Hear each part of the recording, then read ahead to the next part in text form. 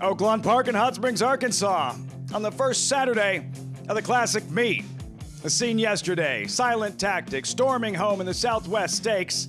A first for trainer Mark Casse as his remarkable winter in Arkansas continues. And far from done, he'll unleash a champion today. Nitrogen, odds-on favorite in the Bayakoa. About 960 miles southeast, Tampa Bay Downs in Tampa, Florida.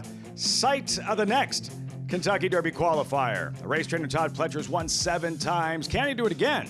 Running 2 colts, including the favorite, who's never won a race. Renegade, 8-5 morning line favorite in the Sam F. Davis Stakes. On this pristine winter Saturday in Hot Springs, this is America's Day at the Races. That beautiful bronze statue. We are in that circus tent right behind it. At the top of the hour, first of 11 exciting races here at Oaklawn Park. From inside the circus tent, welcome everyone. I'm Laffit Pincay. So we had to wait a week longer than expected, but in the end, it was worth the wait. The start of this classic meet. Yesterday, we focused on a pair of Kentucky Oaks and Kentucky Derby prep races, a clean sweep by trainer Mark Casse and jockey Kristen Torres. Today, we welcome back a champion, the newly crowned 3-year-old filly champion in Nitrogen. Yes, trained by Mark Casse. As we take a look at the field for the Bayakoa Grade 3 $250,000 purse. Fillies and mares, mile and a 16th, number 7, Nitrogen, 4-5, morning line favorite. As I welcome in, champion jockey Richie Migliore. Richie, the return of a champion, something in this sport, it really does bring out the true racing fan in all of us. It really does. And, you know, she's a champion, and people are inspired by greatness. And I feel that Nitrogen is great. Not only is she has the unique ability of being able to run on turf and dirt and to bring her game equally there. That's a rare thing in a racehorse. You know, we've seen it over the years, few and far between. John Henry comes to mind. But Nitrogen, it's nice to see the champion back as a 4-year-old, and it gives people an opportunity to latch onto her, follow her, create a fan base. And that's the reason she was crowned champion. The moment of her career, Nitrogen, in the first start on a fast dirt track, a win in the Grade 1 Alabama. As you look at the back of her baseball card and her career accomplishments, it's been the durability, the versatility, and yes, the God-given talent. And the consistency. She has shown up in every single one of her races. Took her a couple starts to figure it all out and break her maiden. But even when she was a maiden, she was running good races. Yes. Nitrogen, trained by Mark Casse, as we welcome in Megan Burgess, standing by at the Casse stable. Megan, I imagine the mood, the vibe, the energy, pretty positive around the Casse stable this morning. Very positive, Laffit, as I am joined by your Grade 1 winner and 3-year-old Eclipse champion, Nitrogen. And not only is she a superstar on the racetrack, she is a sweetheart to be around in the barn, as she will make her debut this year on the dirt in the Grade 3 Bayakoa later today. It's going to be a stepping stone to, of course, that Grade 1 Apple Blossom, as she will remain here at Oaklawn Park. It's Casse Stakes Row, you guys. You've got Martha Washington winner, Search Party yesterday. Course dual stakes winner Counting Stars, who did come out of that less than desirable performance, A-OK, and of course, enter Sandman. The big gray colt returns. Your Arkansas Derby winner from last year will face a group of allowance foes off of the layoff today. He was trying to get some nips in earlier. We don't have the peppermints for him today, but he's been training here at Oaklawn Park since, of course, opening weekend. He's been training really well. He's matured now as a 4-year-old, but now we've got one more to introduce you to, and that is your newly minted Grade 3 Southwest winner in Silent Tactic, as he is getting a well-deserved day off after his triumph yesterday, barreling down the stretch in impressive fashion.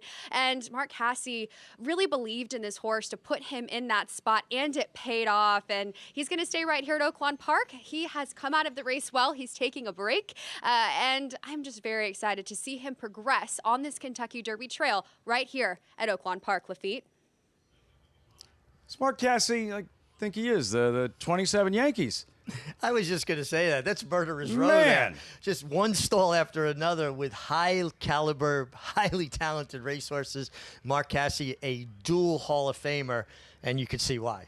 There are hot streaks in racing, Richie, and then there's this. what Mark Cassidy is doing this winter at Oaklawn. Well, when you run 2 horses in a race and win with one of them and actually lower your percentage, I think that gives you an idea of how high a percentage you're winning at. Better than 50% at this point.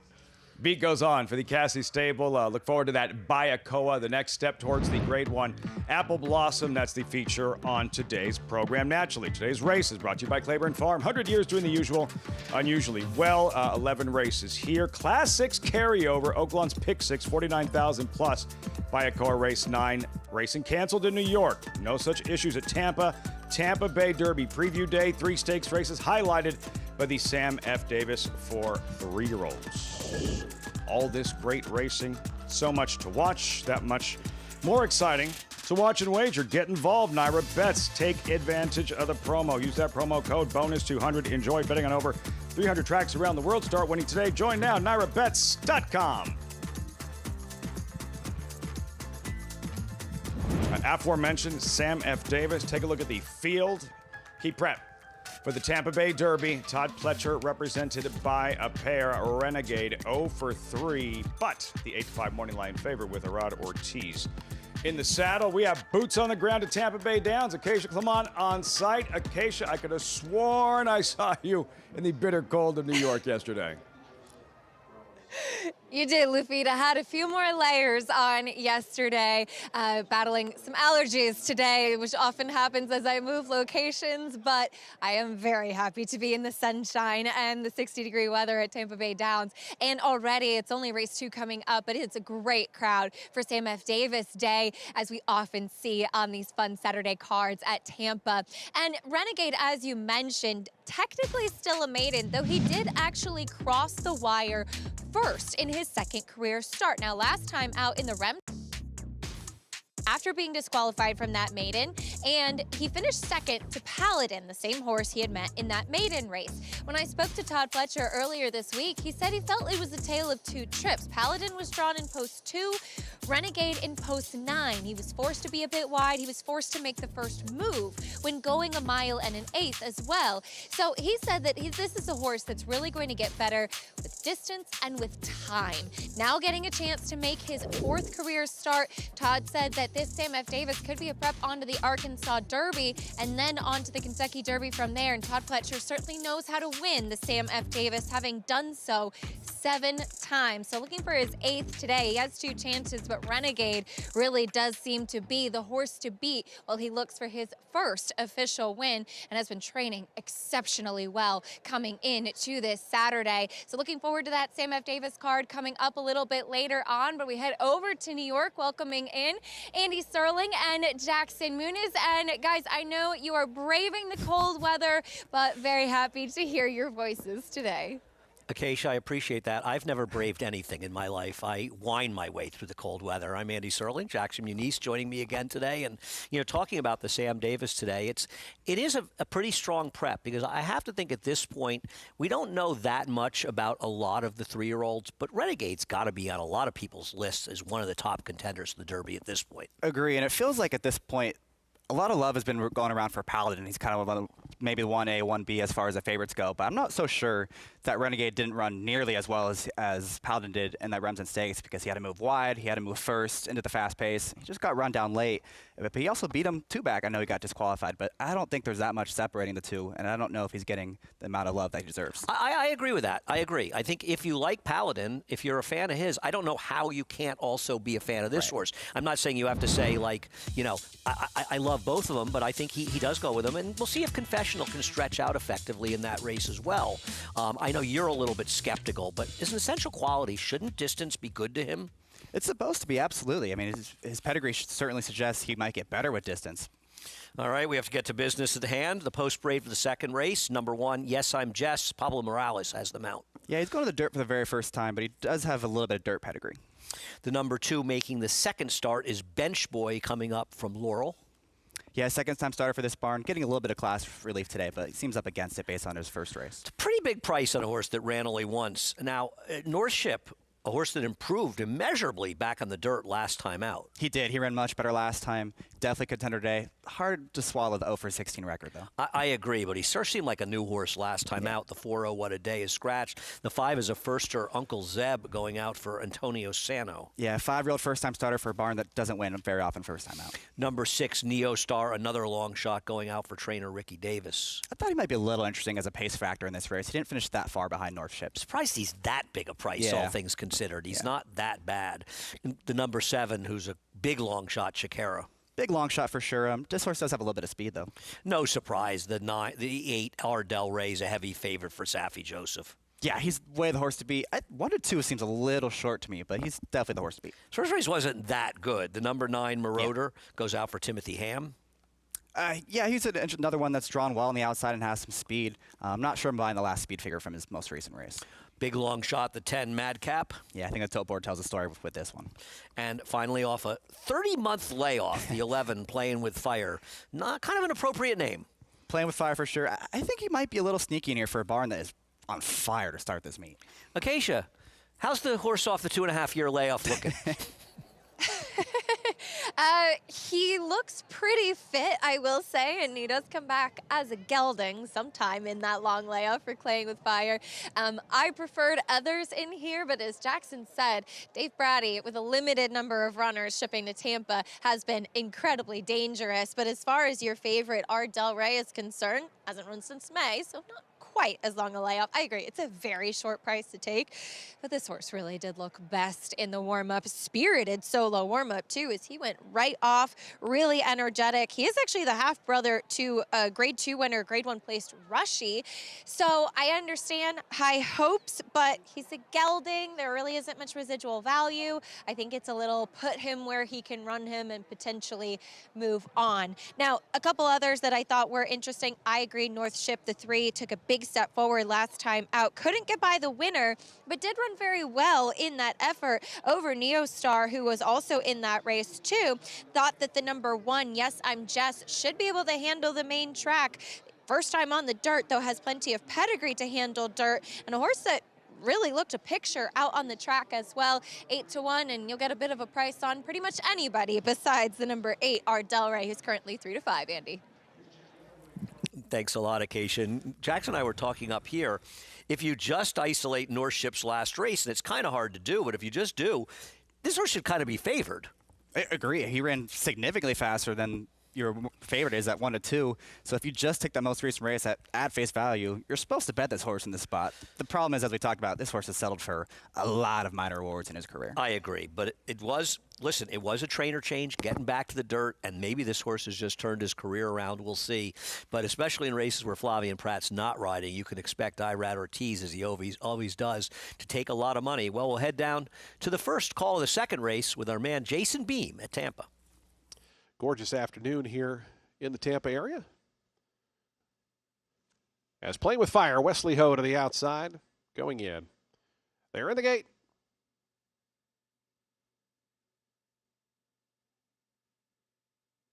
And the race is on. Good start for the favorite Ardell Ray, who shoots out to the early advantage, Playing with Fire up from the outside. And Marauder right there in that second flight with Neo Star, Check Era, 3 of them lining up in behind the top 2 here. It's then a break of 2.5 lengths back to North Ship in the pink colors, who's pushed along already in 6th. Uncle Zeb to that one's outside 7th. A length and a half to Yes, I'm Jess and Bench Boy. And another 3 back to Madcap, who's 10th and last as they run by that half-mile pole. And it's long shot Playing with Fire, who goes to the front. Neo Star to the inside, and Ardell Ray out through 3 deep in that third spot. 22.34 seconds, the opening quarter mile. Playing with Fire, leading him around the far turn. Ardell Ray now draws within 3/4 of a length. Neo Star's a length and a half back in the third position. It's a length and a half more. Back to Marauder, Check Era. Trying to get underway is North Ship from the back. Playing with Fire still in front as they come to the top of the lane. In the second spot, Ardell Ray, the favorite, with every chance to try to push on by. North Ship has really rallied nicely up onto the scene on the far outside. Ardell Ray hits the lead. Here comes North Ship. Down at the fence, Neo Star with some momentum as well. It's Ardell Ray to the 16th pole. North Ship on the outside looks the only one with a chance. Ardell Ray and Irad Ortiz. Irad makes his presence felt early, wins it here 2.5. North Ship was 2nd, 3rd Neo Star, 4th Marauder, 5th I believe was Playing with Fire, holding off Check Era. Not exactly winning like a 1-5 shot should, but Ardell Ray was able to hold off Norship down the lane. Yeah, and he got a really good trip in this spot. He broke well, let the outside horse go, and just stalked on the outside. That's often a winning trip here at Tampa Bay Downs, and it worked out today for this horse. Yeah, got it done, started out. Winner for Saffie Joseph and Irad Ortiz at 1-5 in today's races. We will move forward. When we come back, we'll head back to Oaklawn to talk about yesterday's Southwest. A lot more to come on America's Day at the Races.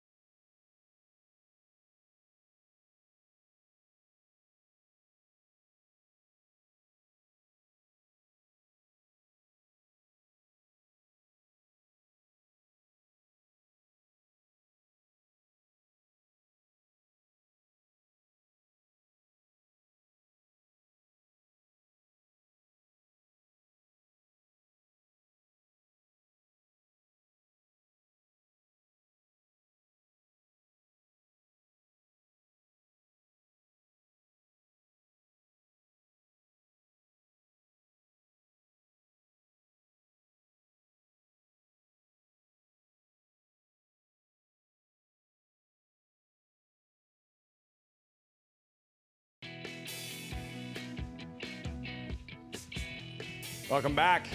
America's Day at the Races on Fox Sports 2, as always, brought to you in part by Naira Bets. Bet any track, anywhere, anytime. Visit NairaBets.com or download the Naira Bets app to get started.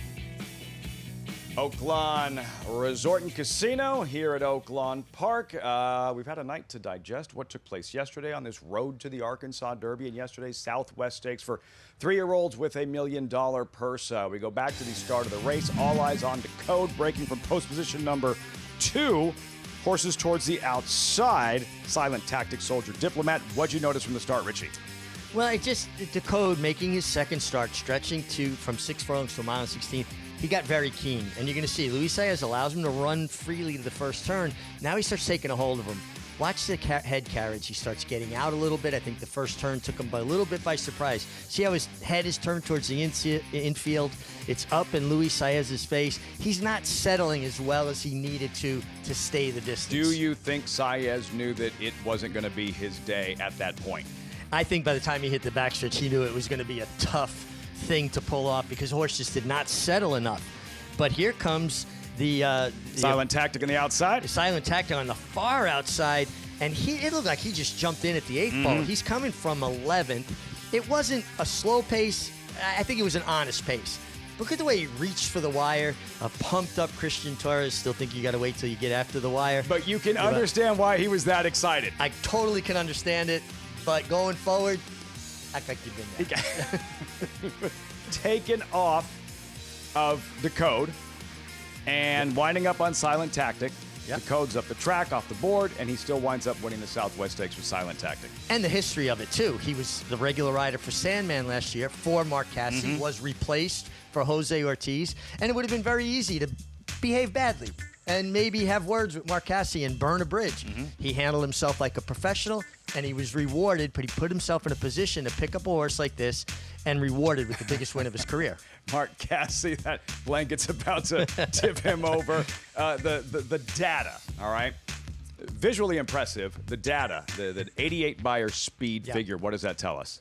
Well, I think he's a horse that's actually moving in the right direction. And you have to remember, Lafitte, his first 2 starts were on synthetic. Then he goes to dirt, and he's got a win in a second on dirt, just like he has on synthetic, a win in a second. And I think his race on dirt have been a lot stronger. I think this was an improvement from his last race. And who's to say he can't take another step forward? I think he has to. But you got to like his closing style and that he finished with his legs up underneath him. How'd you feel about the runner-up Soldier and Diplomat, and for trainer Bob Baffert, Butane, a third-place finish? Butane, I really came away with the impression that he's going to be more effective, shorter distances, more of a one-turn type horse. Not Soldier and Diplomat. I think that was a big step forward for him. He's a horse that has always been right up on top of the pace. Showed a little bit of a different dimension, rating a little bit more. And, I always say I'm against outside posts. I actually think the outside post helped him because it gave Jose Ortiz the ability to let him run into his hands freely without having to worry about traffic. He said, okay, I'm a touch wide, but at least my horse is getting in a good rhythm. And it was a little bit of a test drive. Can he rate and be effective? Well, I think he answered with an emphatic yes. Exciting edition of the Southwest Stakes, a Silent Tactic, 20 points towards the Kentucky Derby. The next stop on this road to the Arkansas Derby, the Rebel Stakes, March 1st on a Sunday this year. As for the Saturday program here, horses in the paddock for the opener, first of 11, and Incursion, the 2-1 favorite, pictured for Mike Maker. First of 11 races from Oaklawn when America's Day at the Races returns.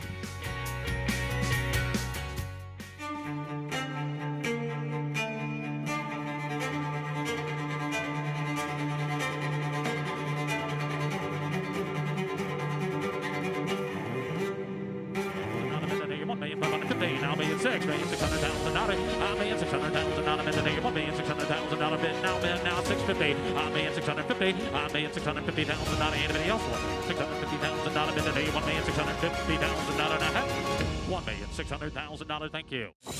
You bet with Naira Bets. Bet any track, anywhere, anytime. Download the Naira Bets app to play today and get a $200 deposit bonus. Watch live horse racing. Get expert picks. Boost your bankroll with weekly promotions and hone your handicapping skills with exclusive tips and tutorials. Download the Naira Bets app now. Sign up now to claim your $200 deposit match bonus. You bet with Naira Bets. And Adair Manor will take the Clementelle Hirsch. Arcangelo, the Belmont winner in charge. The Grade 1 Whitney to Arthur's Ride. Olympiad gets the gold. Tap it twice. Tap it twice. It is Timberlake who's going to win. She's so speedy in that sprint. Sierra Leone in the Breeders' Cup Classic. Oaklawn Hot Springs is here for when you need to break away, when you want to reward yourself, when you deserve to indulge, when you want to be close to the action. It's all here. So what are you waiting for? Live racing returns with the classic racing season. So plan your stay at Oaklawn Hot Springs and come join the fun.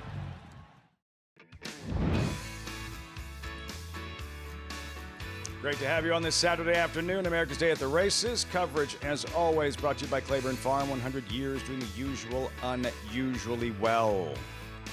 Which of these $40,000 claimers will wind up in that winner's circle? Find out in about 6 minutes. Post-parade, Frack Baby, Abel Cedillo, 2 wins yesterday, including an adventurous General MacArthur victory. Absolutely. We'll look at that later. Frack Baby adds blinkers. And I talked about this yesterday, Lafitte. When a horse is one pace, blinkers on helps them. This horse doesn't usually break well, but the blinkers on could put him more forward. Something to watch for early. Drew Victory, third Oaklawn start this winter. Number 3, we need a favor, winless in 7 starts at Oaklawn. Yeah, and he's turning back in distance. Just looks like he's going to have to find a race better than we've seen recently. Suncroft should be involved early. And should be very difficult to beat. This horse is an ultra consistent. He runs pretty much the same race every time. Incursion, Ricardo Santana back from New York. Yeah, made that quick trip to New York, and now he gets back here in time for this. Incursion's not without a chance, but he's got to get to one of his better races. Waco was with Dwayne Lucas, now with Peter Miller. Making his first start for Peter Miller. This is a big, good-looking son of Maximus Mischief. It'll be interesting to see how he does here. California Invader for Peter Urton, Glass of Jameson, then Searcy, Southwest winning rider Christian Torres. Yeah, gets Christian Torres. This horse had no chance when last February when he didn't break well and was ranked. He's doing what he wants now, sprinting. Crew Dragon, 8-year-old, brutal loss in his latest. Tough beat, but I like his draw, and I think he is certainly one of the horses to beat. Crew Dragon, 6-1. Let's revisit that effort and brutal defeat. Crew Dragon, this was on the 20th of December. It was right here. He was a lukewarm favorite. Richie, Crew Dragon is going to get eked out by a nose in Glass of Jameson, not far behind. Well, and the shame of it is he did all the dirty work, right? He was the one attending the pace, and it looked like he was ready to draw off. And then, maybe that, little bit of a layoff got to him, right? He hadn't run since August, and maybe he just kind of bottomed out a little bit late. This race under his belt, maybe he moves back forward. Just kept fighting. Just kept fighting on the inside. But also, he's got 2 wins, 8 seconds. Maybe he's just a very polite horse, and he's like, no, after you. Not a coincidence. Yeah. Usually not a coincidence. Megan Burgess, trackside. Megan, great stuff in the Cassie Barn earlier. Now all you have to do is give us a winner in the opener. Oh, gosh, we'll try. I thought this was a really competitive group and one that I didn't love that race last time out. The one by Aerostar with those 2 coming back here is, Aerostar kind of got the lead, then was able to beat them, kind of re-rallying, and those cheaper horses, I just didn't like the visual of that race in general and looked elsewhere. But the number 1, Frack Baby, I thought was interesting, getting the blinkers on. Greg Compton still looking for his first win of the meet, and he's a real distracted type. You can see him in the paddock tossing his head, antsy, on his toes, sometimes hard to manage as he drops down considerably in class from his last effort where he was a no-show, but he's getting back to the right level. I'm hoping he'll be tactical and be able to carve out a trip from the inside, and he interests me up there at a price. The number 4, Suncroft, looks to be the controlling speed in this group with David Jacobson, and I love that kind of angle. Back on back he dueled and then was collared and was no match after going quick early, but I think this is the right spot for him. He's very interesting, an ultra consistent type. And the number 5, Incursion, kind of fighting for favoritism there, is again another ultra consistent type, is 0 for 2 here at Oaklawn, does wear that hood and blinker, but I thought this horse looked absolutely fantastic, the way you would want one to see. He gets an aggressive rider, which I think is interesting in Ricardo Santana Jr., because he's one that I find when going over his races, you really have to ride him and get him there. And I think if Ricardo can perhaps get him a little bit more forward in here, perhaps there'll be less guesswork for him, Lafitte. See if he's in that firing line, ridden a little more aggressively today. Incursion, as the fans eagerly await the first of 11 races on this first Saturday of the Classic Meet. Oaklawn Park. For you, Richie, Frack Baby, and Abel Cedillo, the 2 wins yesterday. You like him at a bit of a price from the rail. Why? Because he's adding blinkers, and he is a horse. If you watch his replays, he is a bit one pace. He just he doesn't change gears. He stays on. Now, he always breaks slow, and some people go, well, he's got the rail. That's going to hurt him even more. But I am of the opinion that a horse that doesn't break really sharp the first step, they're better off being inside or outside because they're not going to get squeezed between 2 horses. You have some empty space to work with, and even if he breaks a little slow, at least he won't get shuffled out of the race. What is that? There's a synergy between horses that aren't good at passing other horses, but at the same time, they're really good at not letting other horses pass them in some cases. But it's like a plane they break, right? You get a horse that wants to hang on other horses. If you're already on the lead, they'll kind of wait on horses, and when horses get to them, they do more. So you could ride a horse like that very aggressively, and there's no fear of them getting ranked because once they open up a little bit, they're going to slow down and say, hey, where are my buddies? Yeah. Something to watch for here. Richie going with Frack Baby. And Megan going with Incursion towards the outside. Crew Dragon, who we just watched in his most recent. What needs to happen today for him, a horse that's 2 for 38 lifetime, and as you pointed out, all those other minor award finishes. Yeah, I mean, when you see a horse start accumulating, he's got 2 wins, 8 seconds, 8 thirds. He's a horse that likes to run with horses. Horses are herd animals. Some of them want to be the herd leader, and some like to run with the pack. Later on in the broadcast, Richie will demonstrate what took place, revisit the General MacArthur yesterday involving the top 2 finishers, and just something you don't see very often in this sport. Anytime you think you've seen everything in this game, I promise you, you have not seen everything. Stay tuned for that in case you missed it the first time, with the Railbirds here waiting for the start of this first race. A little bit later on, a champion returns, the 4-year-old filly, 3-year-old reigning champion Nitrogen, and the Bayakoa. And as you've referenced, these comprehensive series that all culminate with a marquee event towards the end of the meet in that particular division. All roads for the best fillies and mares here at Oaklawn, looking ahead to the Grade 1 Apple Blossom in the spring. Yeah, and I love the way they do it here. Pat Pope, the racing secretary, and his team in the racing office. It's building up to that Grade 1, that final big race of the meet in that category. So they give them these comprehensive series of races, prep races, to get to it. They do a fantastic job. Much more on the Bayakoa throughout the broadcast. Bayakoa, former Apple Blossom winner in the late 80s for Ron McAnally. We're ready to rock and roll. First of 11, $40,000 claimer, sprinting 6 furlongs. Suncroft now 2-1 at post time. Matt Dinnerman, the voice of Oaklawn Park, standing by with the call. Race 1 on FS2.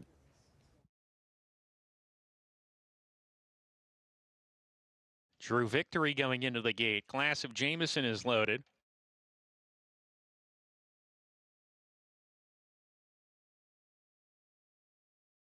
We Need a Favor coming up. Then Cersei. Suncroft going in to the outside post, Crew Dragon. 11 races on the docket today. Good luck. We're ready to go. We're off and running at Oaklawn Park.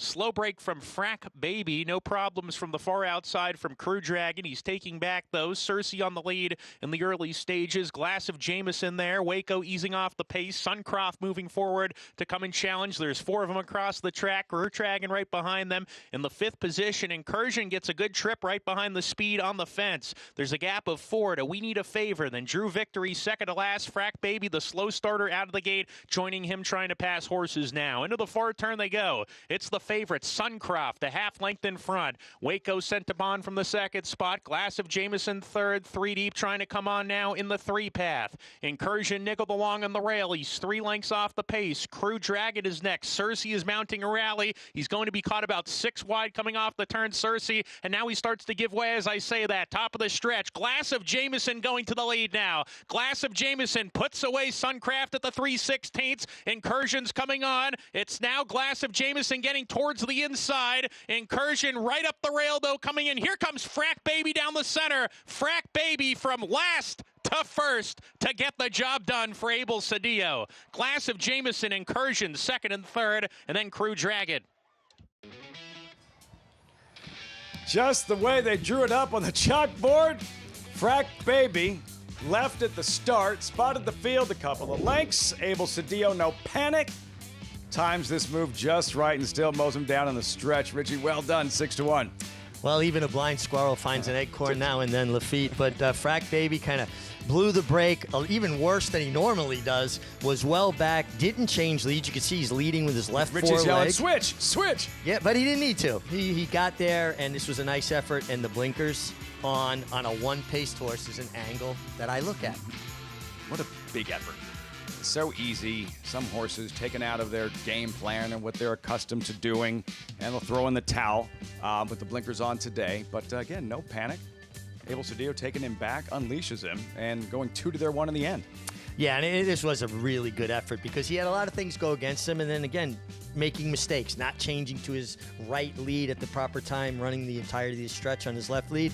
And you knew it was just a matter of time before Greg Compton got on the board. He's too good a horseman.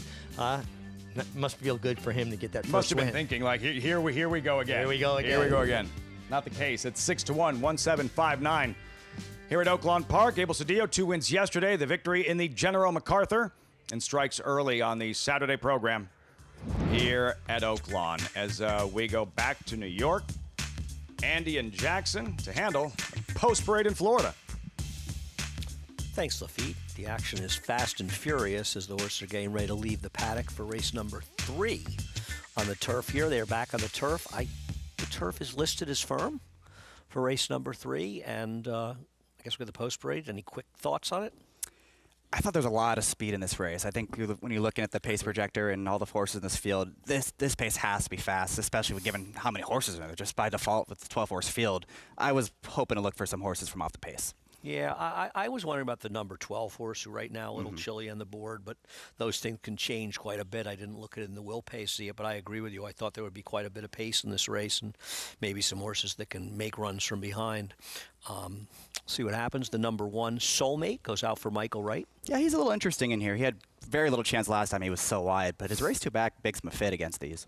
Number 2, Kopesh, is scratched. A long shot, the 3, Escape Key for Ramon Aguayo. Yeah, I thought this one had the chance to lead the field into the first turn. He might be the speed of the speed, but as we mentioned, there is a lot of other speed in this race. Yeah, another horse who potentially has speed is the one outside of him, the 4, Intuit for Kelly Breen. Yeah, he's another contender in this spot, another one with speed. But all 4 of his wins were coming from just off the pace, so maybe he can tuck in and get the right trip. The number 5, another one potentially speed, Drama Chorus for Tim Padilla. Yeah, another speed horse. His form from the summer makes him very competitive in here. The problem is his form recently has kind of fallen off. I don't know if he's good enough, but a horse that'll appreciate pace is the 6, Old Flag. Yeah, he's got to find a way to turn some tables on a few horses he just lost to, but he's going to make one run from the very back of the pack. Big long shot, the 7, Consultant, off the claim for Stephen Cahill. Yeah, he was struggling against Lesser early this summer. It seems like he's up against it. I'm going to guess the 8 is Venick for Kevin Rice. Yeah, I thought his only grass race was pretty good. He came against a way better field and did not get much setup that day. I agree. I thought this horse was very dangerous. The number 9, the current favorite, Royal Luck. Yeah, it looks like he'll be favored based on the will pays. He's another one that's going to be relatively close to the pace. Number 10, Surprise Package, would probably be just that. Yeah, he'll be an outsider in this spot. His turf form recently is a little iffy. Another horse whose turf form is at best sort of on the edge is Peace Not War. Yeah, he's another one that has a tough post for sure, and he does his best work on the lead, so he seems up against it a little bit. I don't feel like we see Rick Dutrow, and I think we're still looking at the number 10, so we're waiting for the... What's a little delay in the post parade here. We did mention the 11. We'll wait for him to come. There he is as he scoots by. And they're looking. They must love the 10. Somebody loves the 10. Somebody behind the camera's got a relative involved with the 10. That's what I'm claiming. Yep. And there's the number 12, Create Trouble. Do not see Rick Dutrow at Tampa too often. Yeah, he's another one that has plenty of turf form that would make him competitive in here. Just has a really tough post. Yeah, I agree. But, you know, and he's also with speed, so Samarin's going to have to try to find that position, kind of a tricky thing to do. We've got some $2,500 hit and splits you'll want to opt in over at Naira Bets. Check it out at Naira Bets. Hit 4 win bets on select races, and you'll split $2,500. Opt in for this Naira Bets. Head on over there, find out what the races are, and you can get more details at nairabets.com. Let's head back to Oaklawn Park to Lafitte and the MIG. The MIG, who had the winner in the opener, Frack Baby for Greg Compton, entering the winner's circle with Abel Cedillo. That's a really nice effort by this 4-year-old son of Lord Nelson, Greg Compton, a guy who wins wherever he goes. Had a good year last year, 42 winners at 18%. A little slow start at the Oaklawn stand, but nothing like a winner to straighten things out. Did you think his race was over at the start, and when did you start thinking, all right, he's still in this thing? You know, it was interesting. When he blew the brake as badly as he did, I did think, well, that's that. But when he caught up to the first back runners, right? When he wasn't by himself anymore, you could kind of see him get interested and jump in the bit. I said, well, he's going to run good. He's probably going to finish second or third. He kept coming relentlessly and got it done. One clear in the end. Yeah. You got $14.60 for your would-be $2 investment. And Abel Cedillo did a great job because, you know, you're dealt a bad hand. You got to play it that way. Say, okay, now I just got to take my time and come with the last run. You don't want to make up all that ground in the middle, and he did it perfectly. Now all you have to do is provide our viewers with another winner in race 2 and this $8,000 claimer, Mile, Older Horses, Challenging Handicapping Endeavor, Wartime Hero 2-1 early on. What do you think? Well, he's a horse that's very consistent, but he is moving up in company, and, you know, he is 19 starts at Oaklawn with 2 wins, 8 seconds. He's another horse, 10 wins, 12 seconds. That doesn't inspire confidence in me, and I'm actually looking elsewhere. These types of races, we're not looking at the same types of horses we saw on yesterday's Southwest, or we'll see later on in the Bayakoa, including a Champion Nitrogen, when you were either like riding a claiming horse for a first time. Now, when you look at a claiming race for a first time, is there anything in particular you're looking for? Treat these races a little bit differently. Well, you do treat them a little bit different. As a rider, for me, it was looking at the trainers, and trainers you have confidence with. You know, if I was out in California riding a 8 claimer for Bill Spar, I went out there believing I was going to win. You always want to, you know, look at the trainers that excel with those kind of horses, and that's why I landed here on the 9, Winter's Ghost, Wayne Potts, getting off to a good start. This is a horse I'm familiar with from New York. He was riding in New York until they moved down here to Oaklawn Park, and you get Francisco Arrieta, last year's leading rider. What a finish to the meet last year, Arrieta here at Oaklawn Park. We'll have much more on the second race coming up. So we go back to Tampa Bay Downs. Andy getting closer to post time for the third. Making that long walk down the chute for race number 2 at Tampa. So put you on the spot. Where are you going? I'm going to number 8, Fennec, in this spot. I know he only had the 1 race on the grass, but I thought it was pretty strong because that field was much tougher than the field he's facing today. The form of that race has held up really well. All the horses that finished ahead of him came back and ran just as well as it did in that race. And it's not like he got a great setup in there. The pace was slow. I thought he held his own in here. And given the amount of speed that's signed on in this race, if he can work out a trip from off of it, I think he can be dangerous. Yeah, he's one of those horses that is a tough read for me because I wish he had at least one other turf race to go on. Because sometimes, you know, you're an also-ran in a good field. And I agree, he was facing much better in that race than he's facing today. It's not even close. Sometimes you're sort of sucked along with the field, but I tell you something, 8-to-1's a pretty good price to find out. Right. And to add on to that, he did save every inch of ground that day, too. It wasn't like he had a wide trip or any trouble. So maybe he was just, you know, being pulled along by that field. But he could maybe drift up a little bit higher looking at these wheel pays. If he's double digits, I think that's more than a fair price. No, I agree. I don't quite understand why he's this big a price in here. And, you know, Royal Luck can win, but I would be very careful with horses that are going to be closer to the pace. And the other thing is he hasn't won a race since December 24th of 2024. Yeah. That worries me a little bit. 7 seconds last year and plenty of short prices. Right. And, you know, you go back to his race 2 back at Tampa on the grass. Are we so sure that he ran better than Soulmate that day, who's double the price on the rail and has a much better post in this spot? I don't think he did run better than Soulmate that day. And Soulmate's a better price. I agree. I thought he was a little bit overbet as well in here. I'll be interested to see what the 12 does. Can Sammy find position? It's just unusual to see Rick with a horse down there. I don't know the story, but he is table at Palm Meadows. Maybe he just didn't find a race at Tampa or at Gulfstream, or maybe he just wanted to head over to Tampa on their turf course, which a lot of trainers like. They're heading into the gate for race number 3 at Tampa. They're going 1 mile and 1/16 on the turf course, and Jason Beam will have the call. First race 3 here on Festival Preview Day. Create Trouble coming up, and Create Trouble, Samuel Morin going in. They're in the gate. And the race is on. Hopping severely at the start there was Soulmate from the inside draw, came away last. Into It and Drama Chorus, they both show good early speed. Just in behind them, Escape Key, Royal Luck, Consultant in behind runners as they line up 3 in behind this top pair up top. It's Into It who gets to the corner in front. Drama Chorus, who's asked to keep pace with that one in the second spot. 2 more. Back to Consultant, who's up to third. Escape Key is 4th. Gap of 3.5 more then. Back to Vinnick. Royal Luck, going to be a 3 or 4 wide trip here for Peace Not War. Meanwhile, Create Trouble works all the way over to the inside from that outside draw. It's 2 more then to Surprise Package. The bad start has Soulmate second last. And Old Flag is the trailer, is Into It. Tries to slow him down up top. 22.35 seconds over this firm going for Into It, who leads it by just a length. Drama Chorus continues to chase in the second spot. It's a length and a half more. Back to Consultant. Down to that one's inside Escape Key. They travel as a pair, 3rd and 4th.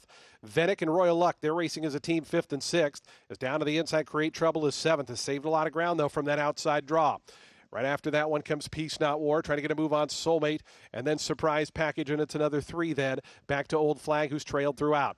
3 furlongs from the money after a 46.13 second opening half mile. Into It continues to travel nicely on the front end. It's Into It now in front by almost 2 to Drama Chorus, who's pushed along to go after that one. Royal Luck looping up 3 deep on the outside. Vinix between horses down at the fence. Escape Key. Create Trouble now going to wheel to the outside. Is Into It. Spins them in. It's Into It off the turn by 2.5 now to Drama Chorus. Royal Luck down the far outside. Create Trouble. A final 1/8 of a mile to go. Into It. That lead still strong at 3.5 lengths. Drama Chorus. Create Trouble down the far outside. It's Into It. Luis Rivera Jr. Into It. Going to take him on a merry chase all the way at 4-1.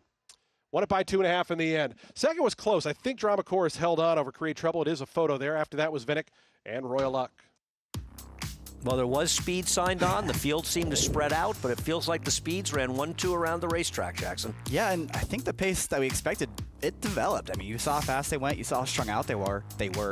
It didn't matter at the end of the day. No one else really made up any ground from the back of the pack. They just ran 1-2. I wonder if it's something we need to keep an eye on going forward at Tampa if the courses have gotten kind of speed favoring as it's, they haven't had an abundance of rain, but this horse just never stopped and was quite a facile winner at a square price. Into It gets it done in race number 3 at Tampa. We'll come back, talk a little Withers when we come back on America's Day at the Races.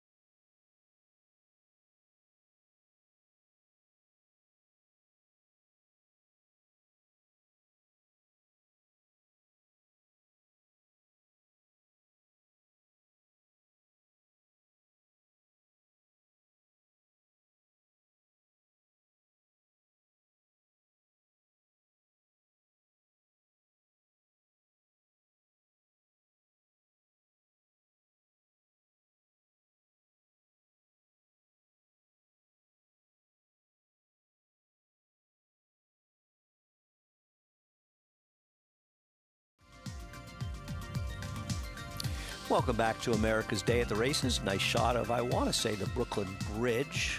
The Brooklyn Bridge? Dumbo, an area of Brooklyn named after our director, Mitch Levitas. Nice shot there. Jackson Muniz joining me, Andy Serling, on the desk here, and it's not cold inside. But it's it's not just that it's cold out. People wondering why we're not racing. I think it's around 10 degrees, and the wind's making it feel extremely cold, but at least we're inside. And we had a race that came up surprisingly hot yesterday with Talk to Me Jimmy, just absolutely blitzing the field in the Withers. He did, and he wasn't a horse that I think was on our radar, not just necessarily going into this race, but he was able to take advantage of a good break. He got to the best part of the track, got in front of everyone else, and he kept going in this way. He really almost ran like a wind-up toy in here. I was talking to Mig about it because he had felt that he sort of was in hand a little bit. He was just running really hard for Ruben. I thought he kind of asked him early, and maybe then he was afraid he was going to kind of run off, and he did sort of run off. It was really interesting, Jackson, because it came up about a third of a second faster than some good older horses in the race before it, in a race that justifiably got a 95 buyer. But the pace was significantly faster, so it's the kind of race that the final time was very much a factor of the pace, but the horse who was in front was able to win the race, so I think it's a much better pace-adjusted figure than a final figure. The buyer figure was 83. I haven't talked to Andy, but I imagine they struggled making this number. I would expect so, too, with just the way the track was playing all day long.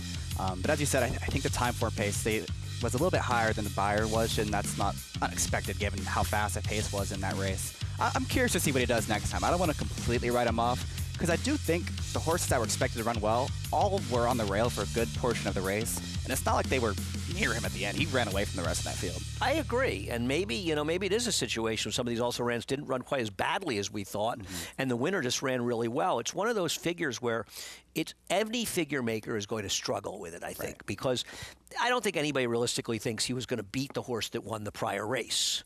So the question is, how close could it have been? And I mean, he's from so out of nowhere. I mean, he had just won a maiden race, sort of surprisingly, with a 73 buyer. It's just his third start. Who knows? Maybe he is a horse that has a lot of upside. It's certainly the right year to have a horse with some upside. Yeah, and maybe the field behind him wasn't as good as we thought originally. Maybe he's just a horse that's just getting good at the right time, as you said, because that was only his third start. He's still just 3 years old. These horses can improve in a hurry, especially at this time of the year. Yeah, no, I don't know what to make of him at this point. But right now, I'm sort of open to anybody as we take a look at the Kentucky Derby leaderboard. I don't know really how much it means at this point. And keep in mind, obviously, Ted Nafi, who would be the leader in points, is gone because he is off the Derby trail. And we've got yesterday's Southwest winner. You've got Nearly, who I have to think has to be near the top of just about anybody's list, at least at this point. Yeah, I would agree. He was very impressive last week in the Hoy Bowl, and the number came back really strong. I think it was high 90s buyer, 98. I think it's that much was faster. impressive. I know they went slow at the end, but talk about going slow at the end. But they went crazy fast early in that race. And he contested the pace with the other favorite in there. That was Cannoneer, I believe. And Cannoneer didn't even hit the board. So that was a fast pace, and he finished off that race really nicely. And I'm excited to see what he does moving forward as well. I'm kind of enjoying this road to the Derby because I don't really think there are any definitive favorites at this point. So I think it's a good time to keep an open mind. Don't fall in love with anybody now as we get more thoughts on the Withers heading back to Oaklawn. The ever-changing, winding, twisting road to the first Saturday in May. Richie, you were a fan of Ted Nafi from the very beginning, going back to his hopeful at Saratoga, and now with him out of the mix and sidelined.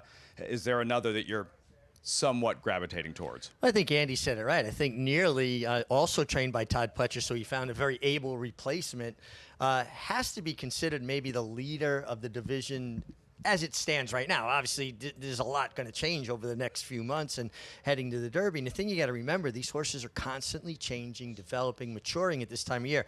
Charismatic ran for a claiming tag in February of his 3-year-old year, and he won the Lexington in April, and then he won the Kentucky Derby in May. So he was a horse that just kind of rounded into form at the right time. And not a fluke, followed it up with a win in the Preakness Stakes. As far as yesterday's Withers, and talk to me, Jimmy, a New York bred, an upset. He didn't win it like it. Sometimes you have a fluky upset, and there's 4 horses on the wire, and one gets their nose down. Like he won clear. What was your biggest takeaway? Well, it was only his 3rd start, so you really don't know the depth of him quite yet, right? But me and Andy were talking about it earlier, and I think Ruben did ride him out of there for 4 or 5 strides, and he reached up and took a hold of him. And I think if Talk to Me Jimmy was cooperating with him, he would have allowed the other horse to lead him and lay second. I don't know if it would have mattered the way he wound up finishing, but just about the middle of the first turn, Ruben said, you know what, I'm not going to fight with this horse. He put his hands down, and he took up the rein greedily. Not a bad Friday in thoroughbred racing. A couple of Kentucky Derby prep races. Sometimes these races take place, and you feel as though you have more questions than answers. It's that winding, twisting road. It's always exciting, and we look forward to the prep races on the horizon, including the Sam F. Davis at Tampa Bay Downs today with Acacia on site. Back to the live racing here. Post-parade moments away. These $8,000 claimers, a mile. They run to that finish line right there. The short wire in these mile races can play an impact in the outcome of the race. Wartime Hero, who is the 8-5 favorite. Richie, 8 minutes out. Yeah, and listen, you look at that buyer figure at Remington Park last time, in December, that just lays over the field. There it is, running to that finish line. As you had mentioned yesterday, jockeys reminded by the clerk of scales before heading to the paddock and getting a ride up. Short wire, this one. But it's your job. You have to know it. And, you're a professional, and you make a lot of money doing this. Mistakes, accidents happen, but that's one that's not supposed to. Don't want to misjudge the finish line. They make the turn. We'll start with Booming, 10-1 currently. The Indiana-bred 5-year-old debut, just his second start here at Oaklawn Park. Yeah, stretching back out to the mile where he's 0 for 4 at the distance. I think he's a better sprinter. Walter Dela Cruz in the saddle. Booming right next door. Jack Spring Break, the Arkansas-bred 0 for 12 here. Yeah, I mean, he just hasn't shown an affinity for Oaklawn Park, and his current form just leaves a lot to be desired. What a country. 9-year-old, 51st lifetime start. Another one that I feel the same, and he's just very, very slow early. Camp Daddy, 15-1, Ricardo Santana. Yeah, Ricardo not having, a typical Ricardo meet up to this point. A lot of seconds and only a few wins. Should be forward. Fire Brian, 12 starts last year, 6-year-old debut, then Wartime Hero, the favorite. Yeah, listen, he's going to be well-placed. He puts himself in the game. He does have more seconds than wins, though, and that, to me, is a little problematic. Little Steven, tough sledding, 2 starts this year. Yeah, he's going to have to improve, but if you're a E Street Band fan or a Lillehammer fan, Steven Van Zandt. Winters goes there. He is 7-year-old, typically involved early. This is who I like. I think he's going to set up a good trip. He doesn't need the lead, but he's going to be forward. Come out fighting. Christian Torres aboard. Christian Torres going to add speed, and it's going to interesting to see how that Del Mar, that Southern California form does here, is dropping in class. Prince Rama, 8-year-old, 14-time winner. Then on the outside, Cozy, my boy, 9-year-old, 61st career start. I would elevate this horse if he was drawn more towards the inside. He's just, to me, looking at potentially getting a wide journey. And Leah Maybe draws in. And so if the horse right inside of him has a tough post, you know how I feel about his post.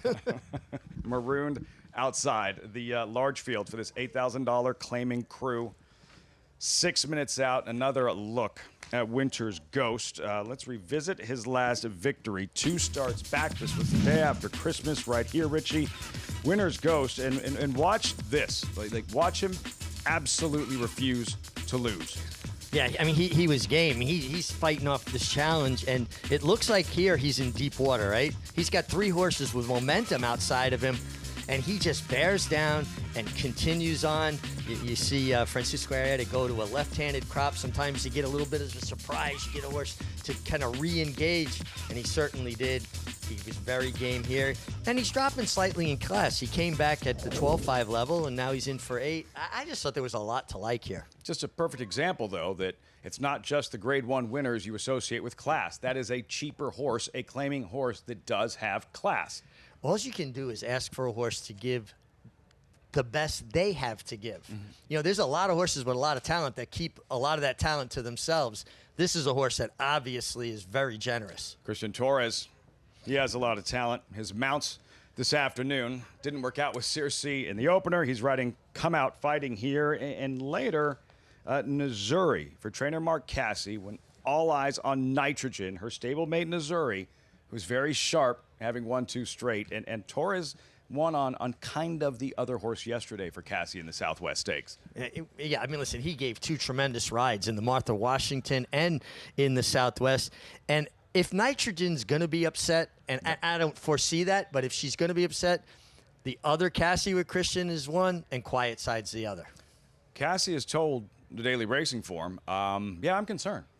3 months since the last race, 3 weeks since the last breeze, with training closed here at Oaklawn Park, and that's been a theme over the course of the weekend. But You ask him a question, he's going to give you an honest answer. Yes. And when asked about that time missed, he said, yeah, he's concerned. And she's a big mare. It's harder to get bigger horses as fit, particularly when you're missing training. And it's a starting point, Lafitte. Yeah, of course they want to win today. She's a champion. You want her to come back winning. But this is a stepping off point. There's bigger goals ahead. I'll be filing into that starting gate very soon. 3 minutes out, race 2. We have time to go back to Tampa Bay Downs, check in with Acacia as we get ready for the Minaret Stakes. Yeah, first stake on the card here at Tampa, and we'll get a rematch in the Minaret coming up between a couple of horses coming out of the Sugar Swirl down at Gulfstream. Miss Bucaro, the number 4, was the winner that day, as she was the one who was able to sit the right kind of trip that afternoon. Mystic Lake also coming out of there too. We'll get to her in a moment, but give Miss Bucaro credit. She's been in tremendous form, trying to make it 3 in a row here. And yes, she was not the quickest out last time out. She was able to sit just off the pace and finish up nicely in that effort. But this is a horse that I saw last winter when being down here, and she has just continued now as a 6-year-old, which you like to see from 5 and 6, to see them continue to develop and to fill out. She looks great. She came in completely dappled from head to toe, and with the presence of Mystic Lake once again, Sandy's Garden to the outside, wondering how this pace might play out, she might get a good trip yet again. But speaking of Mystic Lake, you do have Flavian Pratt aboard for this Saffie Joseph runner, and even though she was defeated by Miss Bucaro last time out, it feels with the jockey, with the connections, she is primed to be a short price in this spot. This is a horse who is fast. She has one way of going. Go out to the lead, use that early speed. We saw her do that in Saratoga previously. She was on a great streak before getting beaten last time out, where she went right to the front, and she had pressure on the turn, flattening to third eventually that day. She is smaller. She's a compact type of filly. She's a horse that has that speed that you know what she's going to do with it, and I think sometimes when faced with adversity is not necessarily able to sustain it. If she has pressure, maybe with the inside post she's going to be able to just control things on the front end, but I am curious to see if it might set up again for a horse like Miss Bucaro Lafitte, see if it'll be a repeat of the Sugar Swirl all over again. Acacia, thanks so much. First of the stakes races at Tampa Bay Downs. It's always a fun day at Tampa. Sam F. Davis and kind of a Tampa Bay Derby preview day. Later on, Todd Pletcher well represented. As Acacia referenced, the 7 wins in the Sam Davis. Gets 2 horses. He has the favorite Renegade. And remember, Pletcher with his 2 Kentucky Derby victories, both horses made an appearance and competed at Tampa Bay Downs, going back to Super Saver, his first Derby winner, and an Always Dreaming, who kicked off his 3-year-old campaign, I believe, in a race at Tampa Bay Downs. Well, Tampa Bay Downs is a great racing surface, super safe, puts a lot of foundation into horses because it's a little bit of a sandier surface. They got to work a little harder to get through it. Very, very safe kind of racing surface. So, you know, Todd knows how to get it done, and even though he's running a maiden there, you know, Renegade middle moved. He moved aggressively, and I understood what Irad Ortiz was thinking. He had the favorite in a position, so he thought he could get the jump on him and keep him up in behind horses. But then the favorite just extricated himself, came out and caught him. But it was an aggressive early move. I'm a Raider fan. Like, you gotta love a horse named Renegade. Gotta love a horse named Renegade. Lyle Alzado, that crew, those were Renegades. Jack Tatum, those were Renegades. Lester Haynes, Mike Hayes. A little different, the Raiders now playing in Las Vegas. Here in Hot Springs, race 2 Oaklawn Park, $8,000 claimers, about to go a mile. What are we looking for early on as the price plummets on Wartime Hero? Well, I think obviously a lot has to do with, you know, Wartime Hero is going to run that A race. He's going to be forward. He should get a good stalking trip. I kind of hope Winter's Ghost gets the jump on him because as tenacious as he is, at least if he's running at him, you know he's going to fight him. He's not just going to let him run by without some resistance. Love that quality, that characteristic in a racehorse. One that you're going to have to rip it out of my clutches, and that's what we get from him. See how it all unfolds with Matt Ditterman. The call post time, race 2 Oaklawn, live on Fox Sports 2. They've loaded Cozy My Boy, Prince Rama. Wartime Hero.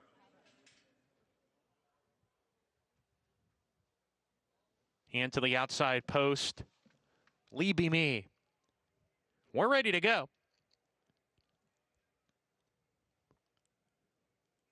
And Leroff come out fighting, was off extremely slowly, and Christian Torres looks like he lost the left iron with that one. His foot's back in place, but come out fighting after the bad break, well out of it. Into the first turn, Fire Brian in the red jacket. He's got the lead. Little Steven to the outside right there matching him. These two round the turn together. Winners Ghost the Gray. He sets up shop right behind them in the third spot. Camp Daddy off the pace today. He's fourth, a length and a half clear of Prince Rama approaching the back stretch. Then comes Wartime Hero in the mix of those horses. He's 7 behind up the backside. Jack Spring Break to his inside. Length and a half to Cozy My Boy. 3 parts to Lee Be Me. Another 4 to Booming, who's second to last now. What a Country next, and one way far out of it, Come Out Fighting, who is detached from the rest as they head down the barn side here. They're moving right along here for the level and this track. 23-1 for the quarter, the half in 47 seconds flat. It's still Fire Brian inside of Little Steven. They're going at it as they go into the far turn. Remember, this race will end at the 16th pole. There's a gap of 4. Winner's Ghost and Wartime Hero's getting into it now. Wartime Hero sent upon, but he's gaining good ground on the top pair who start to get tired. Winner's Ghost in an all-out drive, followed by Camp Daddy on the rail. Cozy My Boy is 7 lengths behind, mounting a rallying. Even Booming's getting into it on the far outside of the green. Top of the stretch here. Fire Brian is giving way. Little Steven drifting out, turning for home, is still in front, but there's a wall of horses chasing here. Up the inside, Camp Daddy's trying to get into it. Wartime Hero Booming. It's still Little Steven begging for the wire here, continues to grittily hold on. Camp Daddy, Little Steven's going to go all the way. Little Steven, what a run at 44-1. Chugged along the whole way on the lead. Camp Daddy couldn't get him, and Booming was third. A huge upset to start the early pick 4. It's Little Steven for John Herron and Amanda Posted. How'd he do that? How did Little Steven do that? He was game. He kept finding Amanda Poston, 7-pound apprentice, and he just wanted it today. For you E Street band fans, there he goes, Little Steven. That's about the most logical angle to follow this one, to find this one. With a 40-some-odd to 1 shot and a 60-some-odd to 1 shot dueling up the backstretch, you're expecting them to finish last and second to last. And there's Little Steven still battling and fending off all challengers. He just kept finding. And, there's a great documentary about Steven Van Zandt, who I'm assuming this horse was named for, or maybe somebody's son, Little Steven. But they made money, he and Bruce Springsteen, at Monmouth Park, enough money betting to get recording time, a studio time, to make their first record. That's amazing. By betting on horses at Monmouth Park. That is incredible. Yeah.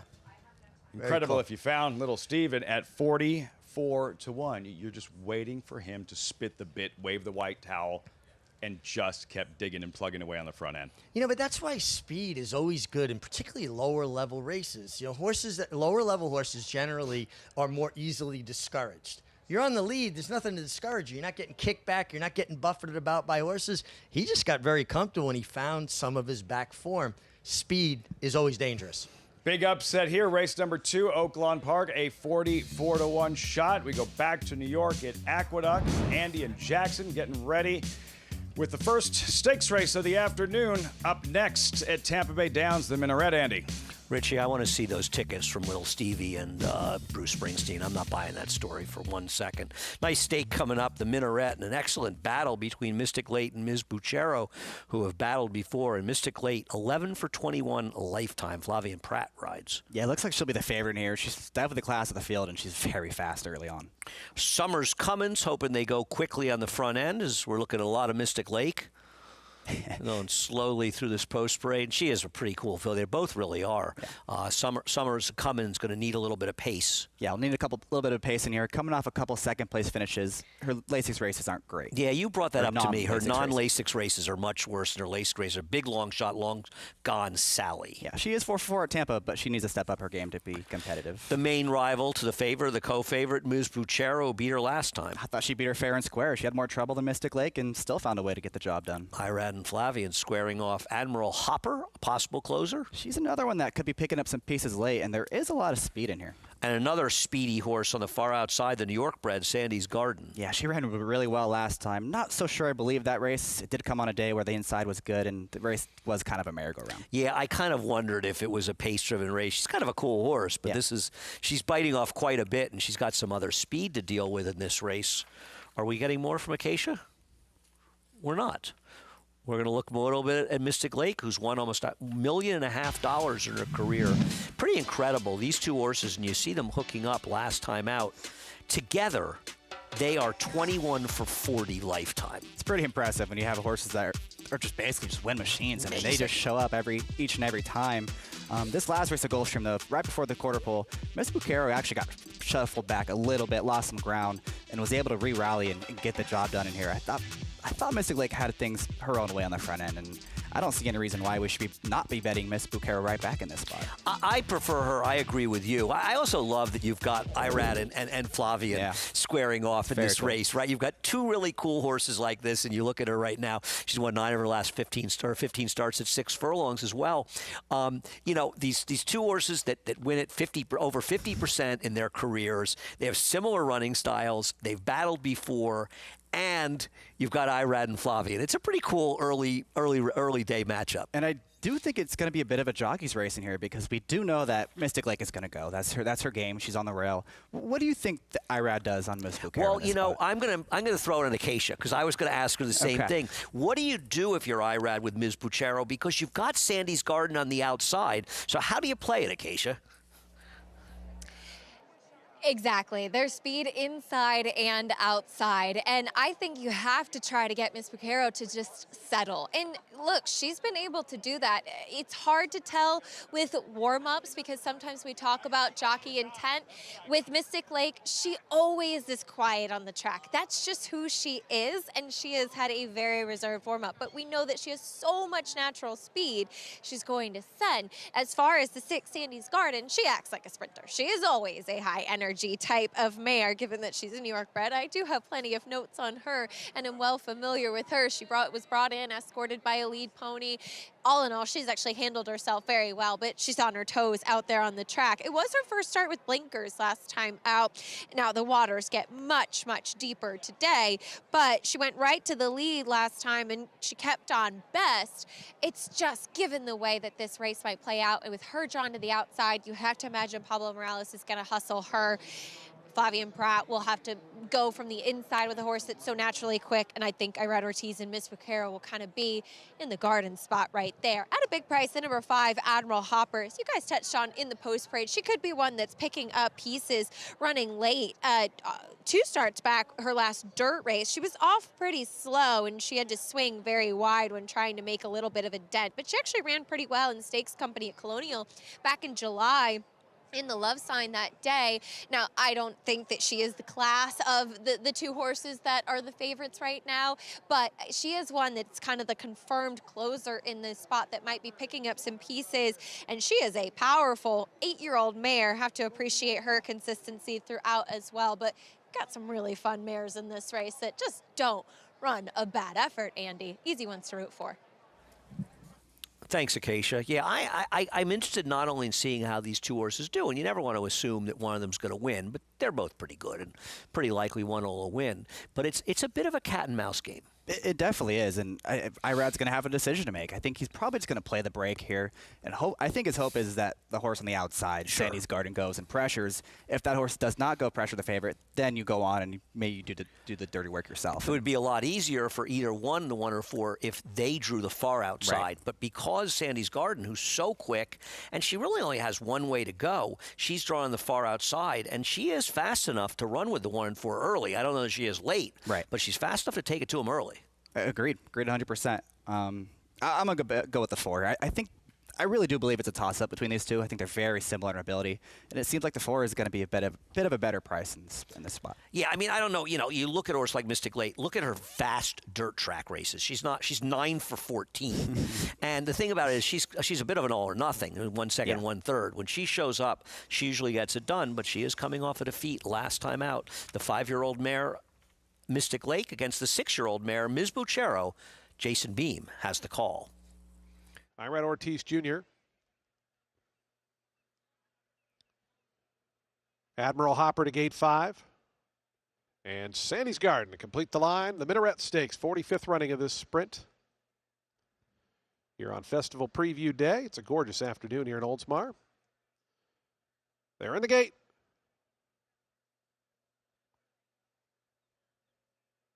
And the race is on in the Minaret Stakes. Miss Baquero blew the start, came away about 5 lengths behind the rest of the pack. Meanwhile, Mystic Lake made the lead quite easily. Sandy's Garden up from the outside, now coming up to challenge that favorite. As they're right in between them, Long Gone Sally was away in third. It's a length and a half more back to Summers coming. After that, Admiral Hopper, and a 5-length gap back to the slow-starting Miss Baquero, who spots these leaders about 8 or 9 as they work up the back stretch. A half mile to go in the Minaret Stakes. Mystic Lake, Sandy's Garden out wide, Long Gone Sally right between them. Those three through an opening quarter, 22.41. That's into the breeze as they run into that far turn. Mystic Lake ahead in front. On the outside, Sandy's Garden presses closer now, and Sandy's Garden on the outside pokes a nose in front. Mystic Lake counters right back, though. Long Gone Sally's into between horses back third, with Admiral Hopper, who swings up 4 deep. Meanwhile, Summers Cummins just in behind. Miss Baquero is within 6 lengths of the lead as they come around to the top of the stretch. Mystic Lake cuts the corner just in front. Admiral Hopper tries to go with that one on the outside. Backing up quickly there was Sandy's Garden, Long Gone Sally, and Miss Baquero, but Mystic Lake is pulling away. Mystic Lake through the lane. Flavian Pratt just took a peek back. He sees a monstrous lead. Mystic Lake loves it here at Tampa. She wins it by about 6 or 7 in the end. Summers coming up the fence for second. Then came Admiral Hopper. After that, Long Gone Sally and Miss Baquero. Well, obviously, the start had a great deal to do with this race, but the way Mystic Lake was running, I'm not sure it would have mattered. Yeah, I'm not sure either, and she always was traveling well. I know she had a little bit of pressure on the turn, but you could tell the way Pratt was sitting on her. She had plenty of horse. He was just sitting chilly, letting those guys come after him. The other riders were riding hard to stay there, and she drew off to about a 6-length win. But obviously, things a lot easier for her with the unfortunate start for Ms. Baquero. Yeah, and I think she was just slow out of there. I don't think she stumbled too bad. Was just a little flat-footed and lost several lengths, and that was she lost any chance she had. Yeah, no, the race was just completely over for her, and you just wonder at that point. You know, Irad made some move with her in the turn. He tries to get her in the race, but I imagine at that point, Irad realized he just used too much horse trying to even get back into the race to be a contender in here. But take nothing away from Mystic Lake, who's now 12 wins and 22 starts. Pretty impressive racehorse. Absolutely. Very impressive. Yeah, nice job by her. Well, we got more to come. Lafitte and Megan on the desk right now. Megan, you filled in some pretty big shoes. You got to be on your best behavior with Lafitte. I'll try. She's going to do her best. Going to do her best. And we saw some of your best work earlier today. Just marching around the Mark Casse stable, kind of going like door to door and visiting the stars of his barn. Just thank you to the Casse barn. I've been here since the beginning of the meet, and the very first day I got here, I believe Sandman trained. So it's just been one of those incredible relationships. Caden Arthur, Mark Casse, the entire team, the exercise riders, Kylie Jordan, Autumn Laverdu, everybody has just been so incredible and let me in the barn. And it's the kind of thing that you're grateful for, but also the horsepower that they have here is immense. And I look forward to seeing them continue on in this meet. And it's just it's pretty remarkable what they've been doing so far. The energy around like a sports franchise, a team who's on a winning streak, a football team who's won 6 races in a row, there's an energy, you know, when everybody's winning, you can feel it. What's it like just in the barn as we look at what took place in the second race here at Oaklawn Park moments ago in the long shot, little Steven in the winner's circle, 44-1. What's the vibe like? The vibe's incredible. The vibe's impeccable. You know, Christian Torres is so kind. He always brings donuts by the barn and breakfast and, you know, meals for the crew. So won a huge race yesterday. Always so kind and classy. And yeah, everybody's just very happy. And morale is certainly high for Team Casse. Yeah, where were you on this one? I wasn't on that horse, but very well done by jockey Amanda Post, and I believe this is her very first victory here at Oaklawn Park, and You're getting paid for it. And in terms of some of these cheaper type races, you can really see these kind of big horses coming through. So do your homework because it certainly can pay off. What a moment. Amanda Poston triggering the upset win here at Oaklawn Park. We march forward, race number 3, 15 minutes out. Starter allowance, 3-year-olds, mile and a 16th. Several defections and misinformation, even money with Jose Ortiz in the saddle. Ortiz in town this weekend and today riding a pair of stable stars for DJ Stable and Mark Casse Nitrogen, 3-year-old filly champ, Sandman off the bench. Mig sat down with Jose yesterday. That's next.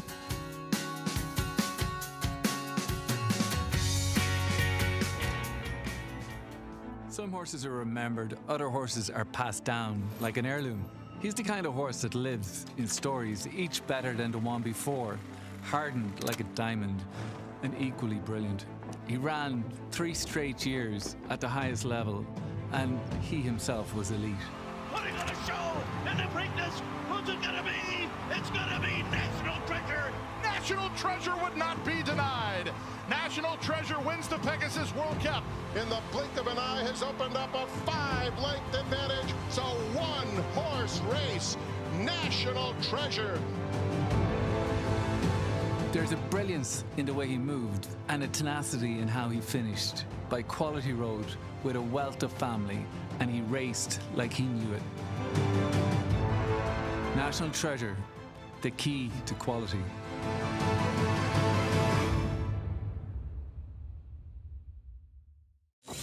You bet with Naira Bets. Bet any track, anywhere, anytime. Download the Naira Bets app to play today and get a $200 deposit bonus.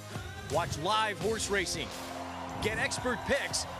Boost your bankroll with weekly promotions and hone your handicapping skills with exclusive tips and tutorials. Download the Naira Bets app now. Sign up now to claim your $200 deposit match bonus.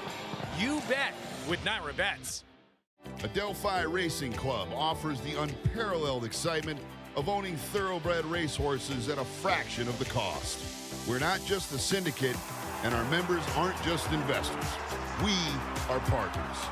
Our New York-based high-performing equine athletes, trainers, and jockeys compete and win at the highest level circuits.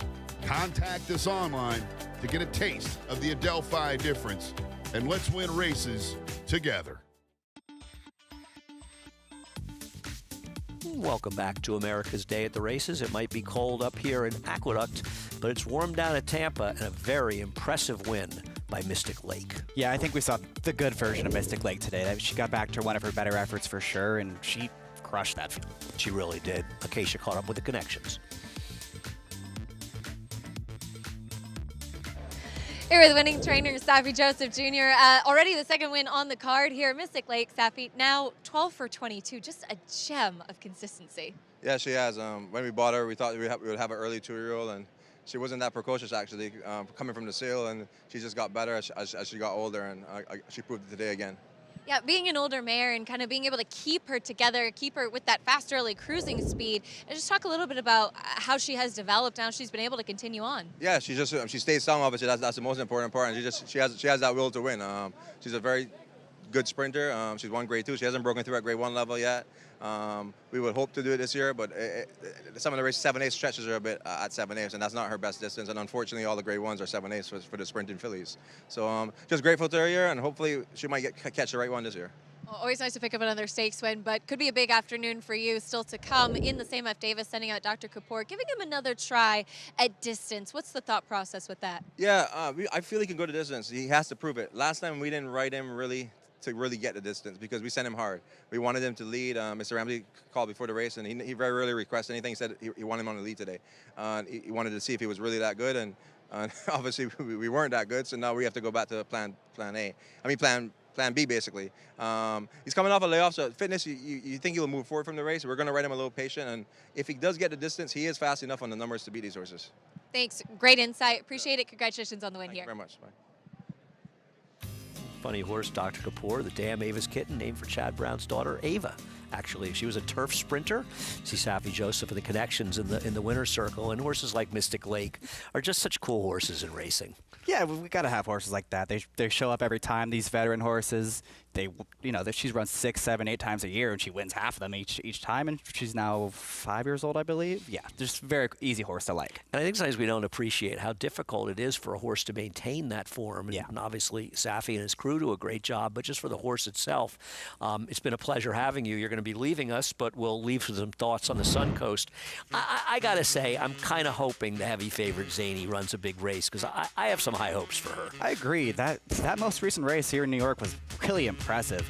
The number came back strong. I hope she runs well today. I think, along with the Derby Trail, I think the Oaks Trail is just in the same boat in that we don't really have a whole lot of, we don't have a lot of answers at this point as far as who's going to show up in the starting gate. And she has to be considered one of the favorites, at least at this point. Jackson, it's been a pleasure having you here. We look forward to you coming back, and have a safe trip back to California. Thanks for having me, Andy. All right, thanks a lot. We'll take a break.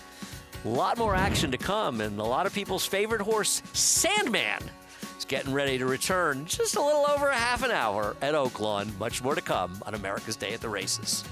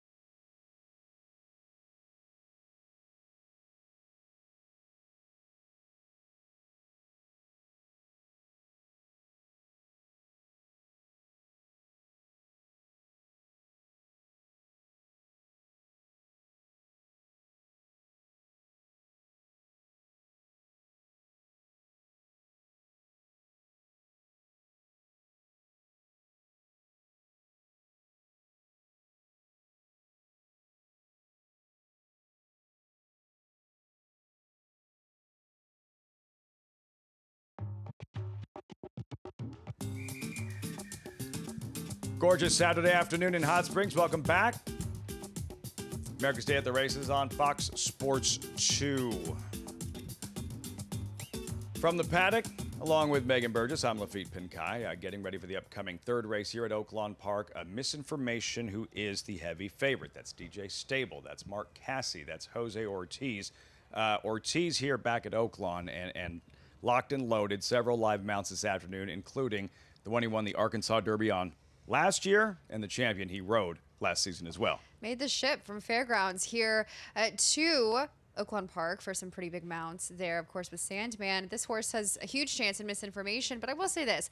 Jose Ortiz is a class act. If you talk to anybody in the jocks room around him at the Fairgrounds where he travels, they just really think highly of him. It's great to have him here and looking for some success with a barn he knows very well, reuniting with his Grade 1 winner. Yeah, and his mounts today, as we mentioned, misinformation in just a moment, who is currently 3-5. Sandman, first start since last summer at 2 to 1 in the morning line, and Nitrogen, odds-on favorite, 4-year-old debut in the Bayacoa. Lots to smile about if you're Jose Ortiz. With Mig yesterday here at Oaklawn. So pleased to be here with Jose Ortiz. Jose, riding two of your big horses from last year's Arkansas Derby winner, Sandman, and last year's 3-year-old filly champion, Nitrogen. Sandman, kind of a place to get started. What are you expecting from him? No, I expect him to to run very good. Obviously, he's going into our allowance race. All the horses, so we got a good draw, I think, inside. He likes to come from the back, so save a lot of ground and make a run home. And Nitrogen, it's such an incredible filly to be able to be as effective dirt, turf. You got to be excited about getting back aboard her. Yeah, I'm very excited to ride it. Obviously, she was the champion, 3-year-old champion, so very exciting, very happy for the greens and everybody in the team. And, it's just very nice. We got a nice draw outside, just ride him like the best horse. I love the smile that you just put on your face. I could tell when a jockey really likes a horse. Is she just one of those that is a pleasure to ride? Yeah, she's so classy, big filly, big mare. She's very nice. So we hope we have a great year with her, and hopefully she crowned champion again. Jose, best of luck. Thank you for taking the time. Thank you, Tracy. You saw it right there. At mere mention of Nitrogen, he just lit up. I do the same thing. She's a sweetheart and a class mare to be around. And one of the things about her is a big question mark. She is maybe shorter on works. They moved this race up. We'll see if she can handle herself. But boy, she is a pleasure to be around. She's been a pleasure to train according to her connections. And you can do anything with her. She's the dream horse to ride. Have a chance to see her a little bit later on, the Bayakoa, the Saturday feature here at Oaklawn Park. Horses arriving moments ago, post-parade, and this third race with misinformation and Jose Ortiz at 3 to 5. We'll see them as they make that turn, and we start with French Knight back to dirt after the turf spin. 3-back effort at Fairgrounds makes this horse actually kind of interesting up there at a big price. 17 to 1, Manny Esquivel for trainer Kenny McPeak. Then the odds-on favorite, misinformation, Team Nitrogen, Team Sandman. Yeah, this horse ran really well last time out to Brooklyn, who was scratched out of the Southwest, but a good number and does have the edge on this field. Treadstone number 5 so far does his best running late. Yeah, sits off the pace, might need a setup there, and you could get some speed in front of him in this group. Number 7. At 10 to 1, Jules, the West Coast Invader. Yeah, filly against the Colts here for Peter Miller. Interesting throwing her in here. This horse ran in the Starlet last time out. This is a class drop. Horse of the Sea just missed in his latest. Fast track. To me, that's a positive sign for this horse. Really was able to do well last time out getting to it. Highly connected Southwest winning jockey Christian Torres. Second off the freshening, could see some improvement. 10 to 1, highly connected there. The field for the upcoming third race here. Oaklawn Park, about 2 minutes out. And we check in with Acacia with the stakes racing ramping up. The Suncoast on tap. Zany Acacia, what could be start of a very productive afternoon for one Todd Pletcher. Absolutely. Lafitte, of course, still has Renegade to come. He does actually have 2 in this race, also sending out Cadabra. But the story is Zany, who is 2 for 2 thus far. Broke her maiden first time out sprinting at Gulfstream, and then effectively was able to win the Demoiselle going a mile and an eighth. And when I spoke to Todd earlier this week, he said she's trained like she's kind of special. And she did something special, jumping right out to the 2-turn distance. And he said they chose this race here in the Suncoast for her because it's 2 turns at the mile and 40 yards. If she were to go to any of the Gulfstream preps, for instance, it's 7 furlongs or a mile, so you're back to 1 turn, and he did not want to back her up. I mean, she looks like she's every bit of the distance, and there's so much class to her. Super coat on her as well. I watched her last workout on First TV, where she actually worked in company with Cadabra, who will break just to her outside, and Zany was just much the best every step of the way. Not only did she dwarf her stablemate in size, but in her stride, and she pulled away from that company. So she's training really well. Maybe she is indeed training like she's kind of special, and I'm really excited to see what she has to offer today. On top of that, she has some tactical speed to her as well. All class here in the paddock right now. Looking at a couple of others, the number 8 Lightscape is going to stretch out in distance as she comes out of a 5th place finish in the Gasparilla here locally. She was kind of chasing mid-pack last time out, and she was a little bit tight at the 16th pole, yes, that they said in the short comment, but I thought really that was because she just didn't really have enough to kind of kick on. I wonder if she was taken for speed a bit when sprinting. Looking at her, she's quite big. There is a lot to her, and maybe sprinting just was a bit too much for her. She was kind of run off her feet a little bit. She's strong. She has filled out quite a bit now, too, making her 3rd career start. And while maybe the barn was a bit slow last year, since being here at Tampa this year, 6 for 18 for Tom Proctor right now. So certain things have really been heating up. And this is a horse I'm pretty optimistic about her stretching out in distance, Lafitte.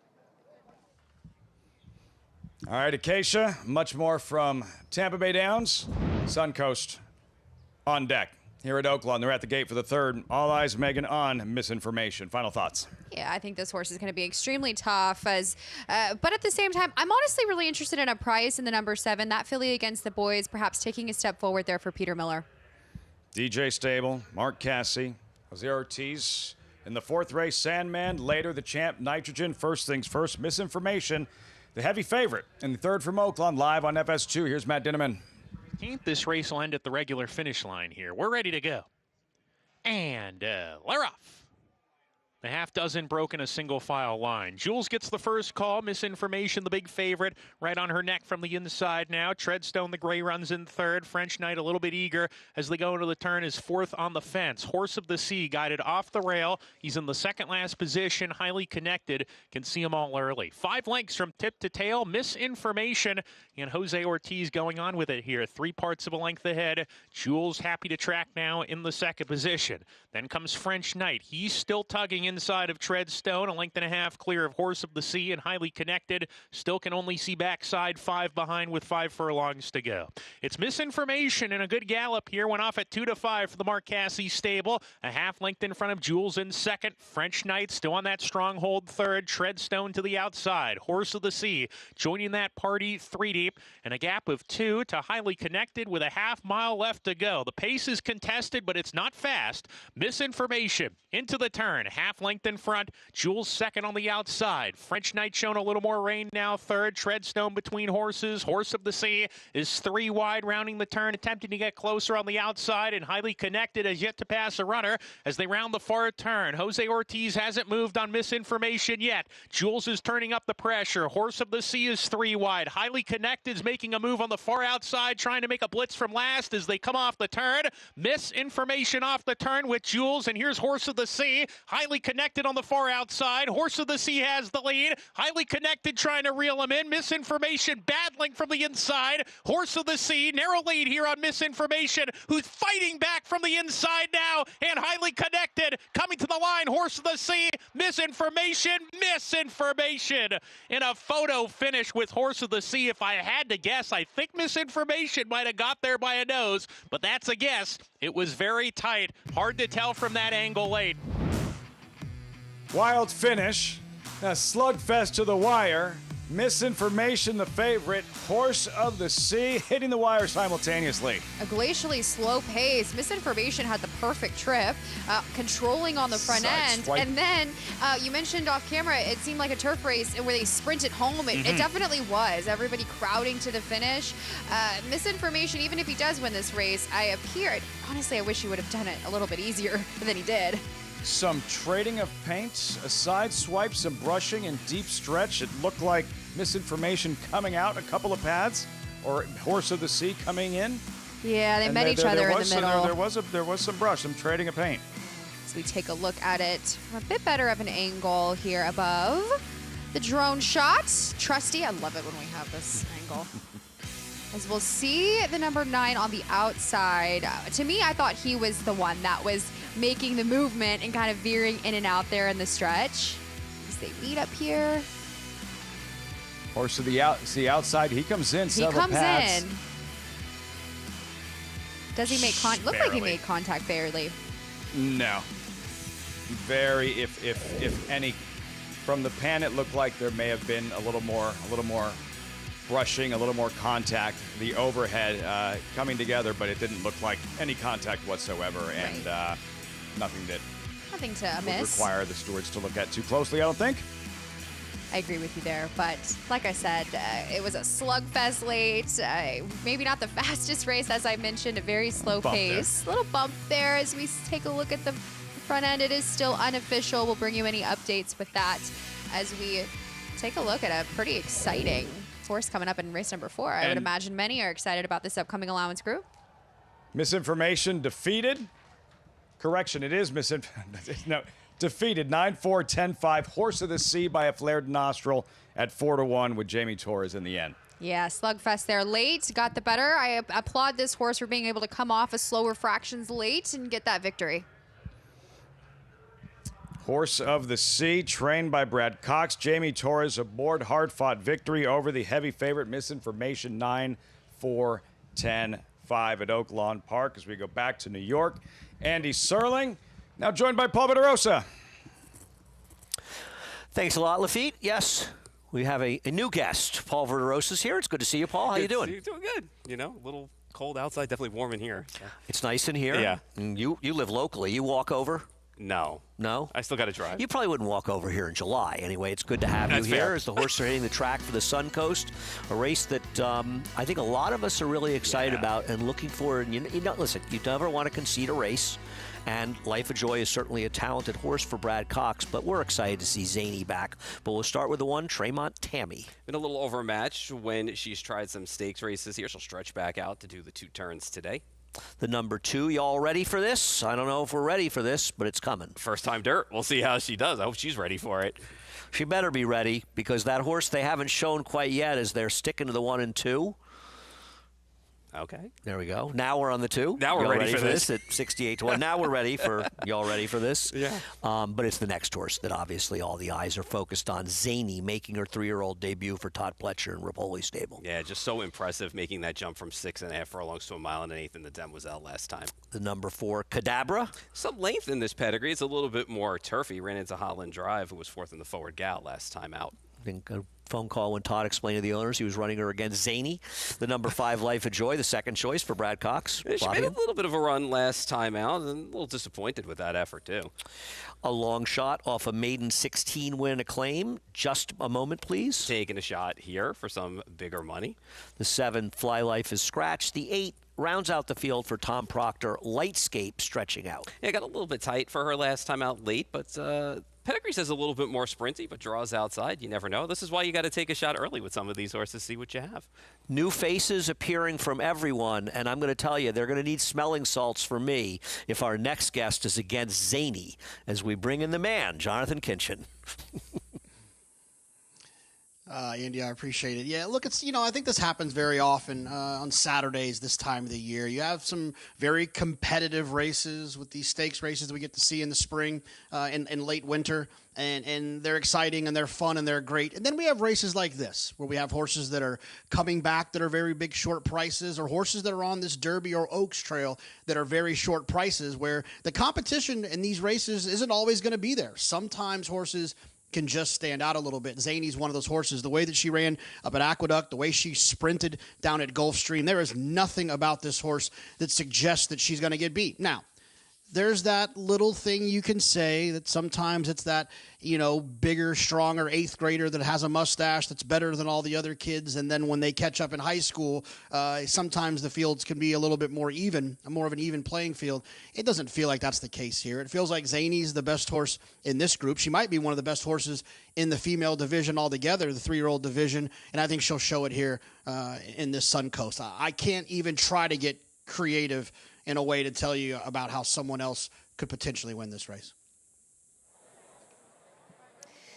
JK, I'm inclined to agree. Zany, it really does seem like she's the goods. But looking at the quote-unquote other horse in here in Life of Joy, I wanted to wait to reserve judgment until seeing her on the track because she was a bit of a handful back in the paddock. Blinkers going on. Just a short cheater cup for the first time for Brad Cox. And when I caught up with Brad earlier this week about it, he thought that the addition of blinkers would help her to get into the race a little bit more. Now, last time out in the Goldenrod, she was back early, had to swing wide and ended up flattening a little bit in the stretch there, but she just leaves herself sometimes with too much to do. She is, as I mentioned, a high energy type of horse. In fact, Brad himself was actually on her head back in the paddock, just trying to keep her settled. She has good size to her. She looks like she should be able to handle the distance. I wonder if maybe mentally she's just taken a little bit more time to come to hand. Maybe the blinkers will help with that as well, to give her a little bit more focus. She did have a lovely solo solo warm-up. Flavia Pratt took her right away from the pony. She extended herself nicely. We'll see if she can step forward with the equipment change. Now the number 4, Kadabra, as I mentioned, she was a workmate of Zany last time and just could not keep up with that one. As Paul touched on, there actually is quite a bit of turf pedigree on the bottom side. I'd like to see her try the turf. She is more angular. She's kind of built more like a turf horse. I think she should appreciate going a bit longer. I certainly will give her that. Just wondering if maybe the grass might be in her future. And again, just was not able to keep up with her stablemate in the mornings. And Zany is currently 1-5 as they head to the gate, Andy. Thanks a lot, Acacia. Listen, we're handicappers. We're looking for opportunities to bet against heavy favorites. But I also think as fans of racing, you want to appreciate good horses, and Zany has a potential to be a pretty good horse. She certainly does, especially after the last race with the way that she ran and was able to put away a horse like Shillington Draw, just a second career start, stretching out in distance from 6.5 to 1 1/8. Not an easy thing to do, and she was able to also rate in that spot and kick away. So, you know, we'll see after today. If she runs well here, you got to think it's Ashland and Oaks all the way. Yeah, I don't know exactly where they're going to go, but it does make a lot of sense, being that the Ashland's a grade 1 and you want to run there. We'll see what goes. But it's one race at a time, and you never know until they run them. They're heading in the gate. Jason Beam has the call of the Suncoast. We'll be set for a start here in the Suncoast 2026.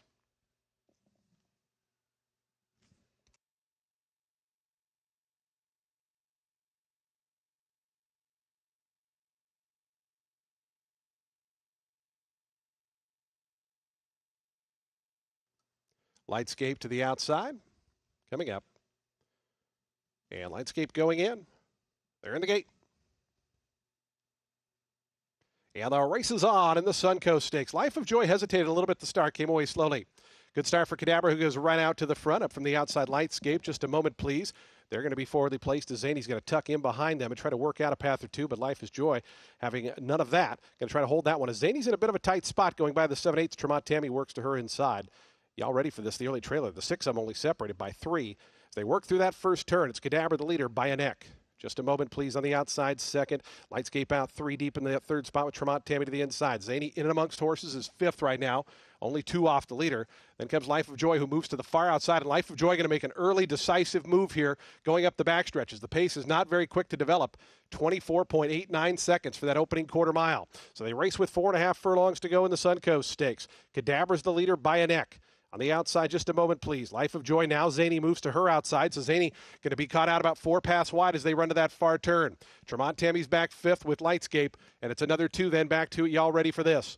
49.55 seconds was the opening halftime. Kadabra's still there, but Life of Joy moving 2 wide, and on the far outside, Zany looms just to their outside as they wind around the far turn. Life of Joy, Kadabra, and on the outside, Zany. These 3 across the course as they come by the quarter pole. That trio's pulled 5 lengths ahead of just a moment, please, as Zany and Life of Joy come after Kadabra at the top of the lane. 3/16 to go in the Suncoast. Zany on the outside, in between horses, Life of Joy, Kadabra still battling away at the fence. Zany's just in front of Life of Joy.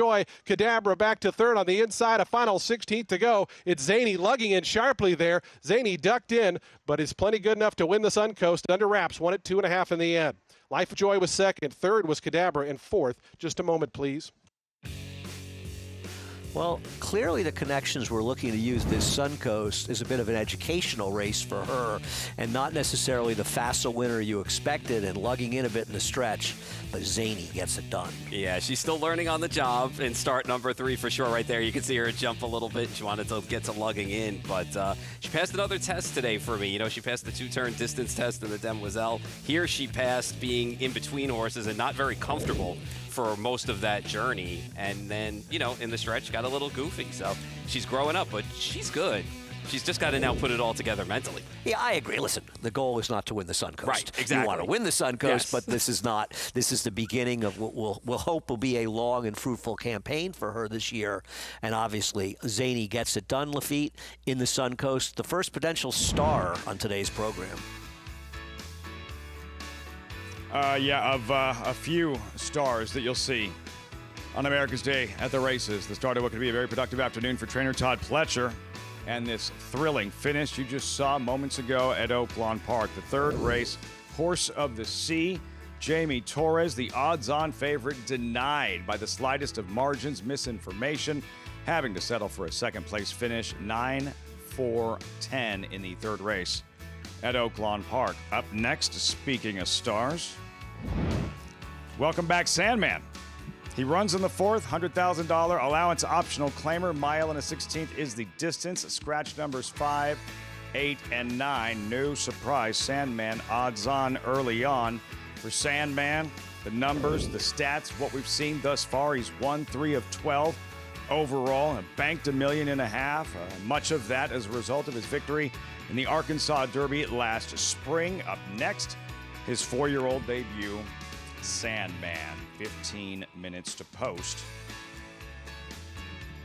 In fact, trying to become the first older horse, the first Arkansas Derby winner to win as an older horse at Oaklawn Park since Lawyer Ron. Lawyer Ron won the Arkansas Derby in 2006, the Oaklawn Handicap the following year, eventually crowned older horse champion Lawyer Ron. So it's been a while since an Arkansas Derby winner has won as an older horse here at Oaklawn Park. What'll Sandman do in his first start here as a 4-year-old? Live look at the Arkansas Derby winner, riders up, post parade. Enter Sandman, the 4th from Oaklawn, next.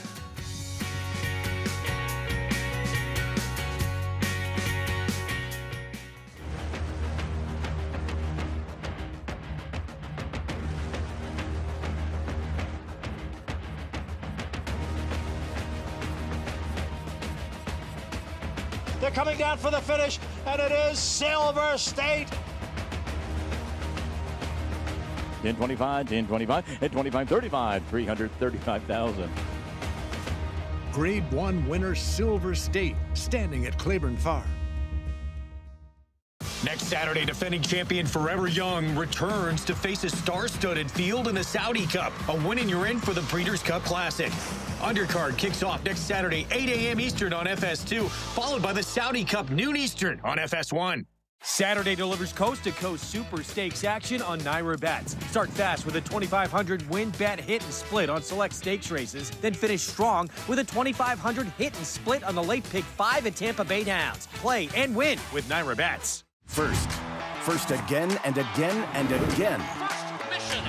First mission, 4 graded stakes. He made finishing first his mission, and all with big buyers. Now he's a Darley Stallion, and breeders are falling in love with him. Here's fabled horseman John Williams. First Mission is an eyeful. He's beautifully balanced, and I love the way he uses himself as he moves. Come to see First Mission and tell us your first impression. Consider it your mission. Racetrack Television Network brings you every race, from every track, on every screen, every day.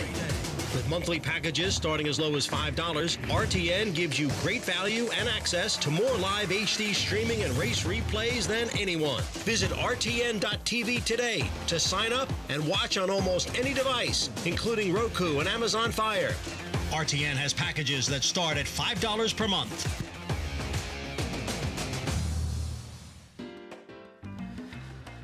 Welcome back to America's Day at the Races. We're looking at the winner's circle at Tampa Bay, and America's Day at the Races brought to you in part by Naira Bets. Bet any track, anywhere, anytime through Naira Bets. Well, Paul, it wasn't necessarily pretty, but it got the job done. Lived up to her name in the stretch with a few zany antics. Maybe that's why they got the name. Yeah, exactly. You know, still learning on the job. She wants to get some lugging in right here, as you see, and she's kind of looking at the grandstand, and then all of a sudden she does a little jump inside as well, but she was well clear at that point and not really asked to go on. I mean, it was an overmatched group of fillies that she was facing. Not probably the most comfortable of journeys as you'd like to see, but nevertheless got the job done. Lugging in a little bit in the stretch, but she got the job done. It's the first start, and, you know, you're just not going to see them, run their best race. I feel like Nest won this race to begin her 3-year-old year. Is that correct? She did. I think she won it. She did. Really yeah, impressively, by like 8 lengths or something. I think that she's going to try and buck the trend of Todd horses that won this to go on to try and win the Oaks, because Nest didn't win the Oaks. She was second. Yeah, she was second in the Oaks, yeah. Right. Yeah, no, she was a good one. Yeah. But Zany, I mean, at this point, I would say Zany might be faster, as Acacia is standing by with Zany's owner, Mike Rapoli.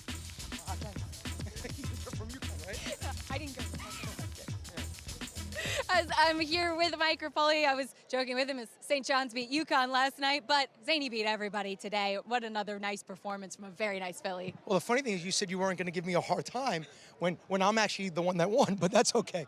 Last night St. John's game was great, but Zany's special filly. I mean, this is, her third public workout. I mean, that's the way I would put it. And 4 wide, got inside, outside, took the scenic route.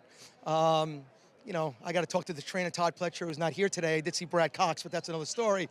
But Irad shook her up, and she kind of ducked in or out. But, maybe she doesn't know what to do when she's asked. So, but she's just natural, gifted, amazing. She really does seem to exude class. How exciting is it to have a filly like this? I know it's hard not to start dreaming at this time of year. I've been dreaming since her maiden. I mean, she's, for her to be an American Pharaoh with an Uncle Mo mare, it's really, really special, and special to Coolmore too, by the way. And I bought her from Len Green, who's an amazing person, and his son John. So it's a very special horse.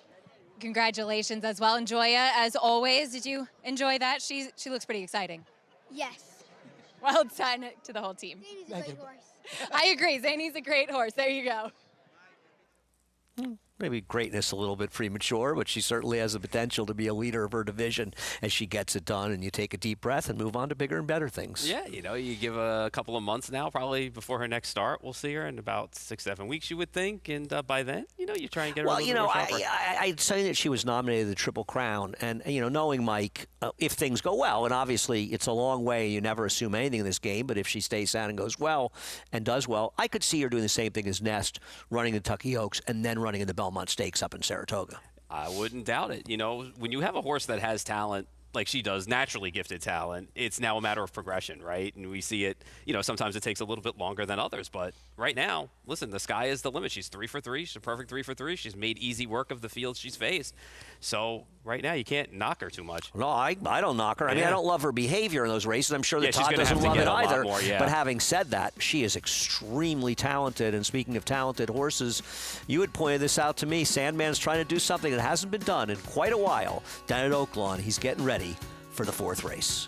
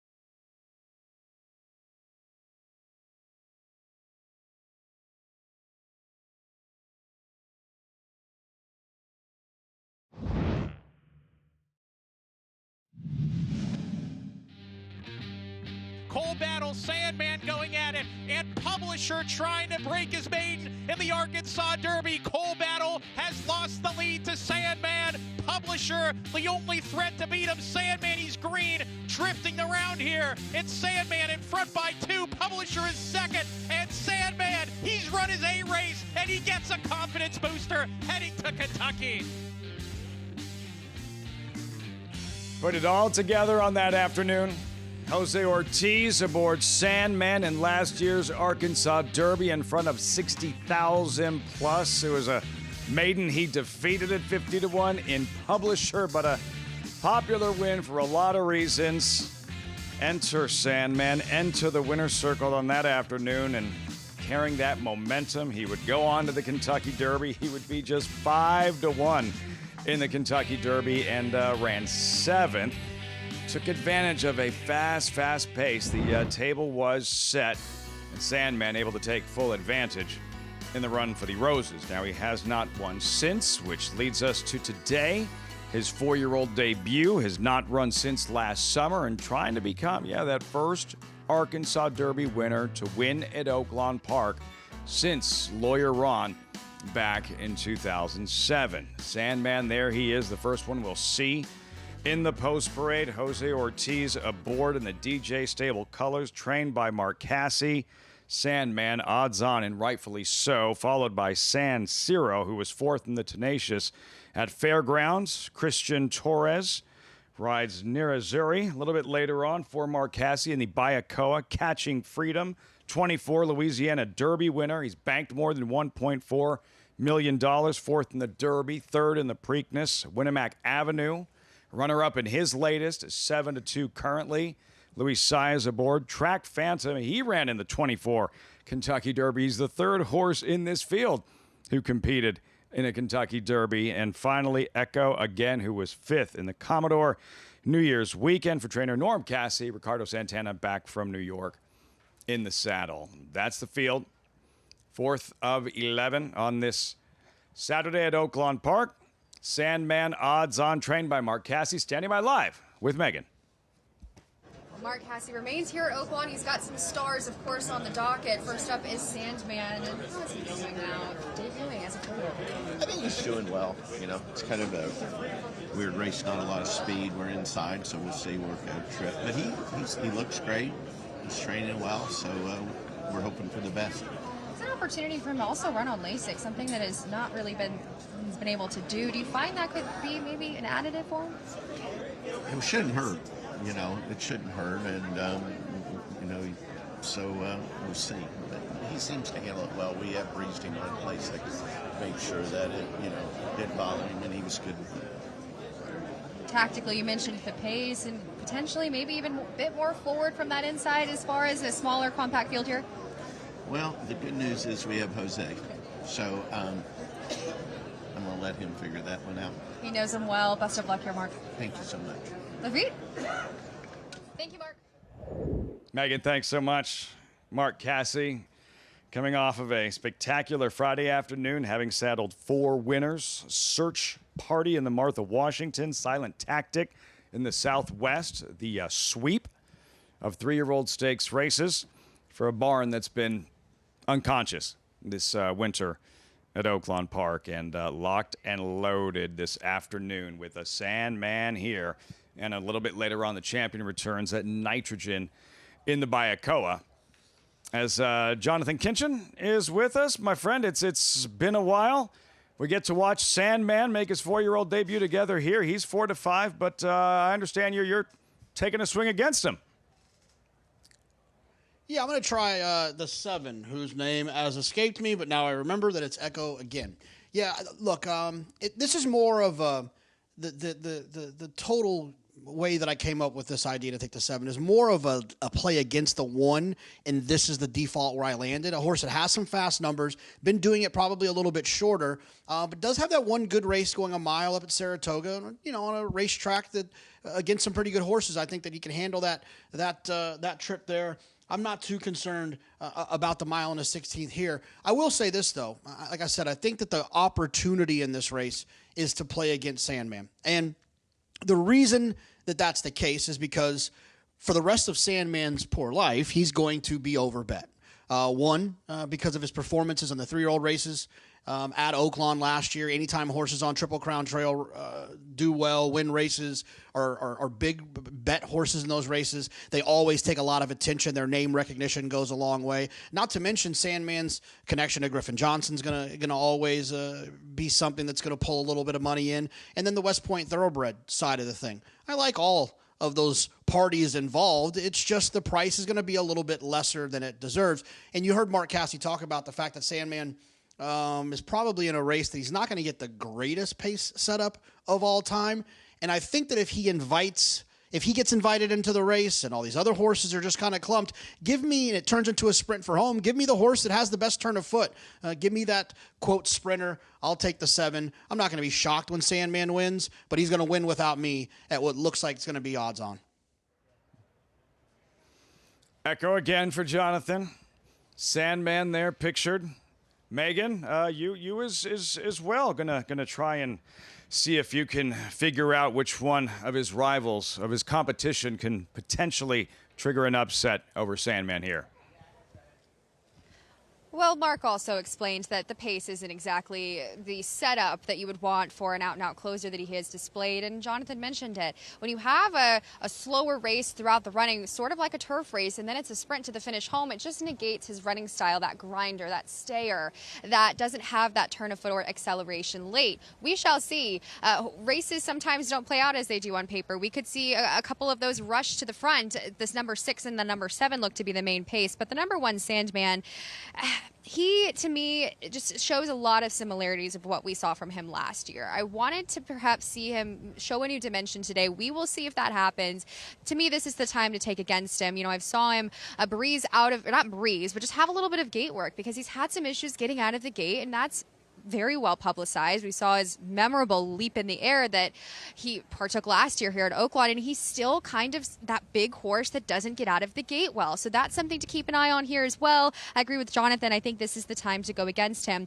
My horse I thought was interesting, though, was the number 2, San Siro, shipping in for the Brendan Walsh barn. And you know, they don't do this very often. For the past 5 years, he is 0 for 4 when shipping here at Oaklawn Park in the Walsh barn. But this horse wants all the ground in the world. He looks incredible in the paddock, and I think he could be interesting, maybe a bit more tactical. Quickly, though, Echo again. I don't like betting closing sprinters as they come to the route, but I do think he will be more forwardly placed with more distance, Lafitte.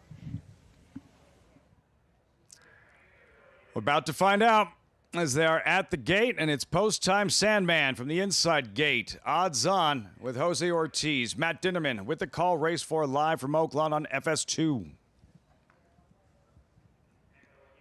Again to the outside. We're ready to go. And we're off. Sandman off a little bit slowly today. Track Phantom going to the front. Echo again, the stretch out sprinter takes second, Catching Freedom third. Winamac Avenue right behind him. Sandman gets into the bridle. He's 5th on the inside ahead of San Siro, who's at the back. 6 runners charge into the first turn run. 2 runners on the lead. Catching Freedom, his rider allows him to stride out and take a short edge here.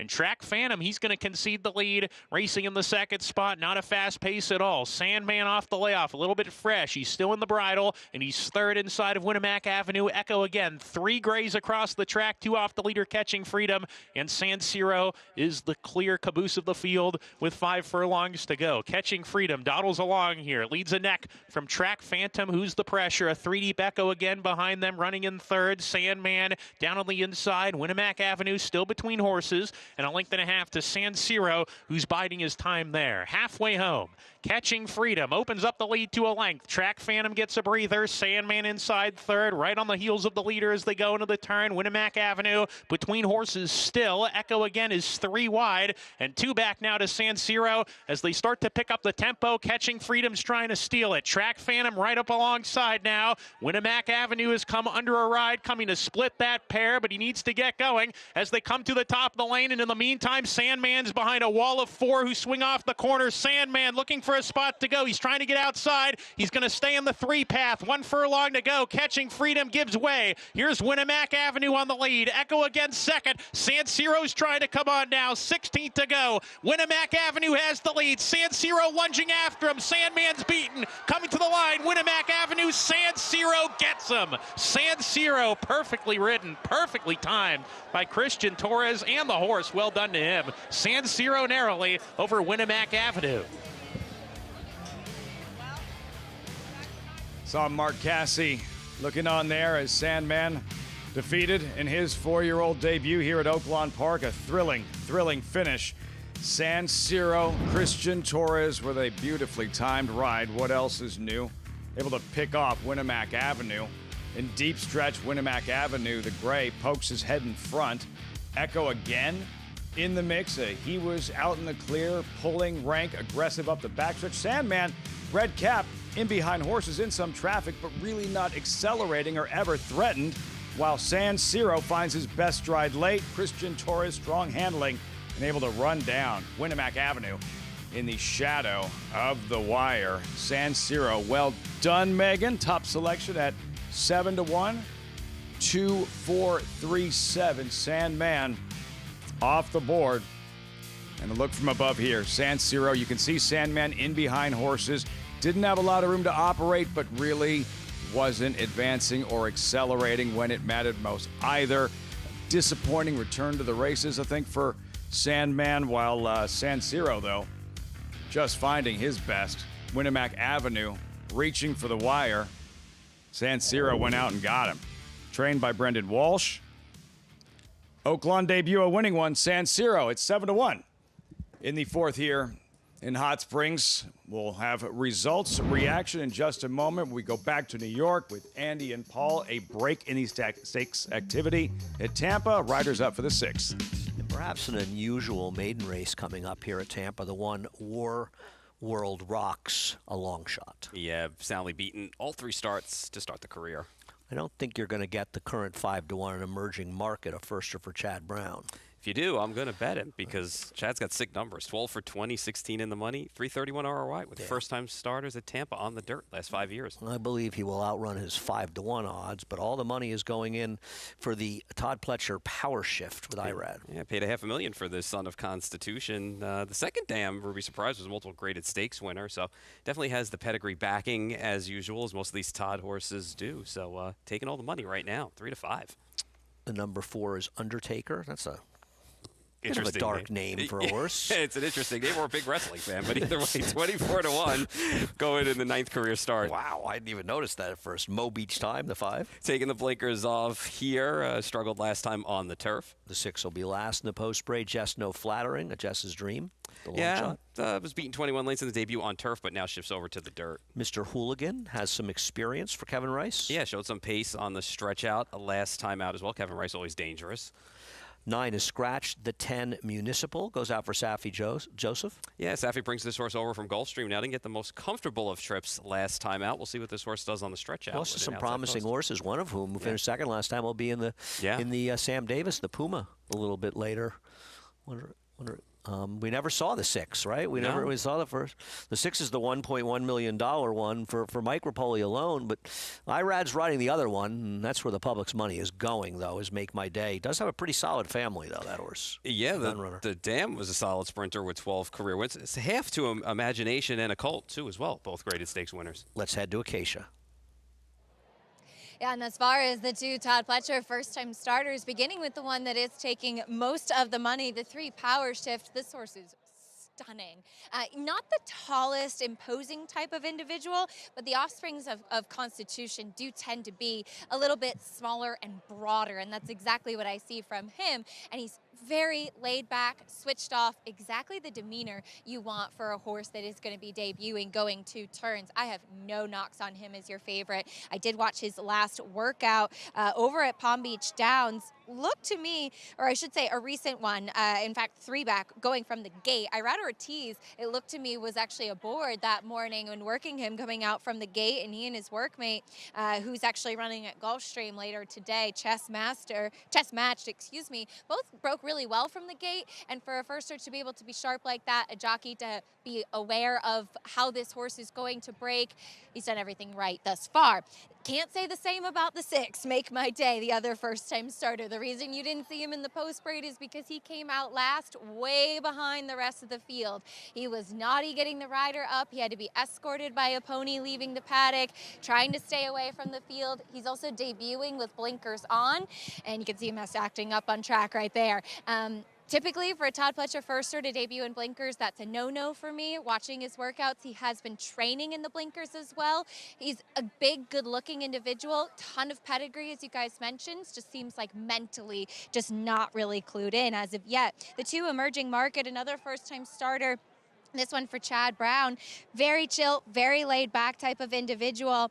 There is some pedigree deeper in the family on this one too. The Dam, the sister to Grade 1 winner She Be Wild, who was a champion 2-year-old filly, won the Breeders' Cup Juvenile fillies as well. So precocity in there as well.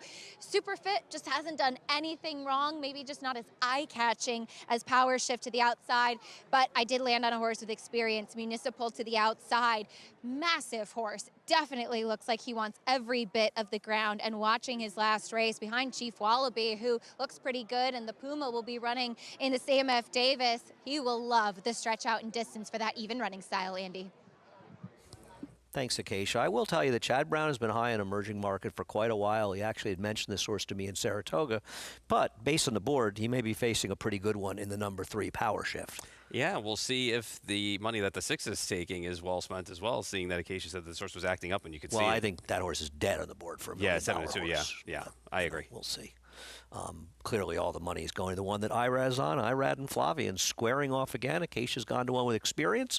We'll go to another one with experience. The voice of Tampa Bay, Jason Beam. Start today's 6th race, the Ultimate 6 on Festival Preview Day.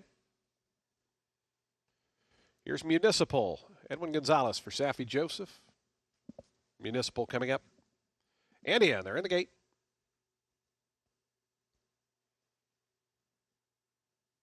And the race is on. Bit of a slow start there for Make My Day, who came away last.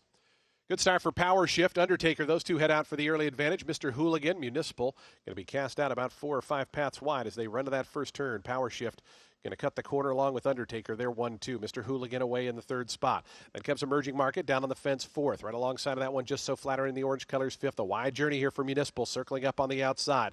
It's a length and a half more to World War Rocks. Make My Day after that slow start is second last. Mo Beach Time is the early trailers. Up on the front end, Undertaker and Mr. Hooligan. These two long shots go on with it.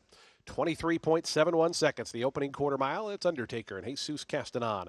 Up the backstretch, a half length in front of Mr. Hooligan. Just in behind that, Municipal to the outside and Power Shift down along the fence. They're racing as a team, 3rd and 4th. It's 2 more then back to Emerging Market in 5th. Another 2 to Just So Flattering. Length and a half after that to World War Rocks. Make My Day still with just the one beat, and that's Mo Beach Time, who continues to trail. 47.60 seconds, the opening half-mile time. To the far turn they run. Undertaker, Mr. Hooligan, Power Shift, gears out to the 3-path now to come after these two. In behind that, Emerging Market, Municipal, they're 4th and 5th. 5 more back to Make My Day, Mo Beach Time. They're both making some late impressions as Power Shift goes to the lead at the top of the lane. Power Shift quickly tackled by Emerging Market on the outside, and these two go on with it as they come to the top of the lane. Emerging Market, Power Shift, shoulder to shoulder as they come to the 8th pole. Emerging Market on the outside. Power Shift battles right back toward the inside. These two have gone well clear of the rest. Emerging Market on the outside. Power Shift, a final 16th to throw it down here at Tampa. Emerging Market, Power Shift, Emerging Market in front. Late Emerging Market won it. Power Shift was second. It was 11 or 12 back to Make My Day, Undertaker, and Municipal. Well, that was quite a battle between two good-looking first-time starters. But Chad Brown was right about Emerging Market. This horse is a runner.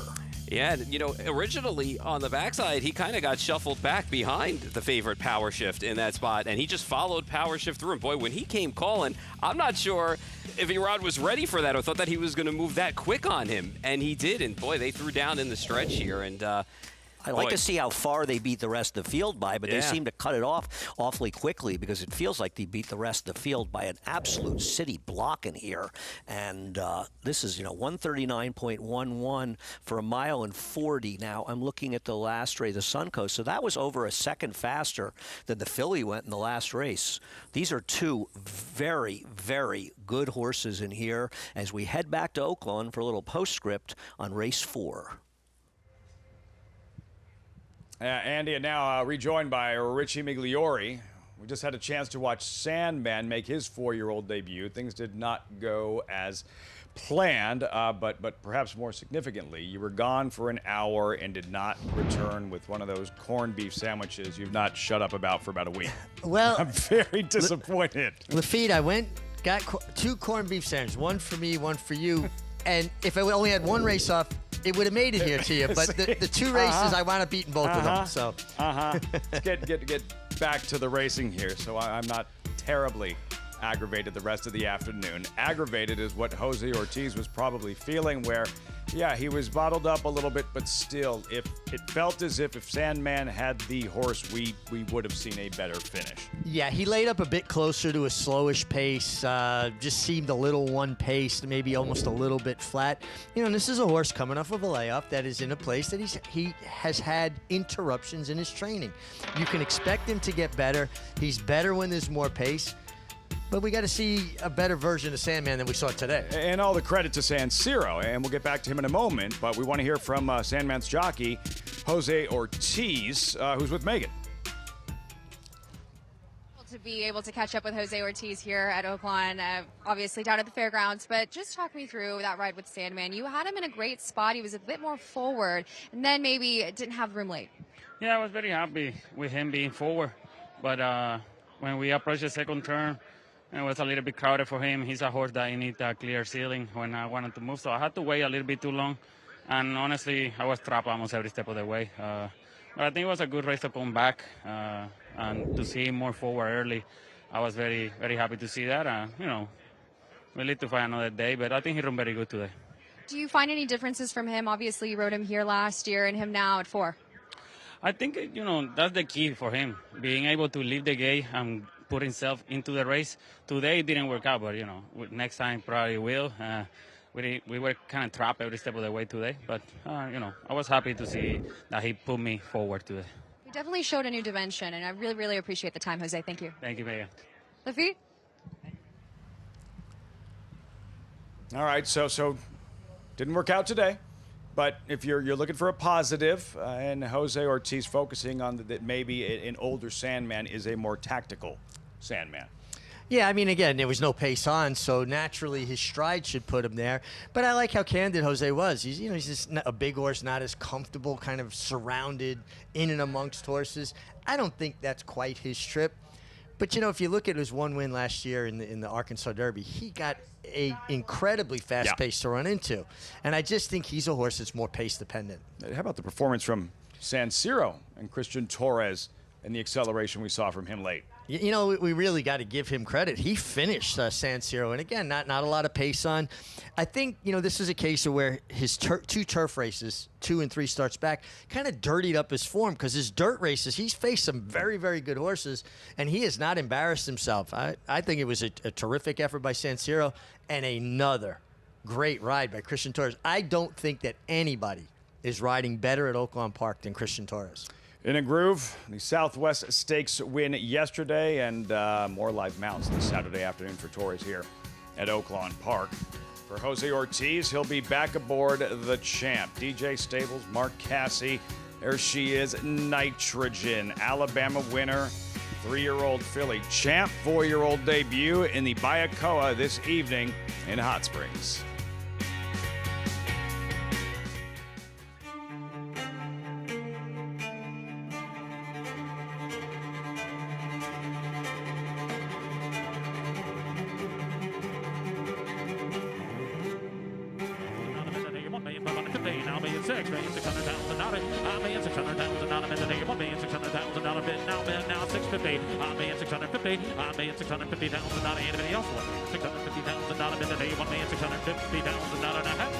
$1,650,000. Thank you.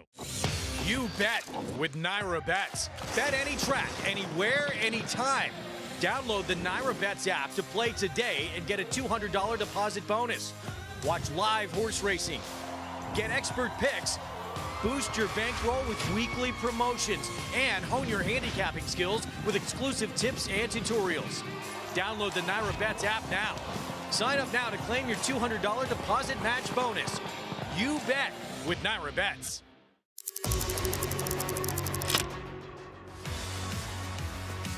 And it's lights out. Locked. Pouring it on. Running aggressively through the stretch to win by 7 easy lengths.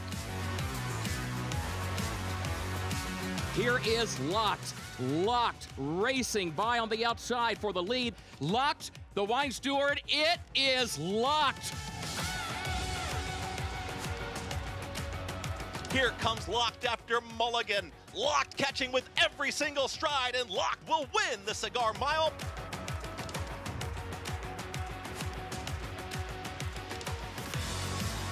It's all about Locked, dominating the big cap, cruising home to an effortless 8-length romp.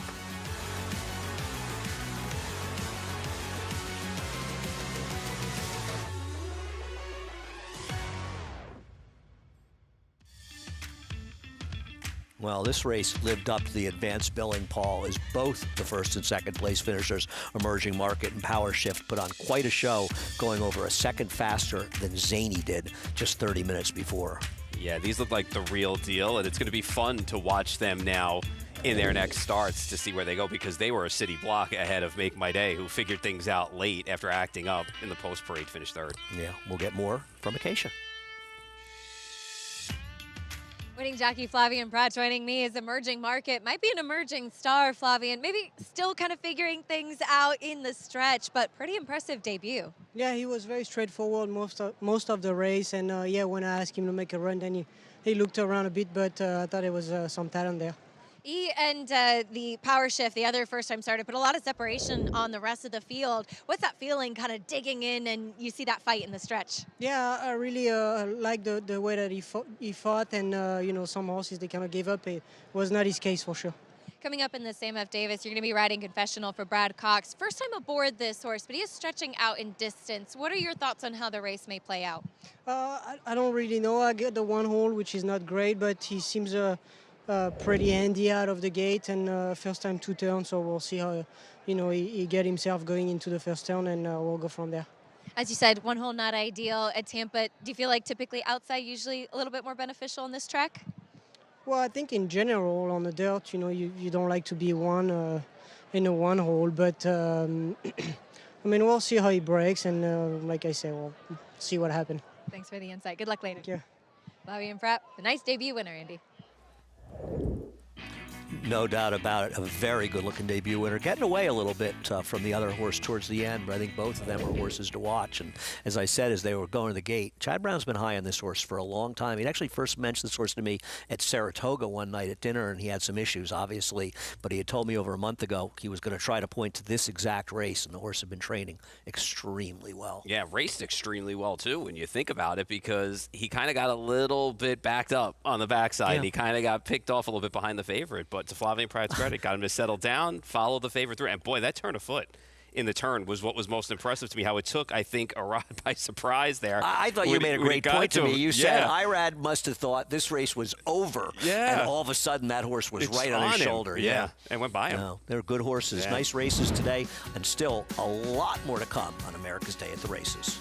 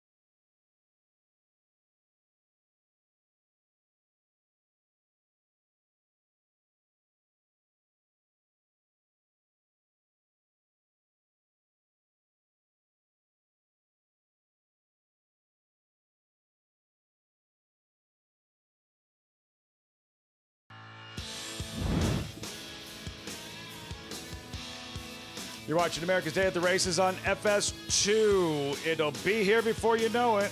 Third and final jewel of the Triple Crown for the third and final time at Saratoga, the Belmont Stakes. Tickets available February 12th, Richie.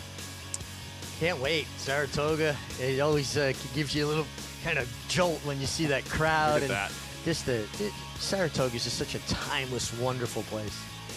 And the Belmont Stakes the last couple of years, one more while Belmont Park is being rebuilt and reimagined, opening in September. But yeah, tickets for the 2026 Belmont Stakes available on the 12th of February. Back live at Oaklawn, first Saturday of the Classic Meet and a post parade for race number 5. We start with a 16-1 shot drawn inside. Richie spun Candy, Dallas Stewart, who saddled the 5th season winner on Thursday. Yeah, and stretching out and adding blinkers, so that could intensify this horse's speed. I would look for this horse to be on the lead. Overcome adversity, lightly raced 4-year-old filly. Lightly raced 4-year-old filly, 1-for-1 on dirt. She's a half to She's Looking Lucky, who is a stakes-placed winner on turf and dirt going long.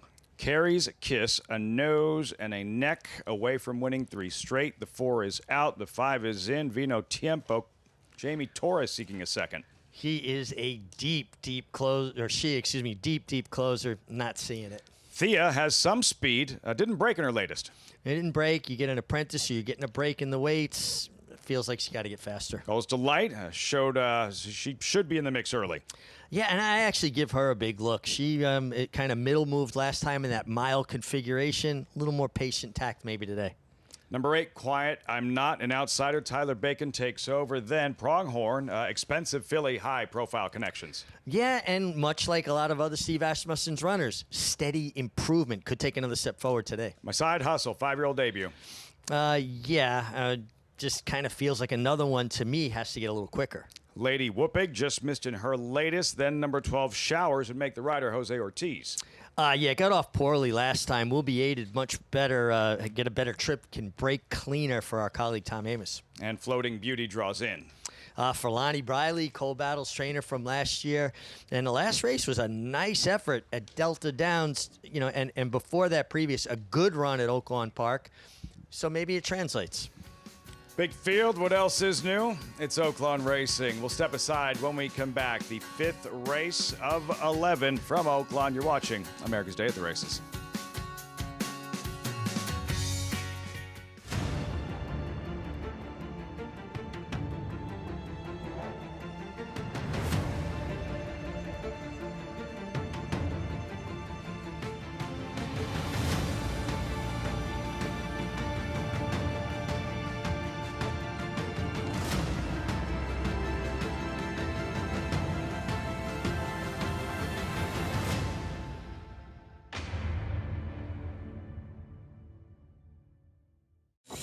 You bet with Naira Bets. Bet any track, anywhere, anytime.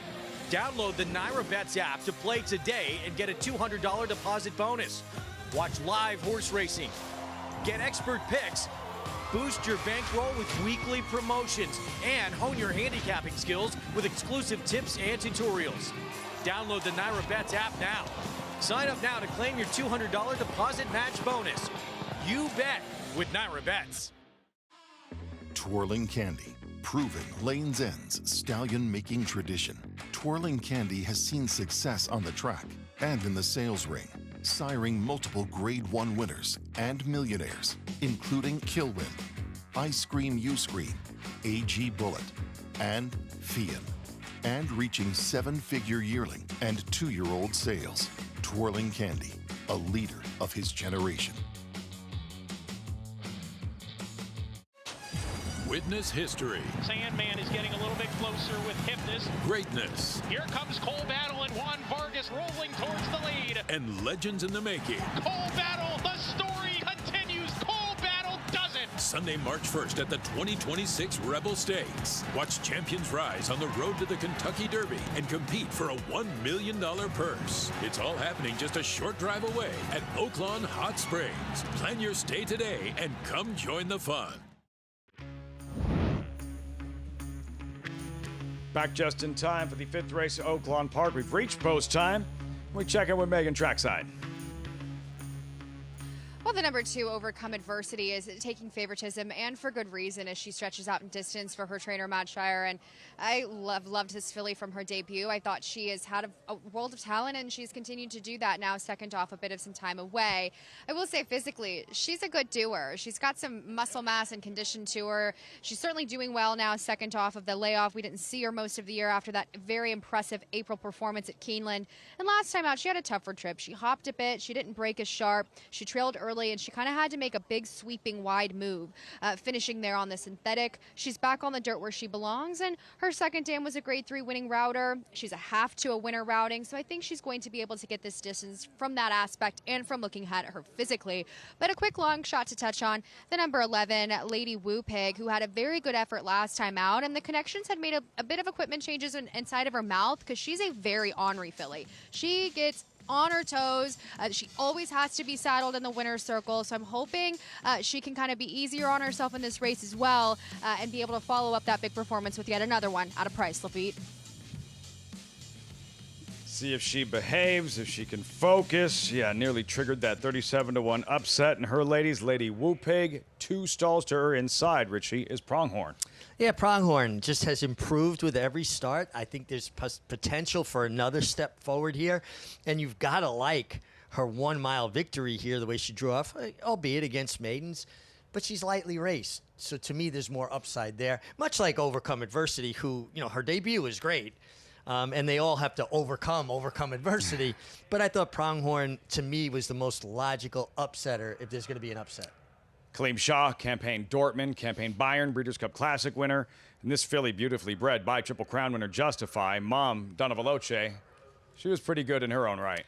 Yeah, I mean, there's pedigree there, and obviously she was an attractive filly to go for $400,000 as a yearling.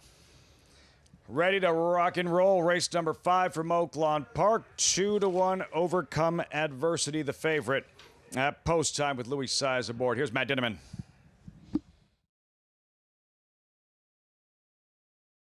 Thea going forward. Then Showers. Gowell's Delight. And to the outside post, we wait on Floating Beauty. Far outside post here. We're ready to go. And we're off. Quiet I'm Not got a good break. Carrie's Kiss quicker, and she's in front per usual, showing that customary front-running speed of hers. Ramon Vasquez takes a hold with her early from Thea, who takes the second position. It's going to be Carrie's Kiss into the first turn. The leader here by a length. In second is Thea. On the fence, Spun Candy gets a good spot, saving ground on the first turn. Gowell's Delight is next in fourth. Gap of 2. Overcome Adversity. Quiet I'm Not to the outside. Pronghorn off the pace today. She must be 8 lengths behind in midfield, swinging up the backstretch. Then My Side Hustle, Lady Woo Pig, 2 clear of Floating Beauty. Vino Tiempo, Showers at the tail end of the field. They're strung out here, probably about 15 lengths from first to last. Carrie's Kiss leads the parade down the backstretch, a length in front. Thea right on her tail, keeping things honest. Now she's opened up 6 lengths on Spun Candy, who's in the third position. Gowell's Delight right behind her. Overcome Adversity, nickel along going into the fourth turn. So is Pronghorn and Lady Woo Pig. My Side Hustle saving ground, the long shot as they corner into that turn. Then comes Floating Beauty, Quiet I'm Not, and Vino Tiempo and Showers continue to trail as they round the fourth turn. Carrie's Kiss went fast, 46-3 for the half. Let's see if she can keep going. Carrie's Kiss shaking up a little bit now, still leads the way 3 parts of a length. Thea is second. Gowell's Delight trying to close in, and Carrie's Kiss is getting a little bit tired now. Here comes Gowell's Delight. Gowell's Delight gets the jump on the closers and kicks on. Carrie's Kiss is giving way. Thea's had enough. From the outside, Floating Beauty's coming with a surge down the center of the track, and right behind her is Vino Tiempo, 16th to go. It's Gowell's Delight with the lead. Gowell's Delight in the red, white, and blue, pulling clear late. Gowell's Delight, Manny Esquivel to win it by 2. Floating Beauty was second, Vino Tiempo third, and Thea checked in fourth. Red, white, and blue of Fern Circle Stables. Gowell's Delight for Kenny McPeak and Manny Esquivel at 9-1 in the 5th at Oaklawn. Really set a nice trip under Manny Esquivel, too. It was a very hot, contentious pace on. She was laying 4th in the clear. He timed his run. She got away. This is a filly that's had several compromising trips. That was not the case today, Lafitte. able to hold sway, responding late. Solid effort from that outside post for number 13, who drew in here. Floating Beauty as well, Richie. Yeah, I mean, she ran on resolutely. Always hard with those, outside posts going 2 turns. You've got to try to find position. It's just such a difficult task with a short run of the turn. Couple of 9-to-1 shots running 1-2. Pick up the action in deep stretch here. What catches your eye? Well, Gallows, the winner, Gallows Delight, kind of got to wandering, right? She hit the front and she was by herself. She kind of drifted out a little bit under a left-handed crop, but she was well clear and the race was basically put away at that point. Christian Torres, a second-place finish in this race, but it just feels like making all the right moves, giving every horse, maximizing opportunity, Floating Beauty from that brutal post and still able to work out a decent trip and run second. I was talking with Christian earlier today in the jockey's room, congratulated him on his big win yesterday. Also talked to him about celebrating before the wire and with all the best intentions. In actuality, that was his 3rd race win in a race worth over $1 million or more. I mean, that's pretty big. I thought yesterday it might have been his biggest win. They have a lot of them here. Yeah, but right, he and all of them came right here. Yeah, has to settle for second in this occasion, but Manny Esquivel, the winning ride there, and a 7-13-5-6 unofficial order of finish. I'm going to step aside. So much to look forward to here. Still have the Bayakoa a little bit later on. Nitrogen, 3-year-old filly champion in her 4-year-old debut. Richie on set here with Megan. Will she be joining you? Yes, Megan will be coming here. Megan will be here soon. Anticipating your return. We have Acacia in Florida, and of course, Andy and Paul in New York.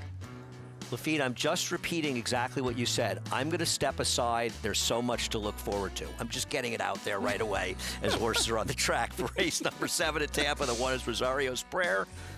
Still looking for that first turf win of his career. Big price. 6-5 on this Chad Brown City Girl? I don't know. We'll see. She may want a little more distance. I think so. That's what we both agreed on earlier. Hasn't run in 2 years. The number 3, Disco Rules. I'm with you on Disco Rules. Yeah, tries a little bit more distance on turf in this spot. We'll see what happens coming off that synthetic effort. 12-1 on the number 4, Princess Patina, going out for Jose D'Angelo. That great Breeders' Cup. Yeah, not impossible. Not so much the winning type either, but I can see this horse coming from off the pace in here. Wise guy Roy Lehrman with the number 5, Any Port.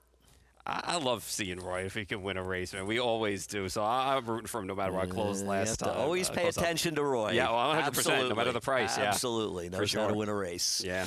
The number 6, we're waiting for Explosive Lady, goes out for Tim Ham. We'll be stretching out in distance here today. Race was over, though, last time, breaking through the gate and kind of getting knocked around at the start. I thought Minty was dangerous for Mark Cassie. Interesting look, because you brought up a point that I didn't kind of realize fully, that field wasn't as bad in the turf race the way it came back as I assumed it was. I think it's better than the figures suggest. A long shot you like, Tour Jeté. I can't understand 23-1 on this horse, especially with a few excuses over the last 3 starts. Last time out, couldn't make the lead on the synthetic at Gulfstream. That's a death sentence. Long shot, True Spin. Yeah, it deserves to be based on the most recent efforts. We'll stretch out, though, today, so we'll see if we see a little bit more speed from this horse. Wrigley. It's a big price, but can she make the lead? See, that's the thing. She was able to control 2 back. She got the job done. She takes money in all of her starts. She's not taking it today, though. The second choice, and probably should be favored, Super Willowa by Rad Ortiz. I would think so. The problem, I guess, people see is the post, but from a figure standpoint, she's the most consistent horse in this field. I guess she's going to need a little bit of pace to set her up, but you would think there is some in here. So we'll see from an outside draw what she does, but 5-2 is generous. I tell you what, Acacia, both of us are a little bit questionable about the number 2, especially at the distance. What are your thoughts on this layoff horse for Chad Brown? I completely agree. Not only has City Girl been running farther over in Europe, but her 2 wins came on soft and heavy ground over in France. Now, it's listed as firm today. Yes, they were off the turf at Tampa a couple days this week, but not because of wet weather. So don't mistake that for any moisture in the turf. There isn't any. It's been quite dry down here in Florida. I watched some of her recent workouts over at Payson Park recently, earlier in January. She was working with Child of the Moon, who did finish second off of a huge layoff coming back at Gulfstream yesterday. So I think that flatters her. But one thing I noticed about City Girl, both in watching her races in Europe and in watching her workouts, she does have the tendency to carry her tail straight out, and she is not easy to ride. She likes to kind of run with her head cocked. She was doing that even in her warm-up in the way that she was carrying herself. So, look, maybe she is just going to be better coming in here, but I thought there were some others with recency that were a bit interesting, though she does look quite fit off the bench. The 7 Minty, I like a lot. I really think that she will appreciate getting back to the turf. I agree. I thought that turf win was pretty solid, and she ran well that day, too. She's built like a turf horse. It was off the turf, so that's why they ran on synthetic last time out, but she has turf pedigree. Mackenzie's can handle the turf okay, but she just really looks like this is the surface that she wants, and she warmed up really nicely coming in for Mark Casse, trying to make it 3 in a row. I thought the surface switch very interesting for her, not to mention she does have some natural speed to kind of put herself into the race as well. As Super Willowa, maybe the horse to beat, but JK, I know you had interest in Princess Bettina. She's been sharp, looking for the first win in a while. Yes. Look, I mean, I think there's, we talk about it often in Saratoga, the kind of the Chad or not to Chad. The last race, Emerging Markets, obviously you wanted to be in Chad's corner there. But I think a lot of times his horses take a little bit more money sometimes blindly than they should. We don't know enough about the 2 City Girl for her to go off at this price. I'm going to go with the 4 Princess Bettina, who I thought ran extremely well running last time for Jose D'Angelo for the first time. Andy? Thanks a lot, JK. Horses heading into the gate for race 7 at Tampa. Jason Beam will have the call. So we just await Wrigleyville and Super Willie Wass. Irad Ortiz Jr. and Super Willie Wass to the outside. Going in. They're in the gate. And the race is on. True Spun broke a little awkwardly toward the back. Good start for Minty in the center, who goes right to the front. Explosive Lady working inward alongside is Wrigleyville, and Wrigleyville going to grab the lead from Minty after that first 16th mile. True Spun now back on track, coming up to challenge Wrigleyville as they bend into the stretch for the first time. So it is Wrigleyville, leads it by a length. True Spun in second, a length and a half more back to Minty. Super Willie Wass up to fourth. Length and a half more back to Tour Jeté in the 5th position. After that, Explosive Lady, Annie Port now works to her outside. It's another length to Rosario's Prayer. City Girl is back toward the back of the field early on, along with Princess Bettina. It's 3 more back to Disco Rules, who is the trailer. 5.5 furlongs remain in its Wrigleyville's lead. Wrigleyville, 23.06 seconds for that opening quarter-mile time with 5 furlongs to go. Still under good hold, True Spun is second. Down on the inside, Minty back third. Super Willie Wass fourth, out in the clear. It's another length then, back to Tour Jeté, who races in 5th. Any Port starting to get a little closer to those yellow silkscreen cap from 6th. It's a length and a half more to Rosario's Prayer. Explosive Ladies after that. 47.57 seconds, the opening half-mile time. Wrigleyville on the engine. Takes him to the far turn. Still that 3/4 or 1-length lead to True Spun. Here's Super Willie Wass, the first to take a real serious crack at these ones up top. Super Willie Wass coming with a 3-wide sweep, coming after Wrigleyville. Just in behind them comes Minty, who's in the pink colors toward the inside. Any Port, Rosario's Prayer, looking for City Girl, who's back second last, going to swing toward the far outside. Wrigleyville brings him around to the stretch. Minty trying to re-attack from that second position. In behind that, Super Willie Wass. City Girl still about 6 or 7 lengths behind with Any Port. Coming to the 16th pole. Wrigleyville still there. Wrigleyville trying to see it out. Minty leveling off on the outside. It's Wrigleyville. Minty on the outside. Wrigleyville and Minty. Wrigleyville holds on. Minty was second. City Girl got going for third. Fourth, Super Willie Wass. Boy, this horse an overlay. If you knew she was going to get the lead like that, Wrigleyville, she was able to cut a pretty fair pace in here. Minty got a good trip behind her, just could not quite get there, Paul. Yeah, and I think that was the key with Wrigleyville. She was able to do what she did 2 starts back, just get to the front and control, and it was hard to know if she was going to do it, but boy, she got there, and she was able to hold off Minty, who ran exceptionally well getting back to the grass. And to be fair, City Girl ran extremely well to be third there when you consider the layoff and the fact that they were just crawling up front and the way the horses on front down on the inside were able to run 1-2. But Wrigleyville got the trip that she wanted, and she was able to hold off Minty, much to Acacia and my chagrin. We'll take a quick break. We'll be back with the official results for race 7 at Tampa.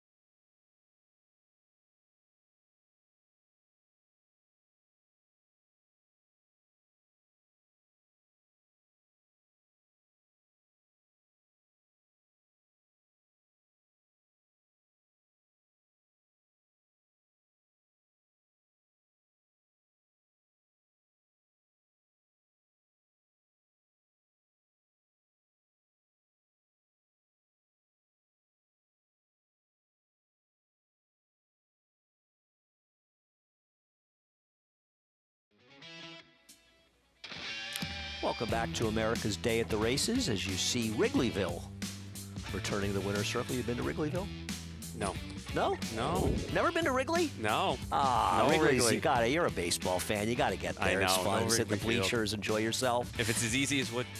Well, Sammy Marin did what you had to do Yeah. with this horse, and one of the reasons he's the top rider there, he put a filly that needs to be on the lead in front, and she got it done. Minty ran very well. She is a better turf horse.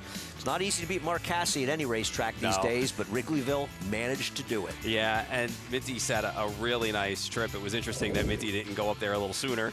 But in retrospect, I mean, She had her chance. Yeah, to she had her catch chance. I mean, you I'm know, not to be saying fair. she may not have run as well, but And listen, Wrigleyville's pretty good. we'll see what City Girl does now from here after that third place effort. We'll That see was a some longer promising races. effort, Yeah, the I way think the, after way that the race long of a played break, out and the yeah. pace in there.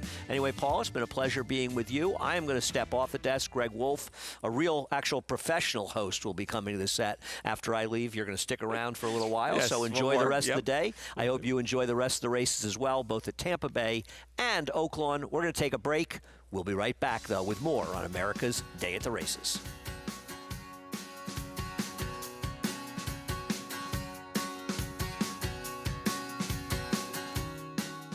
The Fasig-Tipton Kentucky Winter Mix Sale, a catalog featuring quality breeding stock, including stakes caliber racing and/or broodmare prospects, mares in foal to America's top sires, and a strong selection of short yearlings, producing success stories for buyers year after year.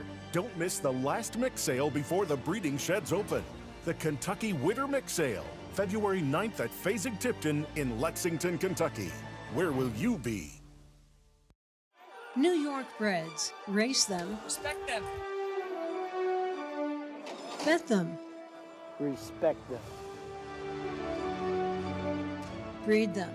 Respect them. Buy them. Respect them. Train them for a second career. Respect them. Join us in respecting thoroughbreds at every stage of life. Learn more at nybreds.com. Saturday delivers coast-to-coast Super Stakes action on Naira Bets. Start fast with a 2,500 win bet hit and split on select stakes races, then finish strong with a 2,500 hit and split on the late pick 5 at Tampa Bay Downs. Play and win with Naira Bets. This winter, give the gift of racing with Naira Bets gift card. Share your passion with friends and family or instantly fund your account. Choose the amount and redeem online. Find gift cards under the promotions tab at NairaBets.com. Racetrack Television Network brings you every race, from every track, on every screen, every day. With monthly packages starting as low as $5, RTN gives you great value and access to more live HD streaming and race replays than anyone. Visit RTN.tv today to sign up and watch on almost any device, including Roku and Amazon Fire. RTN has packages that start at $5 per month.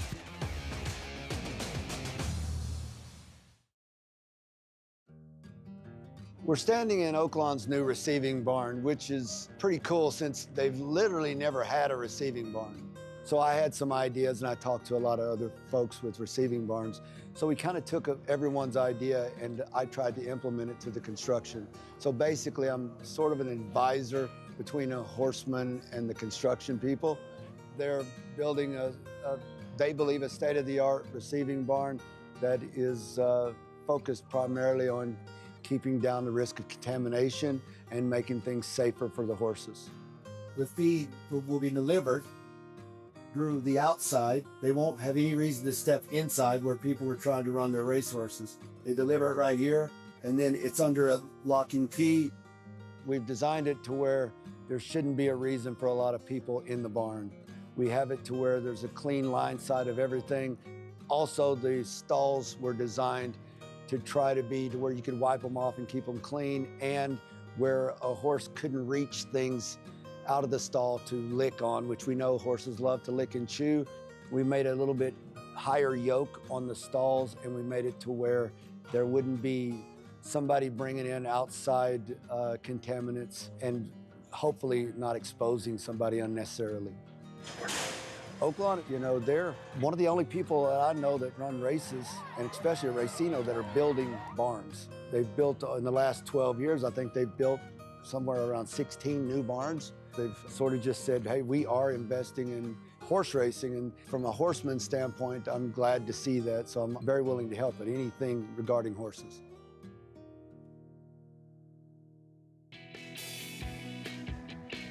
Well, welcome back to America's Day at the Races. And Megan, I will tell you, Ron Moquett took me to that new receiving barn the other day, and they have done a spectacular job with it. No detail too small was taken care of. Even inlaying the ladders to the hayloft so that if a horse reared up, they couldn't get their foot over it. Every minute detail was taken care of, and it's an absolutely beautiful barn. It is. It looks like a Bass Pro Shop. We giggle on the backside because it's so nice. I mean, it is, I call it kind of the Mecca. It's where you would want to, if you were shipping in, I mean, this is as good as it gets. Some of those, in the opposite side where you're seeing here, you actually have, it's been nice driving into the barn in the morning and seeing horses' heads poke out. So it's near, I believe it's complete. I believe horses are ready to go. Oh, yeah, I believe so. Absolutely. And big, airy stalls, even the way they've shaped the opening where horses can stick their head out, they can't reach another horse, so there's no chance of cross-contamination. Really, really well done, well-crafted barn. And like I said, I was with Ron Moquett, and he had a lot to do with all of the little minute details that make this such a special place. And it helps us a lot, Megan, because usually horses ship in, you got to find out where they're stabled. Well, now we know that they're all congregated there, the horses that are shipping in. Absolutely. Doing those early hits in the morning, I'm like, okay, where do we go? But we know where they are now, and kudos to you, Ron, for taking the time to kind of be the advisor for these horsemen on a number of different, he's just a resource to everybody here at Oaklawn Park. He really is Oaklawn Park, and he really spent the time and the dedication to make this project what it is today. Absolutely. I call him the unofficial mayor of Oaklawn, but and he's just such a terrific person. Well, we had an unusual circumstance yesterday in the General MacArthur, and I want you to keep an eye on the outside runner who is finishing with all the momentum. First division with Manny Esquivel. He's on the outside. Looks like he's going to run right by. He's in the blue colors. He's going to watch the horse's head. Pins his ears, starts to reach over, and late, he looks mad like he's going to bite this horse. No, what he does is he reaches over and he grabs the crop of Abel Cedillo and almost pulled it out of his hand. Now, I think First Division cost himself the race by slowing down to take a bite out of his rival there.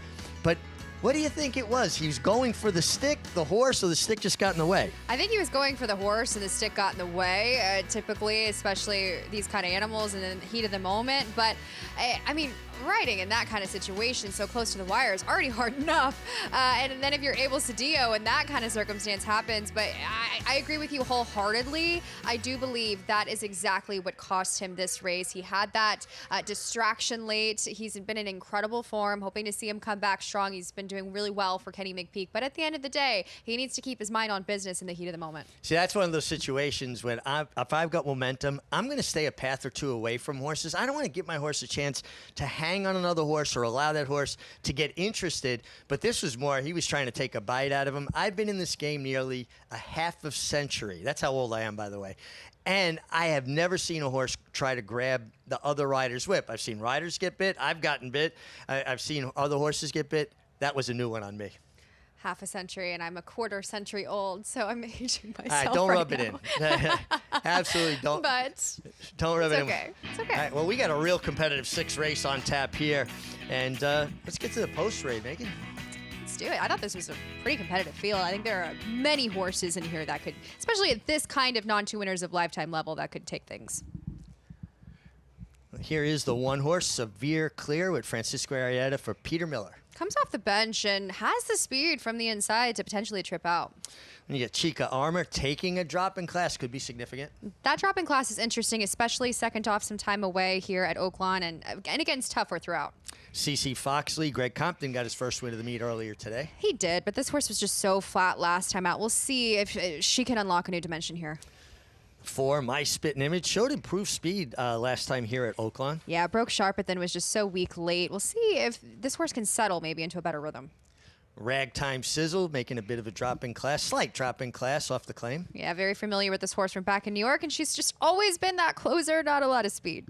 The 6, Flat Stormin', you get Kylie Jordan for her dad, Todd Jordan. Absolutely, and I kind of liked this horse if she can show some of that Prairie Meadows form here. The 7, Anti Ups Tony just went by. We'll get back to that one. The 8, Mystify.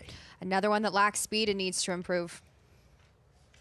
The 9 horse here, BI40. I think if this horse builds off that 2-back effort, could make some sense, but we'll see if that happens. It was 35-1 that day, so last time could have been the time. Big long shot in the 10, Red Volta. The 11, Cold as Ice. Another long shot. Another that's just been so flat in the last 2, and 1 for 7 though at Oaklawn. Major player here in the 12. What's her number? Absolutely ran for the waiver, so wasn't allowed to be claimed last time out, and perfect spot second off. All right, well, Megan, we're going to get back to who you ultimately are going to land on here, but let's check in with our friend Jonathan Kinchin. JK, who you liking here? Mig, it's good to hear from you, buddy. I was going to say that you haven't thrown it to me very much, but that would be a complete lie. You throw it to me all the time when you're reporting, so I'm glad I didn't say that. I like the 7, Ante Up Tony. This is one who's switching barns. He was claimed for 16, switching to Steve Asmussen's barn, the winningest horse trainer in North American history, if you didn't know that. And look, the figure was good that day that was earned, but the one thing that gives me some confidence in Ante Up Tony is there's been a couple horses out of that race that have come back and won. So usually the speed figure to me is enough to know if a race was good. But sometimes it's not an exact science, but it's probably one of the best sciences we have in horse racing. Numbers can be wrong. There can be some misleading things that happen. Tracks change. Figures can be wrong. But the one thing that you can do to kind of confirm that a figure was what you thought it was is to see horses run well out of that race. And like I said, in that race with Ante Up Tony, there has been 2 horses that have come back and won, which makes me feel comfortable that the number fits. While I do believe the 12 is the horse to beat, I'm going to try to do that with the 7, Ante Up Tony. Well, Jonathan, I think I'm going to sound a little arrogant here. I think great minds think alike. Ante Up Tony, a little less exposed than some of the others. And I have a great belief, Megan, when a horse wins, breaks or maiden for 30, they're usually worth about half that. And Steve Asmussen is so good at identifying where horses need to run. And claiming from Oaklawn can be tough. It's a lot of horses are claimed here at Oaklawn, and he was able to execute with this one. It makes a lot of sense. I like that she showed more forward speed because she really didn't in her first 2 efforts. No, but both her sprint races were good, and you get Keith Asmussen coming off of an injury, has won some races at Sam Houston, riding for his dad, Steve Asmussen, and kind of a racing oddity just inside the 6, Flat Stormin', Kylie Jordan, riding for her father. And Kylie is, in the morning, I mean, she's breezing some really top-notch horses. She was aboard Strategic Risk, your Smarty Jones winner. She really works hard, and now here for her dad as she'll kind of drop it and ride. Honestly, I liked her, but the problem is you don't love a horse that hasn't been able to win here at Oaklawn Park. She's been in the money twice. I think that she is second off the bench, so it's kind of prime position, and she's been really consistent down at Prairie Meadows. Problem with her, though, it took her a while to break that maiden, but we'll see if she can have some of that more tactical speed drawn favorably. And if she can improve second off, I think she could be interesting at a price, but there were some others that I also preferred a bit more in here. Well, the 8 horse, I thought you talked about having a little bit of interest in here, Mystify. Yeah, Matt Shire was able to capture, of course, the General MacArthur. We just went back out with MacMan, who was able to get the better of that situation. It needs to improve. This horse was last time out, had Luis Saez, was kind of tight and bothered, and wasn't the smoothest trip. Definitely took money, and now my problem is when it comes to these kind of races, lacking early speed, horses give themselves more to do. We'll see if she can execute, but I did think she was interesting, and you do get 10-1 on her. Well, if you like a 10-1 shot, no one's going to try to talk you off that a little bit, but ultimately, where are you going to land? I'm going to land on the David Fox runner in the number 12. What's her number? Guys, I'm not going to give you mine, unfortunately, but we'll live to ride another day. Richie has it if you need it. But he came, this horse came off the layoff last time out, ran for the waiver, and trainers do that a lot to avoid being claimed, give their horses time to kind of get that race into them, and that's what she did. I think she was off slow, kind of used in that race, and was flat. So I think if she can find more of a rhythm early, she'll be competitive here as part of some of that early pace. Now, she is a mare that has had a habit of at times acting up a touch in the gate, and she kind of bunches herself up and doesn't always leave as cleanly as you'd like. The outside post probably aids her effort here because she's at least not going to get squeezed between horses. Yeah, as you said, horses kind of tend to draw to that open space, so at least she's not as intimidated on both sides of her when it comes to being able to potentially break better. And if you go down her line of thinking, or her line of races, excuse me, I will say this. When you go down, she was broke, I think, widest of 10 way back in January. Again, she was reluctant to load. So we'll see if she can be able to put things together. But if she can, she's competitive as she's vying for favoritism now with the 7. And she's already been very competitive at that $16,000 level. These are one of those races, when I'm handicapping this race, it's such a head scratcher for me. And we've seen some long shots come in some of these kind of spots. Bombs away here at Oaklawn. You kind of never know because it really is a melting pot of different form in different jurisdictions. You have to judge, okay, am I willing to accept a really good performance at Hawthorne, Prairie Meadows over a horse maybe that came from Kentucky or Turfway? Just so many different places that these horses filtrate in.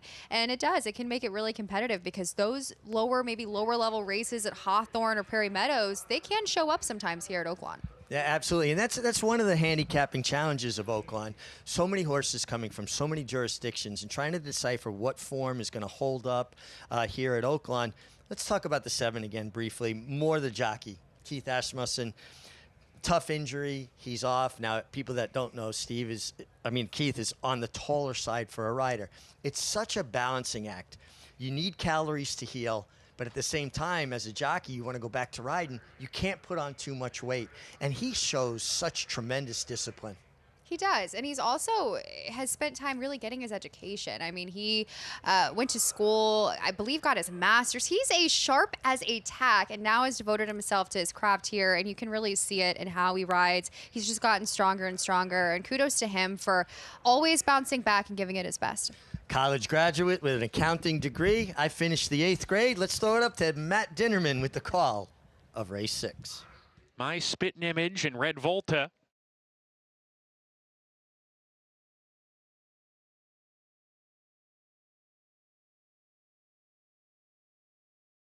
Cold as Ice about to go in. A few more back there. Ragtime Sizzle. 2 back. Flat Stormin', the Best Turned Out Award winner. And then to the outside, What's Her Number? What's Her Number? Rounding out the group. Goes it. We're ready to go. And we're off. Beautiful break from My Spittin' Image, the big long shot, and takes it to him early from Cold as Ice. Red Volta, Severe Clear down on the inside, moving forward. It's going to be My Spittin' Image to lead the way. The rail's open for Severe Clear to come through and challenge. Cold as Ice third with Red Volta. Length and a half to Chica Arma in the 5th position. What's Her Number to her outside? Then Anti-Up Tony and BL40. They run as a pair, and they're 7 and 8 lengths behind respectively. Length and a half to Flat Stormin'. CC Foxy is next in the group. Mystify is second to last, and Ragtime Sizzle well behind as they round the far turn. Francisco Arrieta lets Severe Clear go on with it now, and My Spittin' Image is stunned behind while under pressure. Severe Clear by 2 hitting the quarter pole. My Spittin' Image in the 2nd spot. Cold as Ice is next. What's Her Number? Needs to get going. She's getting to the outside, but has a lot of work to do, and right now she's just plodding in place. Severe Clear down the lane is scampered away to a 4-length lead. Anti-Up Tony, though, eating up ground. Anti-Up Tony on the outside. Severe Clear asks for her best and kicks on. Anti-Up Tony trying to run her down the center of the track. Severe Clear on the lead by 2.5, and she's got it. Severe Clear, clear of the competition to score. Anti-Up Tony was second. Photo for the show, though. Ragtime Sizzle from far out of it in that photo with Cold as Ice. Severe Clear from the rail. Draws clear, Megan, and good speed from the inside under Francisco Arrieta. Yeah, she was 3 to 4 wide last time out. Now she drew the rail, used her speed, got to the lead, and that was it for her. And kudos to Peter Miller. He had a winner yesterday in the finale. He comes back again here. He's just been doing really, really well, seeing the ball right. And this filly does come off the time away, and he's had multiple horses rolling in the winner's circle doing the same. So he's had them very well prepared. He's well prepared, and he's bringing horses from the Southern California circuit. And he's placing them well. He's putting them in positions to succeed. A trainer's job is obviously to take care of their horses, get them physically fit, ready, prepared to run.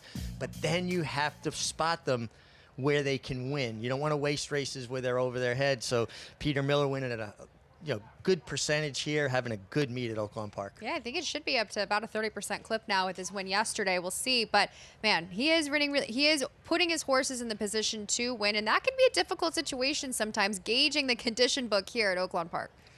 Well, now we're got a new player on the desk in New York, Greg Wolf. Greg, how are you? Doing well. Good to see you both. Severe Clear, impressive there off the bench for that 4-year-old debut for Peter Miller. We're going to get you out to Tampa. This 6-furlong sprint coming up in this allowance optional claiming field. Good to see you. I get you for about, 20 minutes or so? I think until this race goes off, so just a few minutes. Let's take you out there. This field coming up, 9-5 favoritism on the rail. What do you think of the two?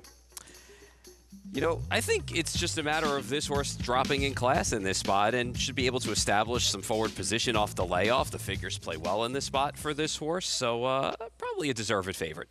Here is Jabe, Sammy Marin. Head up, looks ready to go. 6-year-old debut coming up for this one, who has strong form. I thought the 7, though, was going to wind up being the favorite in here. We'll see what happens. Warriors Pride, this one off since September of 2023. Yeah, 2 years, 5 months, just about since the last start. We'll see what we get from this horse. There is Nishum, 3-time winner. I like this horse today. Consistent figures, his face better, had no chance last time after the start, so bounce back potential here. 4-year-old debut for Kieran, for Jose D'Angelo. Was cycling up into form before that last start in October at Keeneland and just ended up wide and just didn't have it. Now coming back. Saffie Joseph Jr. with Roar of the Beast. Brad Ortiz Jr. has 2 today. Yeah, cutting back turf to dirt. Drops a little bit in class. You always have to respect anything that comes out of Saffie's barn. Big efforts from Big Paradise. Jose Ferrer rides. Yeah, and you even look at the winner of the last race, came back to win our Bold Ruler. So nice effort last time for this horse. Todd Chero, trained by Dennis Ward. Cutting back in distance. Going to have to do a little bit better against these. There is Fantasioso Pass. First time, Landeros. Yeah, first time dirt in the United States. So we'll see if we see any of that speed on the cutback. Yeah, Group 3 winner in Argentina. The 10, Takeshi Frank. Who actually beat the 9 when they were down in Argentina. Another big price. And here's Impacto on the outside, coming off a third-place effort at the level. Yeah, it's run okay in those starts. The last dirt win was here at Tampa, though, back in April with a nice effort in 86 fig. 2 minutes to post here in the 8th. Let's go to Acacia. And starting to the rail with the Jayob as this horse moves to the Victor Barboza barn. It did run a fast race at Churchill last time out, though I thought kind of ran in place a little bit late, but was flattered by the competition with second place finisher Lip Sync Bliss coming back to win with a 92 buyer, and then 1/900 coming back with a 104 in his subsequent start. So faced some good horses and was facing good horses before that, including Roll on Big Joe and Breeders' Cup winner Ben Tornado. I think that's why we're seeing him take so much attention. One thing I did notice watching his replays, though, he tends to run a bit high-headed, and you could even see that a little bit from him on track. Doesn't really lower himself down in extending himself, as Sammy Marin's opted to keep him with the pony. Very good-looking individual, super fit off a bit of that layoff as well. The number 6, Roar of the Beast. Talk about good-looking. This horse is a stunning son of the big beast, and I love the cutback and distance and the return to the dirt for him. It's interesting. I can understand trying the turf, showed some speed, didn't work out. Cuts back in distance to a dirt sprint, and it's the first time he's going to be sprinting on the main track in a while. Last win did come, or I should say last time he won came at a mile, at least on the main track, and he looks more like a dirt horse as well. A big warm-up, not the biggest stride on him, and so I think with the way that he moves and the way that he's put together, shorter actually should suit him. I like the 7, Big Paradise, though. Laura Casares sends out 2 in here. I always liked picking her horses when I worked down at Gulfstream, as she brings this horse in after finishing second in the Sunshine Sprint behind Damon's Mound, who was able to control things at a pretty moderate pace for that kind of class of horse. And they kind of went 1-2 around, but I thought he ran really well, all things considered. Stacks up nicely with the competition in here, and super athletic individual, got energetic out on the track. Liked everything I saw from Big Paradise in the preliminaries here, Greg. All right, Acacia, thank you. About to load up as we get set for the pick 4 that will close out, of course, with that Kentucky Derby prep at the Sam F. Davis. But it's Jayob remaining your favorite here, awaiting the 6-year-old return. And I just wonder if it's, with the inside position in the horses that he has faced over his last few starts. So with good figures and the ability to be forward, it's going to make him tough in here. But I also think there's some other players in here as well. I mean, the 4, Nishum for me, said consistent figures against better horses. Obviously not some of the quality like that the 2 or the 7 has faced, but he's held his own in spots and has been able to pick up a win a couple of starts back as well. And Big Paradise, as you both, you and Acacia pointed out, comes off an effort where he chased Damon's Mound around and came back to win our Bold Rule here. So, again, this is a pretty good little race here that we've got. Yeah, I'm really surprised that one. It's getting very close. Yeah. Still not favored right now, the 7, and we'll see if it actually does become the favorite at post time. Just about loaded here for the 8th. Again, it starts to pick 4 on Sam F. Davis Saturday afternoon. Let's go to Jason Beam. Impacto and Adamar Santos to the outside draw. Impacto coming up, and Impacto going in. They're in the gate. And the race is on. Warriors Pride in the blue colors sprints right to the front at once. Quickly puts 2 lengths on Nishumi, who's back in the second spot. Fantasioso passes up alongside of that one, right between them, Big Paradise. Ajab came away 5th down toward the inside, already about 6 off this tearaway leader up front. After that comes Roar of the Beast, who moves inside of Impacto, dropping back to Deshi Frank, packed by Todd Caro, and the trailers, Kieran, is up the backstretch they roll. And this long shot leader, Warriors Pride, set a light through an opening quarter, 21.81 seconds. To the far turn they go. Warriors Pride, Nishume, now within a half length of this leader. It's a length and a half more back to Ajab. Big Paradise, they're racing together 3rd and 4th. They're a length and a half clear. Roar of the Beast, red colors, Black Cap, who's 5th and about 3 lengths adrift. Todd Caro starting to make up some ground down toward the inside of Impacto as they come around to the top of the lane. Nishume up to poke ahead in front. Nishume the leader into the stretch. Back to second there, Warriors Pride. It's a length and a half more back to Ajab. Big Paradise. Todd Caro continues to make slow and steady progress. Then comes Roar of the Beast. Nishume still there. It's Nishume just in front. Ajab from out of the pack trying to come after that one. Also trying to reel him in is Roar of the Beast. Nishume still fending them all off. Nishume and Edwin Gonzalez to win it. Nishume a length and a half in the end. Second, I believe, was Roar of the Beast. Right in there was Kieran and Impacto for the minor placings. Nishume 8-1 with the win. Nice call here. Yeah, this was a perfect trip winner. I mean, he just broke exceptionally well and was able to sit second, a couple of lengths right off the runaway leader in the 3. And right here, I thought, all right, don't idle a little bit, but found a little bit more, and he was able to get the job done in here. But this was a solid effort for a horse who faced better and just was on the chase and got bumped around last time out and was wide. So definite rebound potential and fulfilled it here. So it was the other Laura Cesara's horse that got the job done in here. Yeah, it was no match for stablemate Big Paradise last start, but with a tough trip. Different story this time around and wins it 8-1. That is it for your Saturday afternoon. Good way to go out. Yeah, well done. Mic drop there with the victory on the way out. We're going to take a timeout. Still to come, Sam F. Davis on the Derby Trail out at Tampa Bay. Todd Pletcher trying to win this race for the 8th time in his career. He had a horse who went on to win the Haskell out of here, a horse who went on to be second of the Kentucky Derby. He'll have 2 line up later this afternoon.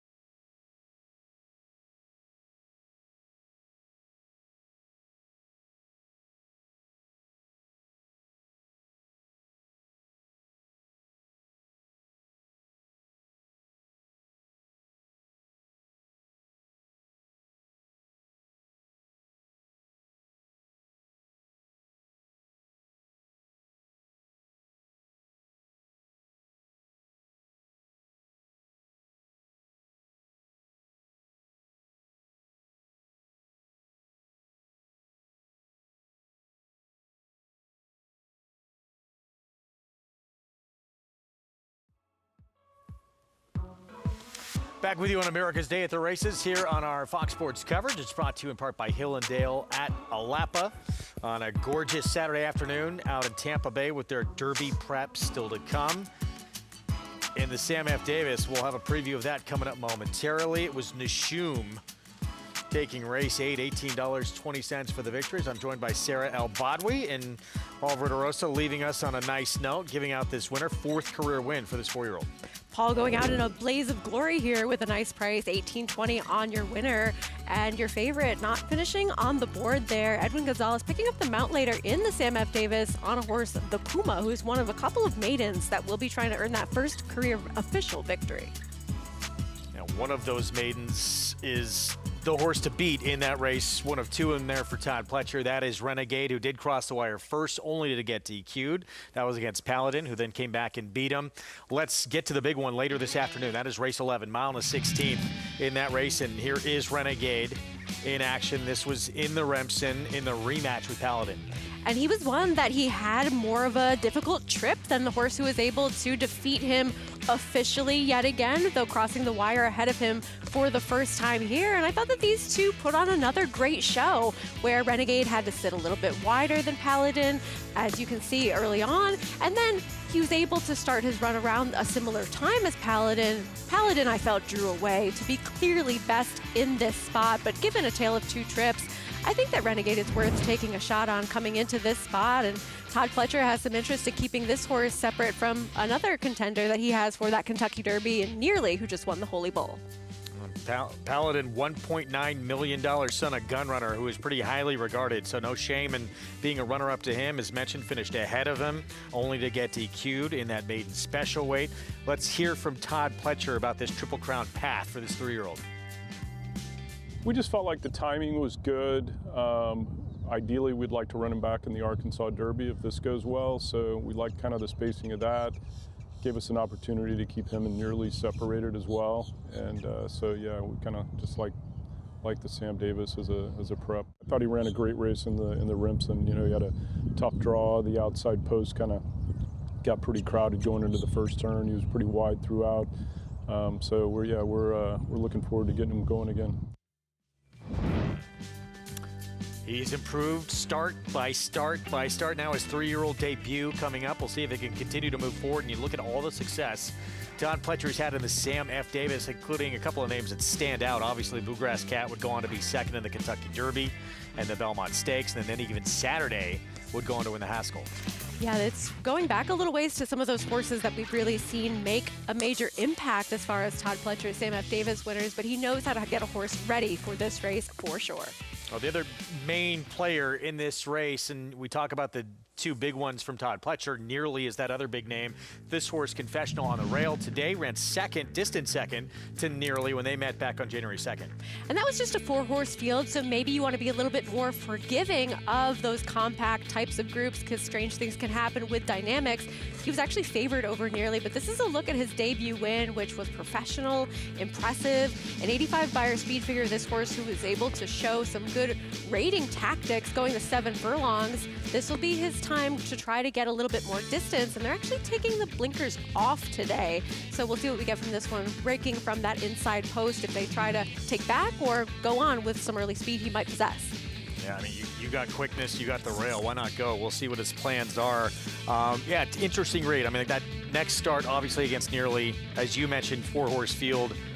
The 2 horses who were behind him, the only 2 that he beat, well, not a whole lot in there that he finished ahead of. No, and unfortunately they can't decide who they run against, but that is something to look at for sure because we haven't really seen those 2 show too much on the racetrack in terms of Nearly, though. We know what he's capable of. A 98 Beyer speed figure coming back in that Holy Bull, surviving a pace battle and winning impressively. Certainly seems like one of the ones that is high on the list of those to regard heading into the Triple Crown. We'll get to that eventually. Next up, race 9. It's on the turf, mile and a 16th in a maiden special weight at Tampa Bay. And Chad Brown back to work. Tax Holiday with first-time starter from the rail. Flavien Prat will ride, looking for his 3rd win on this afternoon. Flavien Prat going down to Tampa and having plenty of success. These two teaming up with an exciting first-time starter that got the victory a couple of races back, though this will be on the grass. They'll have another firster, Libero, as well. So 2 from the Chad Brown barn. Both will take plenty of attention right now, though it's Tax Holiday taking the majority of the money. We'll see if either of these two live up to the billing in this 9th from Tampa when we come back. Mound 16th on the turf. Stick with us. More ahead on Sam F. Davis Day from Tampa.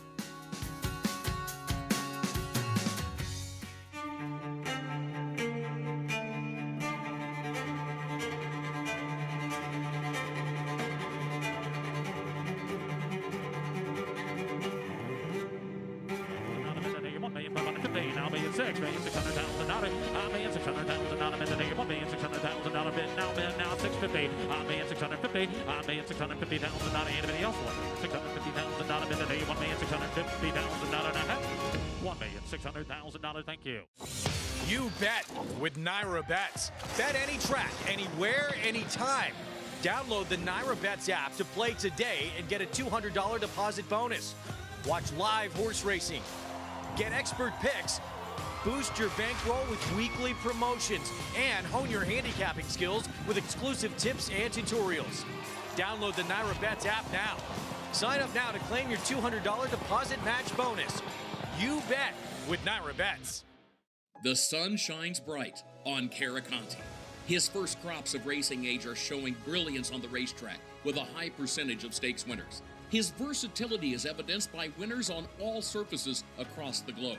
It is all she feels pretty. Yet another grade 1 for this magnificent daughter of Carraconti. And his offspring are lighting up the sales ring. $300,000, Emma, thank you. Carraconti, standing at Gainesway.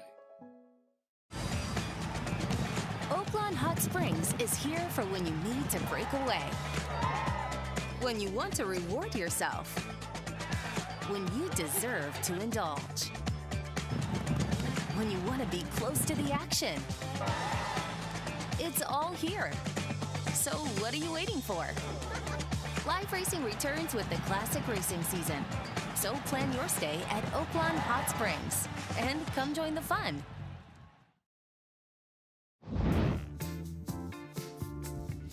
Welcome back to America's Day at the Races. Race 7 in the paddock. The riders are getting ready to get a leg up and head out at an indoor paddock. Improvements in the paddock, too, here, Megan. They put down those nice pavers, much quieter for the horses and the human participants. And another very competitive race going 6 furlongs for Arkansas-bred horses for a claiming tag of $20,000. Now this, I thought, was a race where a few horses could certainly make their cases. And on that, I will say, just touching on the indoor paddock and being able to make those pavers, huge world of difference. Horses kind of sometimes, especially in those tight quarters, can slip around. I found myself slipping around. So just for welfare and safety, I thought it was a massive improvement there. Yeah, and we see them coming out on the track. The one-horse Time and Beyond. Recent form looks a little dirtied up, particularly with that turf race, but this horse was pretty good against Arkansas-breds last year, getting back into the Ron Moquett barn. That is the key. This horse is better against those Arky-breds and dropping down in class off of probably just way too tough of foes the last time out on a turf trial that didn't work out. Yeah, and just to give people an idea, this race restricted for horses bred in the state of Arkansas. So last year, there were 18,000 foals born in North America. 216 of those were Arkansas breds. So you're shrinking the gene pool down, the competition they have to compete against quite a bit. This is an Arkansas bred by not this time, the #1 Time and Beyond. So, man, has a massive pedigree on him considering some of the other lower level, more regional sires that he's up against. But versatile, and I think he makes a lot of sense in this group. A big enthusiastic crowd, as usual, here at Oaklawn Park. The horses walk down to about the 16th pole, let people get a good look at them.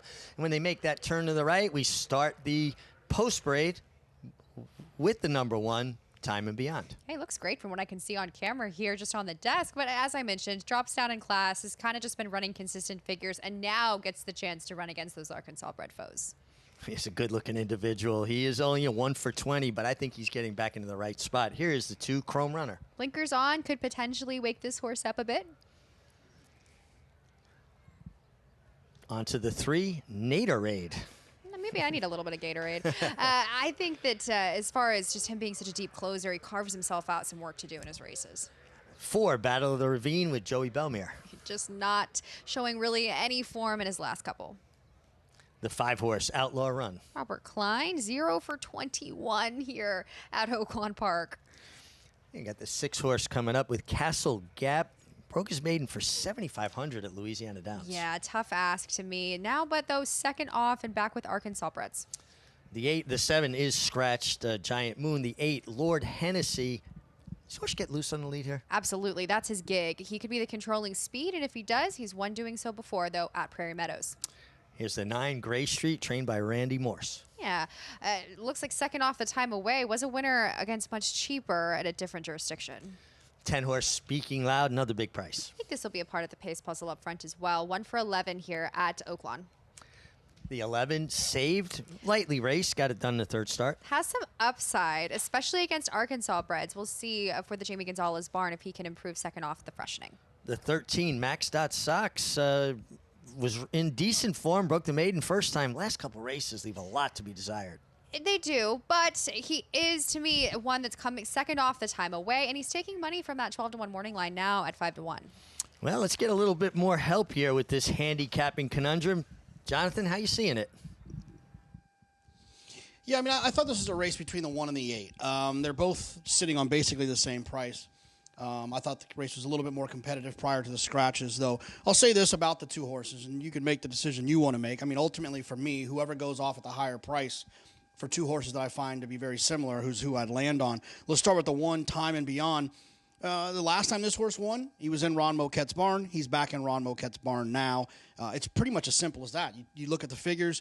This is a horse that has figures that fit, that put him right in the mix with the situation, especially the figures that he was earning when he was with Ron the previous time. So if he can get back there, get back to those figures from the inside, would be the only concern I have with the 1. And the 8, Lord Hennessy, if you look at this horse's last 3 races, double digits in all 3 of those starts, so I don't think necessarily embarrassed himself with the 4th, 3rd, and the 7th. All 3 of those races have produced winners out of them, which means they're pretty productive, at least to a certain extent. To me, it's between the 1 and the 8. These other horses I don't necessarily trust, and I think that if you can narrow it down to 1 of the 2, like I said, whoever comes off at the bigger price or goes off at the bigger price for me is the one that I would take. So as of right now, that's the 1. Well, thank you, Jonathan. I think we're all kind of on the same page about this. You're going to ultimately land on the 1, Time and Beyond, and a couple other horses, though, you had some interest in. Yeah, it's always seemingly that way where we think it's between 2 horses, which I wholeheartedly agree with JK, but these are Arkansas Breds, and sometimes they can really spring you for a surprise. The number 2, Chrome Runner, is a deep closer, gets the blinkers on. I will say I saw him last time out in the flesh in December the 19th, and he was a really distracted type. So I think that he's going to be able to benefit from the blinkers coming on, but my problem with him is the Timeform US Pace Projector has this as a fast race. I don't. I think that the 4 and the 8 are going to be your main pace threats, and the 8 to me is your clear controlling speed. So it's number 2 kind of goes against his running style coming from off of things. Now, I've always been of the opinion that in lower level races, speed is a good commodity to have because lower level horses tend to have get discouraged a little bit more easily from kickback, from traffic. When you have speed, you don't have to overcome that adversity. You're exactly right. They don't want to pass horses late, and when they don't exactly, I mean, it takes some class for horses to look another horse in the eye and be able to get around them. But the number 8, Lord Hennessy, as mentioned, has this speed here. Last time out, he I feel like he was in chase mode a bit and wasn't necessarily, I think, in his best rhythm. But I will say this, he is 0 for 4 at Oaklawn Park. So it's always, for me, I am hesitant when I don't see these horses kind of breaking through. And he's had some opportunities, obviously, to do so earlier on in his career, especially. Now, there is a lightly raced horse here in the 11, Saved. But what do you make of the fact that this horse was so successful going a mile and a 16th and, again, less exposed maybe, only 3rd start, broke his maiden going a mile and a 16th, turns back to the 6 furlongs. I'm always a sucker for a turn back angle. That's something I always like to rely on, especially when you're getting 8-1 here on this horse that is lightly raced. Getting back with Arkansas Breds, 2 back. He was in, a maiden special against open foes that did come in Louisiana, though, so I don't think that was a particularly strong group. But last time out, it just seemed like he was always, traveling well, going the route of ground distance. So I'm honestly kind of interested to see him cutting back, displaying that form at a mile and a 16th the last time out. And his trainer doesn't necessarily do this often. So I thought it was an interesting play, but you can see on his form lines, he gets better and better with every start and does contend with an outside post, but I do believe that he will be forwardly placed as well. Megan, are you surprised about the amount of money that the 13 Max.Sox is taking? Yeah. This horse is getting bet down pretty good, at 9-2. Yeah, and I kind of talked about that before we came on. I was like, wow, this 13 is taking even more money. I think it was like 6 or 7 to 1 just earlier, really coming off that 12 to 1 morning line. Must be a hunch play because he just haven't really seen a lot of him lately. I think the key for him is he's getting second off. He's now second off. We didn't see him for quite a while there, coming back on January the 3rd last time out. We know he's a sprinter, but to me, it always, you have to pay attention to the tote board here at Oaklawn, because a lot of the times you'll have some smart players, but at the same time, I have my questions about this horse. Maybe he gets a little bit more forwardly placed, because ever since that debut, he's just been churning away from off of it and hasn't really been able to make an indentation. I think the outside post is going to aid Max.Sox. Last time, completely eliminated at the break. Squeezed between two horses, taken up out the back. And, we talk about it. They don't want to overcome adversity. He really had a lot of adversity and just seemed to throw in the towel. And then, he kind of I feel like he's just not in love with the gate either. You go to his second start as well, he was kind of bothered there. And then I will say, I liked the look of his very first race. You have to go all the way back to December of 2024 when he really put in a nice run. And for those cheaper horses to kind of regain momentum in the stretch the way he did, I thought it was impressive. Now, going back to December of 2024, now February the 7th of 2026, we'll see if he can find some of that old form. I will say, watching the horses, and albeit on TV, to be fair, the two horses that stood out from a physical impression would be the one horse, Time and Beyond, and bookending the field, that outside runner, Max.Sox. But they really made nice physical impressions on the racetrack. Yeah, especially the one, as I mentioned, it's very rare you see a not this time Arkansas bred. I thought that was incredibly interesting. I know we saw an upstart Arkansas bred for Shea Stewart Triple Up just dominate on debut a couple of weeks ago. So it's always interesting to see some of those higher, more prolific Kentucky sires represented here. And he's a looker. I agree with you. Yeah, I'd like to see Ron Marquardt get it done. He was just so nice to me the other day. She took me all around. I went over to his home. He might have the greatest collection of racing memorabilia in the entire world. He's a stalwart of it. I know I see his posts on social media. He kind of shares all of his stories and all of the mementos that he has, and it's incredible. And I will say, just being new to Oaklawn Park, I'd never been here before I'd been sent here. I love every second of it. And he's just he's a guy that will do anything for you. He's the first call and he will always answer. Well, he's a gentleman, and he is the mayor of Oaklawn, and he is a terrific horse trainer. Horses are loading up. Everybody seems like they're containing themselves well, composure. Load's going pretty Especially with smooth. Arkansas breds, you never know. You never know. It's like New York breds back in the day. Yeah. And they do a split load here, so they'll go 1-6 or 1-7, 2-8, and so forth. Matt Dinnerman's going to have your call. We're almost ready to go. Lord Hennessy. Outlaw Run and Gray Street, the next pair. Battle of the Ravine coming up.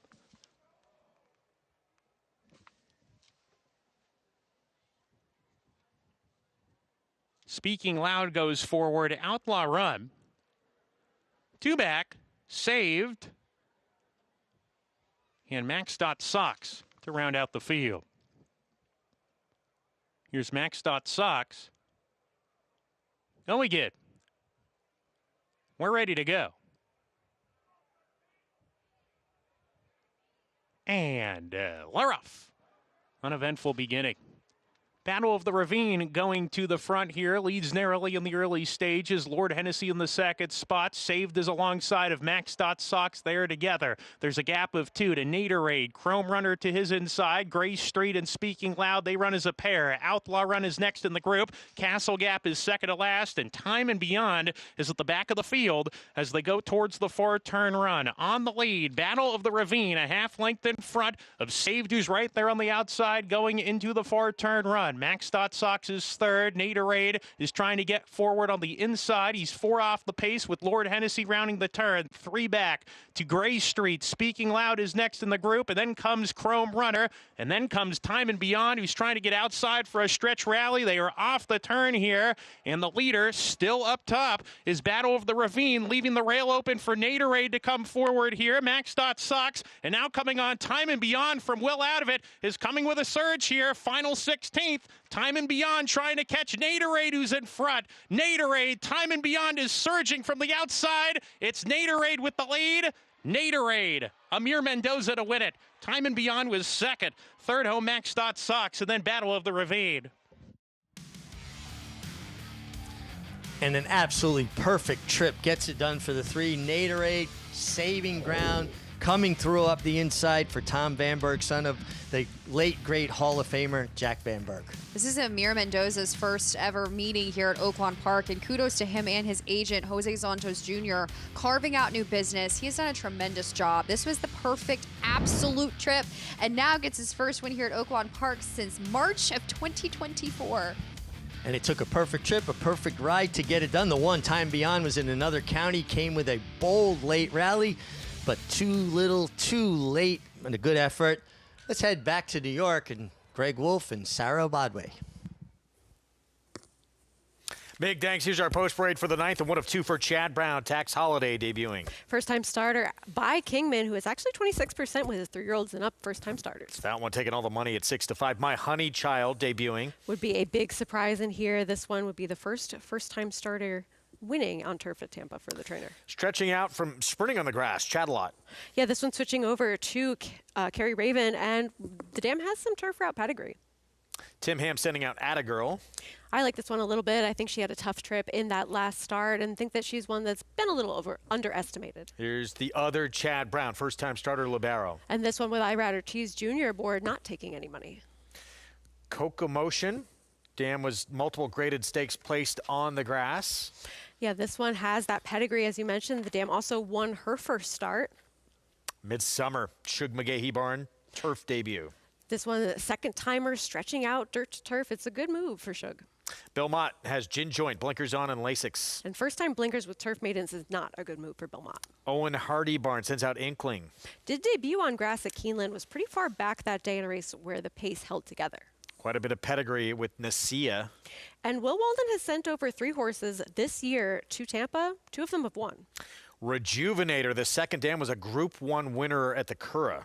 Yeah, no speed on debut, but you can always forgive it a first start. 31-1 for the Grand Motion Barn. And then Skywatcher beat by the stablemate, Thankfulness, last time out. Blinkers are going on this one. She has a tough outside draw in here. Maybe made the first move into the pace last time out. Even money, though, on Tax Holiday for Chad Brown. Let's go to Acacia. And we'll take a look at some first-time starters, beginning with the one that is taking all of the attention. There's a ton of pedigree on this filly, as she was purchased at the Tattersall's October yearling sale for the U.S. equivalent of about $240,000. But the dam is the sister to Japan, multiple Group 1 winner and champion 3-year-old in Europe, as well as multiple Group 1 winner Mogul, who was effective in Hong Kong and France and winning a lot of big races. So pedigree to be a good one. At first, when I looked at her in the paddock, I thought, maybe she doesn't look 100% fit, but then I remembered it's kind of typical of some of the Kingmans that we've seen here in America, that they can be a little bit brawny type, and that's exactly what she is. But she's been very professional and a lovely mover out there on the track, and was pretty good from the gate in that work, 2 back as well. Chad's other horse, the 5, Libero, not taking much money, and she's not acting like she should be taking money either. Not something you typically see for the barn, but very kind of nervous and anxious acting in the preliminaries, really spooky back in the paddock,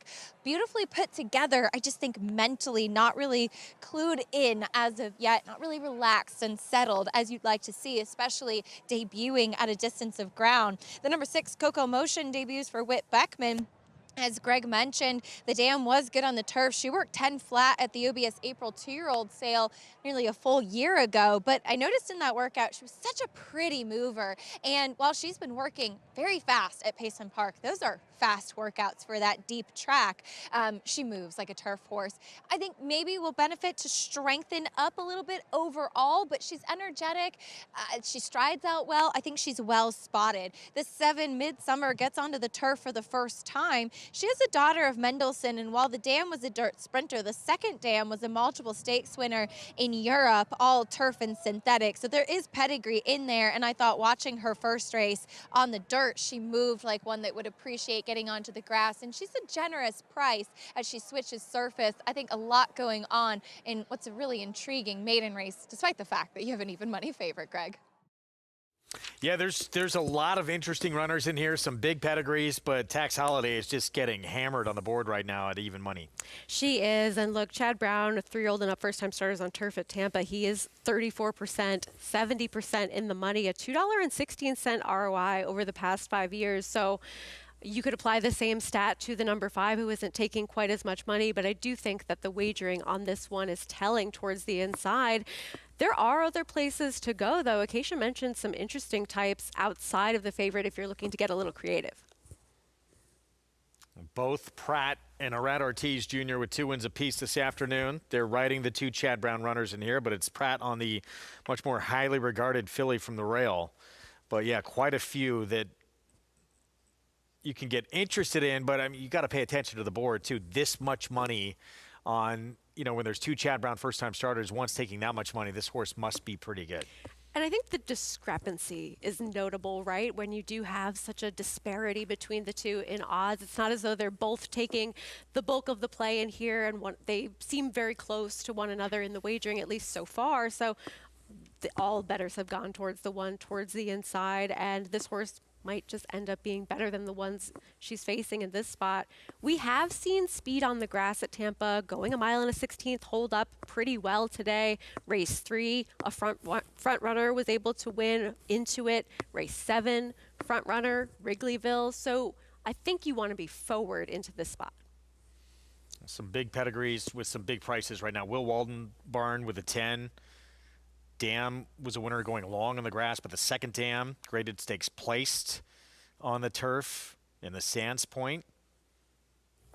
2-time winner on the grass. That one at 29-1 right now, the 10. And Will Walden has, as I mentioned earlier, only brought 3 horses to Tampa to run on the grass this year only. A $7.67 ROI, one of those winning a maiden special weight, kind of like this, and then the other one taking that grade 3 Endeavor just the other day. I'll say the other Chad Brown runner seems like a little bit more of a dirt pedigree. Would you agree?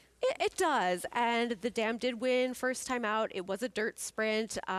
Some of them have had some turf route success as far as the siblings, but it's not exactly an overwhelming turf route meant pedigree like you see from the number 1.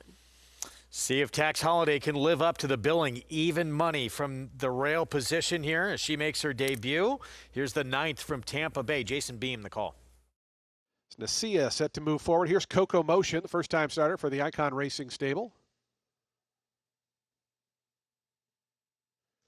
Rejuvenator and Skywatcher, the final 2, will be all set for his start. Skywatcher, Samuel Marin for Miguel Clement to the outside draw.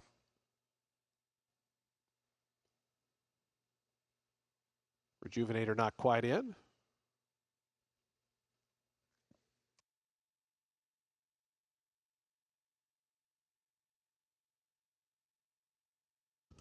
Now Rejuvenator goes forward. Skywatcher to complete the line. Goes in.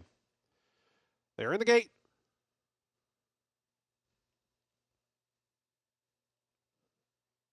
And the race is on. Tax Holiday got away well from that inside draw. A little tight there with My Honey Child. Is now working over his Midsummer from the far outside. The 2 outside runners are both quick. Rejuvenator and Skywatcher coming up to battle up front with Shadalow, and down to the inside, My Honey Child. So it's going to be My Honey Child and Shadalow. They cut the corner. They go 1-2. Rejuvenator just in behind them in 3rd. Outside of that comes Skywatcher in the 4th spot. Midsummer's back 5th. Right alongside of that one is Ginjoint the Gray in 6th. It's then a gap of 2.5 more back to Tax Holiday, who rides the rail in the 7th position. Length and a half more back to Inkling. Attagirl's right to her inside. Another length and a half back to Libero. The two at the back early on are Nasia and Coco Motion as they start their backstretch run after a 22.02 second opening quarter mile. It's been a glib turf course this afternoon. It's a quick fraction. It's Shadowlow and My Honey Child. Those two are 1-2. Up on the outside, Gin Joint the Gray. Now a little bit closer in that third position. Rejuvenator, Skywatcher. They've been traveling together. They're fourth and fifth, top five, only separated by 2. It's another 2 then back to Midsummer. Tax Holiday stays down toward the fence. Coco Motion starts to launch from the back. Here's Coco Motion making a big move in the black colors on the outside. Nasia's following that move as they really back him up front here. Chat a lot. My Honey Child. Here's Gin Joint. Coco Motion continues to make steady progress in those black silks on the outside. It's coming all the way up to challenge for the lead. Skywatcher's in behind that. Tax Holiday got shuffled all the way back to last as they come around to the top of the stretch. Shadow out, and here's Coco Motion up on the outside. These two get away by 2.5 to Libero. Nasia hooks far to the outside with Attagirl. Coco Motion takes over. It's Coco Motion in front. Javian Toledo and Coco Motion now 3 clear of Shadowlow. Attagirl from out of the pack with Libero. Coco Motion has fled the scene. Coco Motion. What was just unleashed here at Tampa Bay Downs? Coco Motion by about 7 in the end. I think Attagirl grabbed second from Libero. After that was Shadowlow and Midsummer. Winning by that kind of margin on the grass, that is ultra impressive. It's Coco Motion with Beckman Barnes, Javian Toledo will be aboard. Very tough trip for the favorite. You just saw your favorite get absolutely stopped towards the inside, but take nothing away from Coco Motion. As Jason Beam pointed out in the call, making that big early wide move, and I think that the riders figuring out that being forward has been the place to be so far on the grass, and perhaps several having the same idea and getting aggressive. As we'll take a look now at the one, and this horse about to try to go up the inside absolutely has to tap on the brakes sharply. In just a moment. Yeah, you see that 7 to the outside, the 9 there as well. And it's really right there. Flavien Prat sits down in the saddle, has to take up with this one all the way back to last. Day was over from there. Yeah, not coming back from that for Tax Holiday, so going to be a one we'll have to wait to get a much better trip. In start number 2, things did certainly not go her way. Coco Motion, even if she had run a race, this was incredibly impressive first time out. And I don't know if she's going to win. To consider all the running that she did throughout the race, to never have some inside position, I think that you make a great point. Perhaps if your favorite did show up and didn't have that stop in her momentum, we could have still seen this horse win by a considerable margin as we did. So I think take nothing away from your winner, because who knows what we may have seen from your favorite. Quality Road Filly wins it first, asking for Whit Beckman with Javian Toledo aboard, 10-1 odds. Take a timeout. We're going to look back to the Oaks Trail from yesterday. Mark Cassie Barn just keeps on rolling. It was Search Party, his other filly in the Martha Washington, who is moving on after a victory. Stay with us.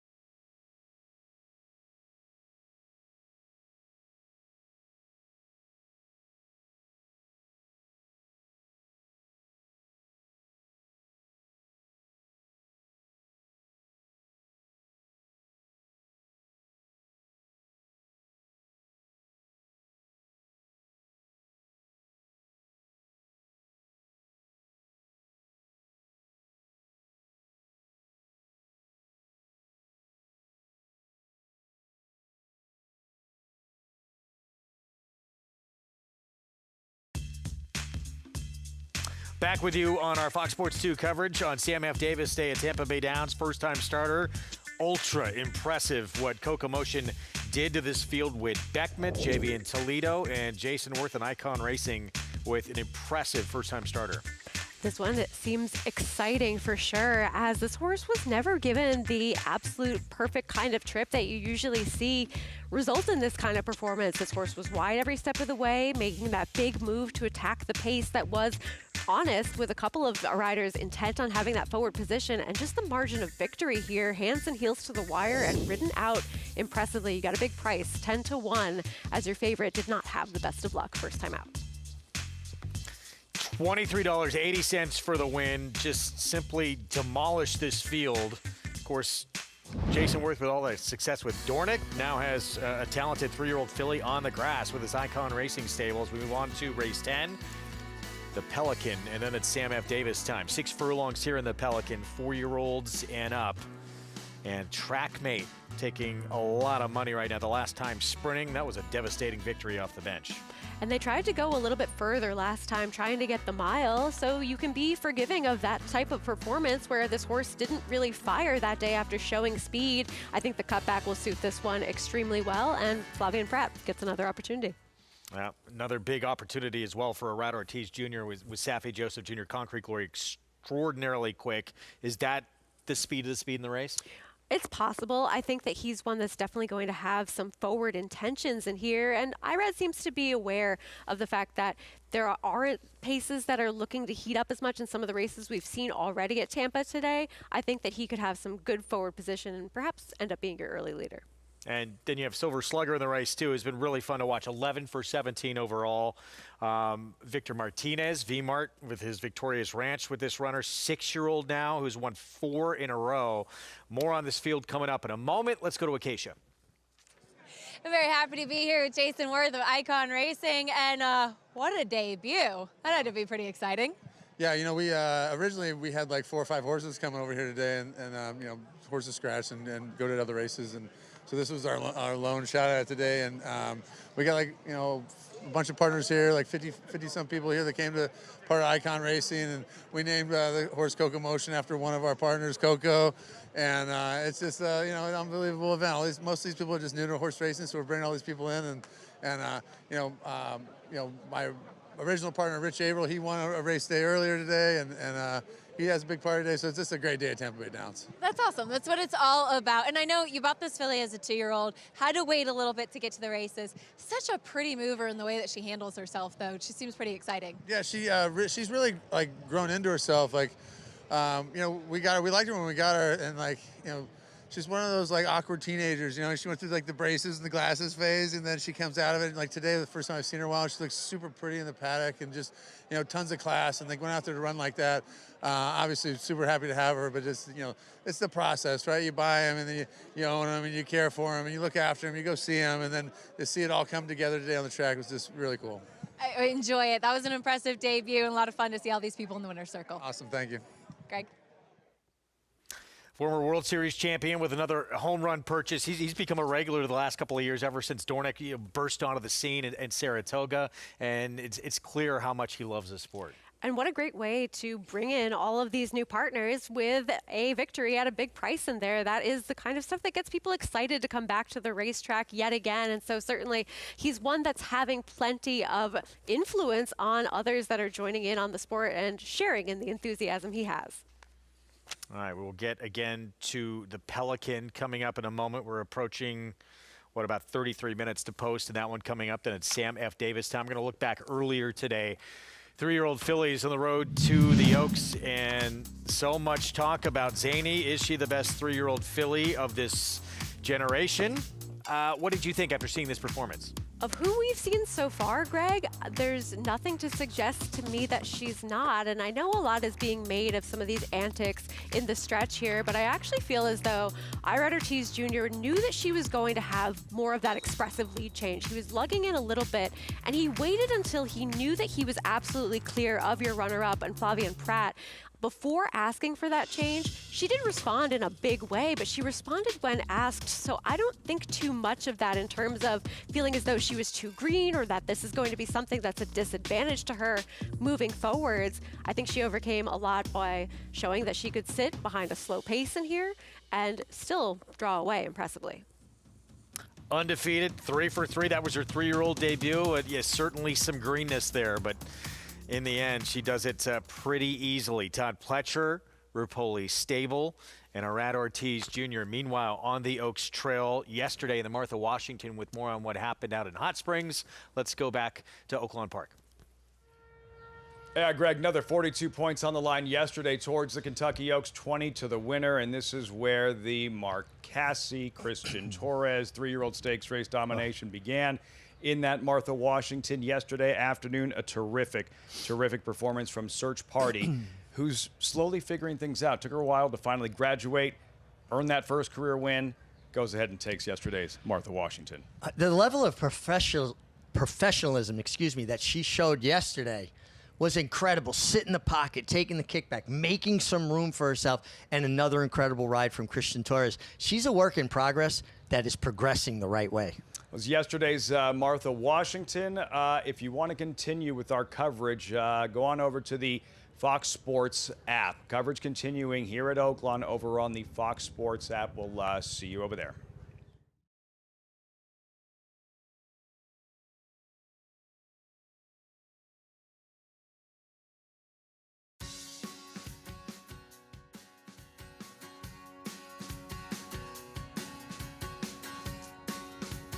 Welcome to our viewers on the Fox Sports app. He's Richard Migliori. I'm Lafitte Pinkai. The Saturday program continues here at Oaklawn Park. We still have the Bayakoa coming up. Nitrogen, reigning 3-year-old filly champion, to make her 4-year-old debut. But for 3-year-old fillies yesterday, Mig, in the Martha Washington and Search Party here, white cap, black colors, looking for room to operate. You can see right there, a little bit of contact, put her shoulder on the outside runner, made some room for herself, and it took her about 10, 20 strides to really find her momentum. The filly on the outside had a full head of steam, but she jumped back in.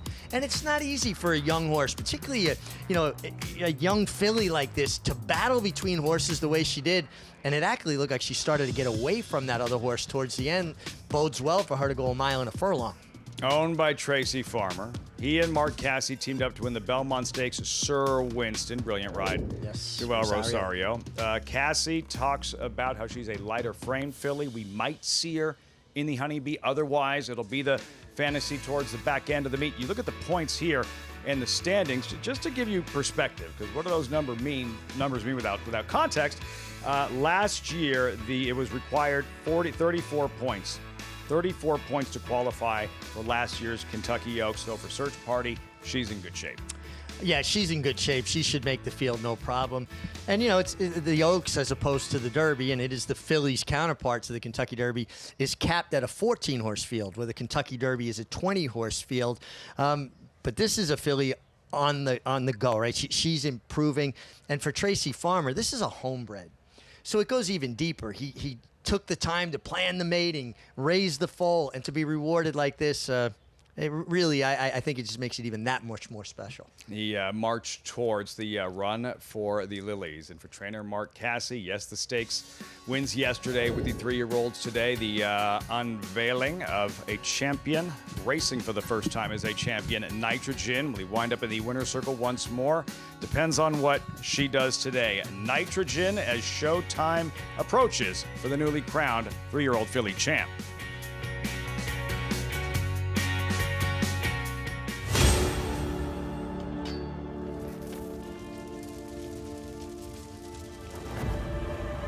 Look at these two juveniles going at it, and it is Forte. It is Forte in front. Forte on to victory here in the Grade 1 hopeful.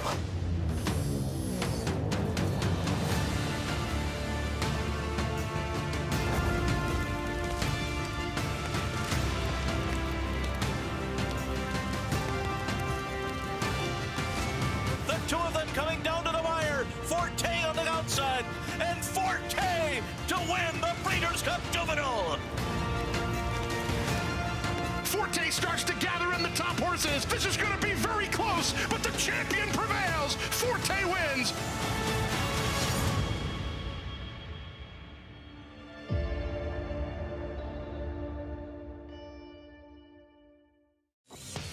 bet with Naira Bets. Bet any track, anywhere, anytime.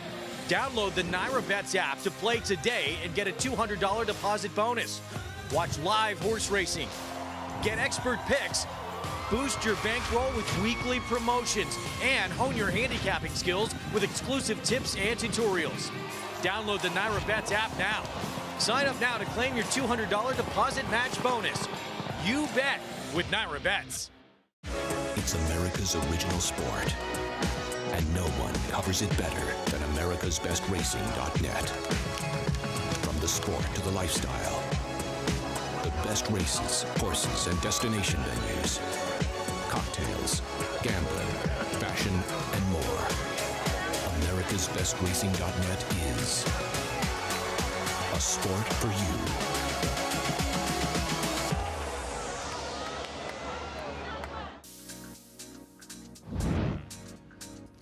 Still on FS2.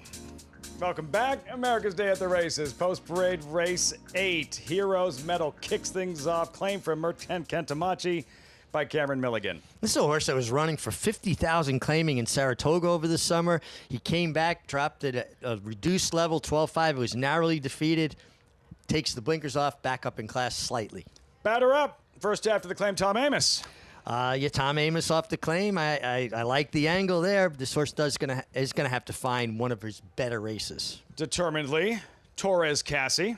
Major player taking that drop in class from Mark Cassie. They're just trying to find the right spot for a horse that was one time on the Triple Crown Trail. Flying Martini, last seen in September at Canterbury. Yeah, nice effort that day at Canterbury, but that was on the turf. Need to see that on the dirt. Where's Randy? 19th appearance at Oaklawn. Well, he's a horse that certainly is durable, that's for sure. I'm looking elsewhere. And we're still looking at Flying Martini. Where's Randy? Francisco Arrieta aboard, currently 7-1. Then Mansoura, 14th appearance at Oaklawn. This horse would be a bit of a surprise. Another look at Where's Randy. Wow, man, you really like that horse. Always necessarily go in order. Not a rule. 60-1 outside of then Yellow Brick here. Abel Cedillo, who won the opener today.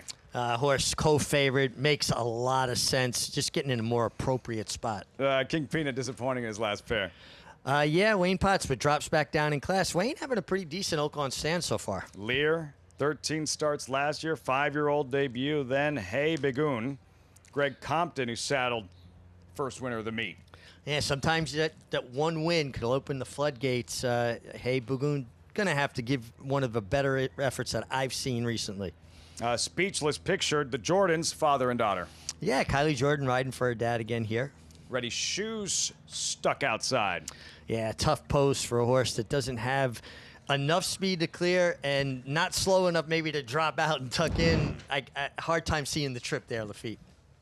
The runners in the upcoming 8th race, $24,000. Claiming event, restricted, non-winners 3 lifetime, all 2 for something. And 4 determinedly.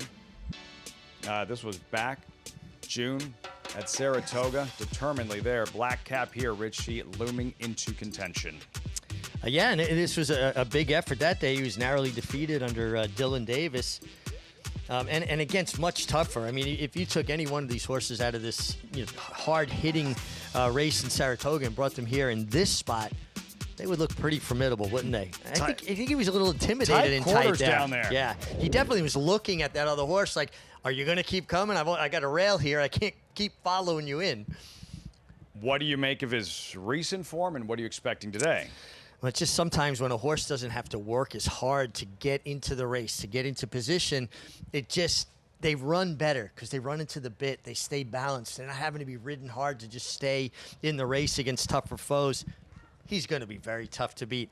I'm going to stick competition. The level of competition. Right. Lafitte, it's amazing. I've ridden horses for, let's say, 50,000 that I just didn't really like, and I would tell my agent, I don't really want to ride this horse back.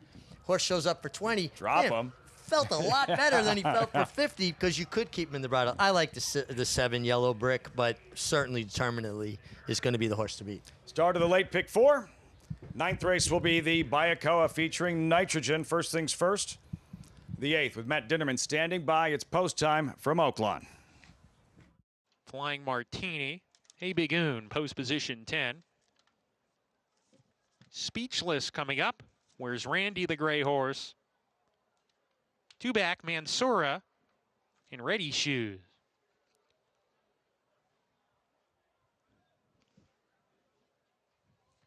Mansoura coming up.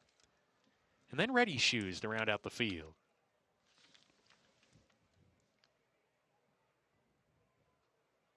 We're ready to go. And we're off. Good beginning from Speechless, who's forwardly placed, determinedly moving up to come and challenge. He will take back, though, and King Peanut has a share of the lead with Lear. These two passing the early runners that we just mentioned. Speechless, though, as I say that, is moving up 3 wide. 3 across the track, sorting themselves out on the lead. Determinedly is in the 4th position on the fence. Mansoura parked outside of him. Hey Bigoon is 3 deep. He's 6 lengths behind, approaching the backstretch. Then comes the gray. Where's Randy? Hero's Medal to his inside. Yellow Brick and the purple on a hold. 2 clear of Flying Martini and Ready Shoes. That leaves Batter up to trail as they swing up the backstretch. Pretty contentious pace. Kylie Jordan's got Speechless on a hold, but he wants to go. Has a narrow edge here. King Peanut to the inside, sticking to him. Gap of 2. Determinedly. He's gotten a good trip. He joins Lear, joined 3rd with a half mile to go. There's a gap of 2. Where's Randy? Hero's Medal staying on the inside, approaching the turn. And then comes Hey Bigoon. He's 3 wide going into that turn. In the meantime, Mansoura has lost position. Yellow Brick passing him, has some work to do. Batter up, trying to get wound up from last. He is also being encouraged to pick up the pace with Ready Shoes, and Flying Martini has dropped out of it as they round the far turn. Determinedly catches the eye. He's made his way into 2nd outside of King Peanut as they come to the top of the lane, and Determinedly is the one to beat as he sticks his head in front coming off the turn. Determinedly, narrow lead here. King Peanut to the inside, 2nd on the fence. Then comes Lear in 3rd, but it's Determinedly hitting the furlong pole there. No dangers in sight. He's clear by 3. Lear up into the 2nd spot. Determinedly still there. 2.5 lengths. Lear's making a run after him, but Determinedly's too good. Determinedly and the Gary Barber Pink Silks to score. Lear was 2nd. Batter up from the back gets 3rd. Hero's Medal snatches 4th late from King Peanut. Outclassing this crew, Determinedly, Gary Barber, trained by Mark Casse. 3 wins on the afternoon. Christian Torres. Another beautiful ride from Christian Torres. Broke alertly with Determinedly. Got his position going forward. Secured that coveted pocket rail position. Was patient and just drew off as much the best. But another, just a confident ride. I mean, when a guy gets going like this, you just start believing everything you sit on is going to win. Get that momentum going. Torres, the 3-year-old stakes sweep yesterday from the Martha Washington. Later in the Southwest, also teaming up with Mark Casse in the upcoming Baiacoa, a Baiacoa featuring a champion who's left her stall and on the move, on the march, live look. She will be on her way shortly. Nitrogen, first race since being crowned champion, first race at Oaklawn in the Baiacoa. Next.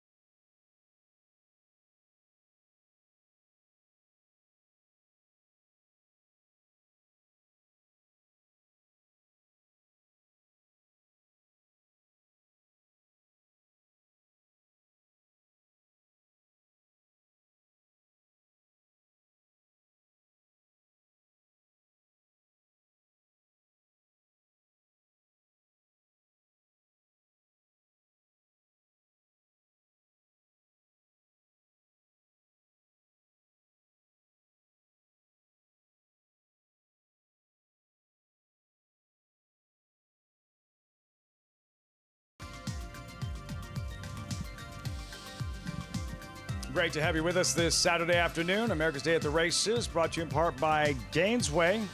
Power, passion, performance. Winning effort, winning performance, determinedly. Gary Barber's 6-year-old gelding, trained by Mark Casse. Christian Torres aboard. And they'll be teaming up again in the Bayakoa. It's not the champion, right? It's not Nitrogen, but a filly coming in hot, who we'll get to in just a moment, in Nerazzurri. And I was speaking with Mark Casse earlier today in the paddock, and he was saying, that he didn't get a chance to train Nitrogen the way he would have liked to because of, weather that we've all been dealing with all over the country, but that his other filly, Nerazzurri, was doing extremely well. 9-1, no surprise. Nitrogen 1-9. The Bayakoa, the top-class front-running wrecking ball, South American import that Ron McAnally, legendary trainer, did a brilliant job with. Here she is in the first of 2 Breeders' Cup Distaff victories, keeping Gorgeous at bay and going on to a Distaff win and eventual champion. Yeah, keeping Gorgeous at bay, the Three Chimneys filly under Eddie Delahouze, but that powerful Lafitte pink eye hand ride, getting it done. I used to enjoy watching your father finish on horses so much because he was just so strong. If I'm not mistaken, Open Mind wound up third, who had been the champion. She was third. Wayne Lucas had 3 horses. They were going to try to hound Bayakoa early on, set the table for Open Mind. There she is closing, but Bayakoa with that Michael Jordan tongue wag, just too much. And my father had told me one of, if not the best race mares he ever rode. That's really saying something because he had certainly had enough great mares that he rode over the years as reference point. You saw with him there, her owner, and McAnally, who did such a brilliant job. She was nervous when she arrived.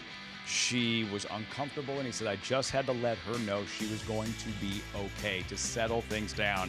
And in the process, was able to transform her into the 2-time champion that she was, and a 2-time Breeders' Cup winner. Speaking of champions, in the sunshine, there is a live look at a recently crowned champion, 3-year-old filly, Nitrogen. We know where she's ascended to in the game, but we go back to the beginning, the very beginning.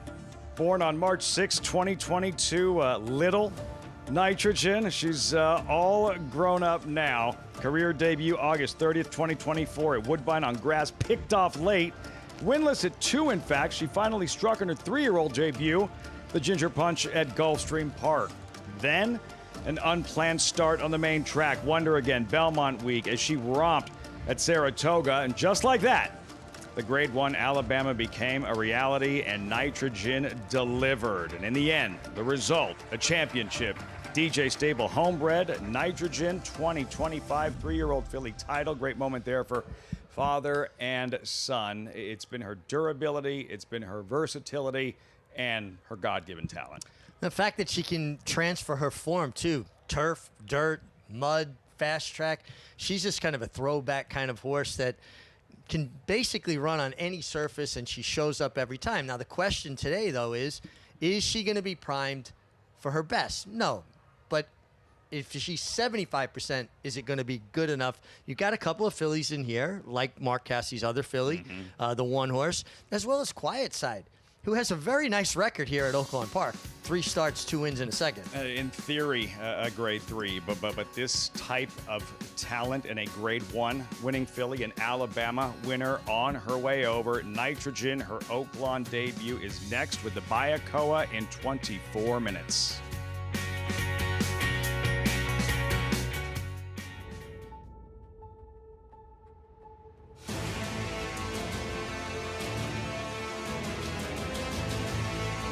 They come on for the finish in the Pilgrim Stakes. Annapolis by a head. It is Annapolis in front. It is Annapolis to win the Coolmore Turf Mile.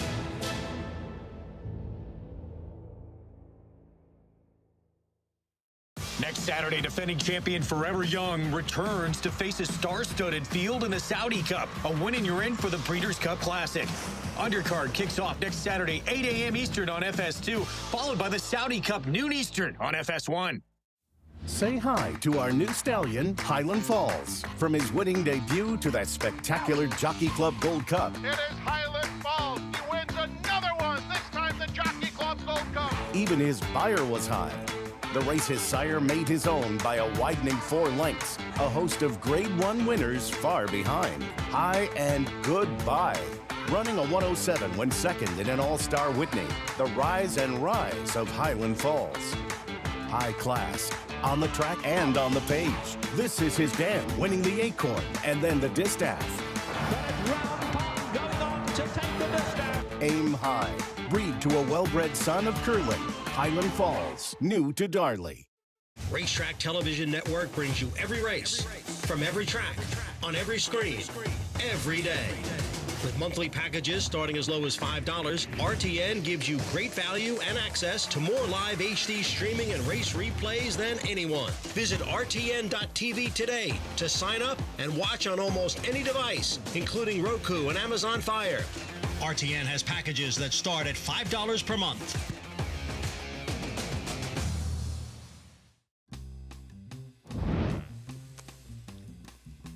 Back with you on our Saturday coverage with another Kentucky Derby prep to come in the Sam F. Davis at Tampa Bay, as we are 11 minutes to post in the race preceding that Sam F. Davis, the Pelican, 4-year-olds and up. And currently it is trackmate Rusty Arnold, Flavien Prat looking for his 3rd winner on this card this afternoon. Who's the favorite? This one's cutting back on the dirt, and it is a great angle for the trainer Rusty Arnold. He is 23%, 43% in the money, a $3.40 ROI over the past 5 years. So I think this one will definitely appreciate a little bit less ground to work with as he goes off a little bit of a break. Let's check in with Acacia. I completely agree. As this horse gets a chance to cut back in distance, being a son of Union Rags, you can understand stretching him out, but he is just a horse that acts so much more like a sprinter. He's always been a very forward type, a rather energetic individual, and while there is some length to his frame, looking at him now as a 6-year-old horse, he's a sprinter, and I think that less ground will really suit him well. Not to mention, last time out, he actually broke well running and didn't run, I think, all that badly, all things considered. 2 starts back, he was much the best when winning at Keeneland. So I think the public's got it right with that one. I thought there was a chance for the 3 Concrete Glory to potentially rebound today. He's kind of an all or nothing type of horse. Went to the front end, not breaking the fastest last time out, and had to do some of the dirty work before fading. Prior to that, he had run some pretty quick races. And before that, you saw a disappointing effort in the True North. He wears a Houghton bit or a cage bit. He used to wear an extension blinker, and they've kind of fiddled around with the equipment. And it seems that cheater blinkers and the cage bit, which is what he's been wearing in his last few starts, seem to fit him the best. But I think his Achilles heel is getting out of the gate and getting himself into stride, not being forced into any sort of pace duel or to do any of the dirty work if he has to rush up. He looks sensational, far better, in fact, than I would say when I last saw him back in the summer at Saratoga. So we'll see if he can rebound from a poor effort and if he can get out of the gate cleanly today with Irad Ortiz, Greg. And we will keep our eyes on that at the break as we get set for our post parade. We'll kick things off with Rolando here, making the 4-year-old debut. There are races in this horse's resume that could win here. We just don't see them often, and one of them was at a mile. Multiple stakes winner in the past. El Principito, Gerald Bennett barn. You're getting a big price on a horse who was 3rd last time out behind Silver Slugger and who did have a win prior to that. There he is in those white blinkers. Daniel Centeno rides nearly 20-1 on the 5-time winner. Concrete Glory, Irad Ortiz Jr. looking for his 3rd win this afternoon, teaming up with Saffie Joseph Jr. You can't help but be disappointed by this horse's last race where he was forward and absolutely threw in the towel. Can he rebound? Here's trackmate. Last time sprinting, it was sensational off the bench. It was, and you know he can run well fresh. He'll be doing that here today. Here's Silver Slugger, 11 for 17 lifetime. He's won 4 in a row. Looking for that 5th consecutive victory, and he doesn't need the lead to win. Beach Colt in strong form in his last couple. This horse really improving, moving in the right direction, and it seems like one that could take yet another step forward. Another Gerald Bennett runner who's won 2 in a row, Chrome Ghost. 1 of 3 for this barn, has won the last race on the lead. We'll see if he's fast enough to compete with some of those early runners. And Nadi Raskoff, a long time away from March to late January, came back with an impressive performance. And I like that they're keeping this horse in more of the sprint distance type of races. He was the winner of the Pasco last year, put up via disqualification over eventual 5th place Kentucky Derby finisher Owen Almighty. Let's go back to Concrete Glory. There is the 3, 4-1 right now, and a horse who has the fastest races of anyone in this field. He's incredibly quick early as well. This was back on July 12th of last year. And he's been able to run well over a wet track, dry track. You can easily forgive the kind of race he was in where he didn't run well against Book of Dano and Mulliken in that True North. He just seems to show up most of the time, but I think it's really the last race that you have to be concerned with. At Oaklawn, the Commodore, he was a heavy favorite in that spot, and he did not, to me, seem as though he had as much of an excuse to give up as he did on the turn of that race. I thought that your winner, Bourbon Bash, was not too far off the pace, and I just have some questions, but you are getting a better price at 4-1. Well, meanwhile, as honest as they come, Silver Slugger, the 6, he's at 7-2. He's 11 for 17 lifetime. He's reeled off 4 wins in a row. JK with more on the Victor Martinez runner. Yeah, look, I mean, I think when you look at these horses in races like this, I'm always going to look to see in these sprints who's kind of the speed of the speed. And then the other thing is of these types that are forward, who's drawn the best. And in this situation, and then obviously you got to check out the prices as well. This situation, the 6 Silver Slugger just seems to be in the right position. I think the 5 and the 3 is some of the main competition there. But Silver Slugger's drawn right outside of those horses, so has an opportunity to kind of feel it out a little bit, see what happens. Silver Slugger also has been on a bit of a tear. 4 races in a row this horse has won, drawn outside, should be able to see what's happening to the inside of that one. And last I checked on the board is, the 2nd or 3rd choice of those 3 horses. Give me the horse that I believe can get the best trip drawn outside of the other speed that is the main competition, and for me, that is the 6 Silver Slugger. Pretty good name. Yeah, for a 5-time Major League All-Star, Victor Martinez, 2-time Silver Slugger Award winner. And this horse has turned out to be a pretty good one. He's so cool. He's just been so consistent. You really have to respect a horse who shows up at levels of competition that maybe Connections didn't necessarily think he'd be able to rise to, and he's shown up. And to each occasion, you have to be proud of what he's done on the racetrack. Meanwhile, who's Chrome Ghost? And those back-to-back wins, both of them very solid performances in the return to dirt. Yeah, you have 1 of 3 for Gerald Bennett in here, who at the meet so far at Tampa this year has been doing exceptionally well. And he's had 2 bullet 4 furlong drills to get him ready for this start. I don't know that he necessarily has the same kind of early speed that some of the others like Silver Slugger, like Concrete Glory possess, but you have to think that the intent is to have him be forward, especially coming in with those snappy works in the morning. And Gerald Bennett winning at 19%, but 53% in the money with 91 starters so far this Tampa meet. 6-1 with Chrome Ghost as we head back to Acacia. I got a lot of love for Silver Slugger. He is such a cool horse, and he has really taken a step forward. You look through his past performances, and in January of 2025, he won an 8,000 non-winners of 3 condition race, and nobody claimed him that day, and I'm sure Connections now are incredibly grateful that that was the case, as he was able to step forward, win some nice allowance races, and then I think he really kind of cemented himself as a player in the sprint division when he finished 2nd by a head in the John Nehru last May. He's been on tremendous form, trying to make it 5 in a row now. Super warm up to him. He's actually filled out again now as a 6-year-old, which I appreciate. And like I said, I just really like how hard he tries and how consistent he is. The number 1, Rolando, Sammy Marin will be aboard this one with the jockey change here, making the first start since he tried to run in that stake last time out at Mahoning Valley. Broke out and bumped the neighbor pretty soundly at the start, causing him to kind of be chasing. He was behind horses, just never really looked comfortable at the beginning of that race. He has had some trouble with breaking out at the starts as well, and I think that's been a little bit of his Achilles heel spirited solo warm-up on him. He has been training with enthusiasm down at Palm Meadows coming into this as well. I thought at 9-1 he was potentially a horse that could, if he gets out of the gate cleanly, run with his A effort, be a player in here. I guess just the question is he going to show up with that A effort, and is it still in there now as he comes back as a 4-year-old, Greg?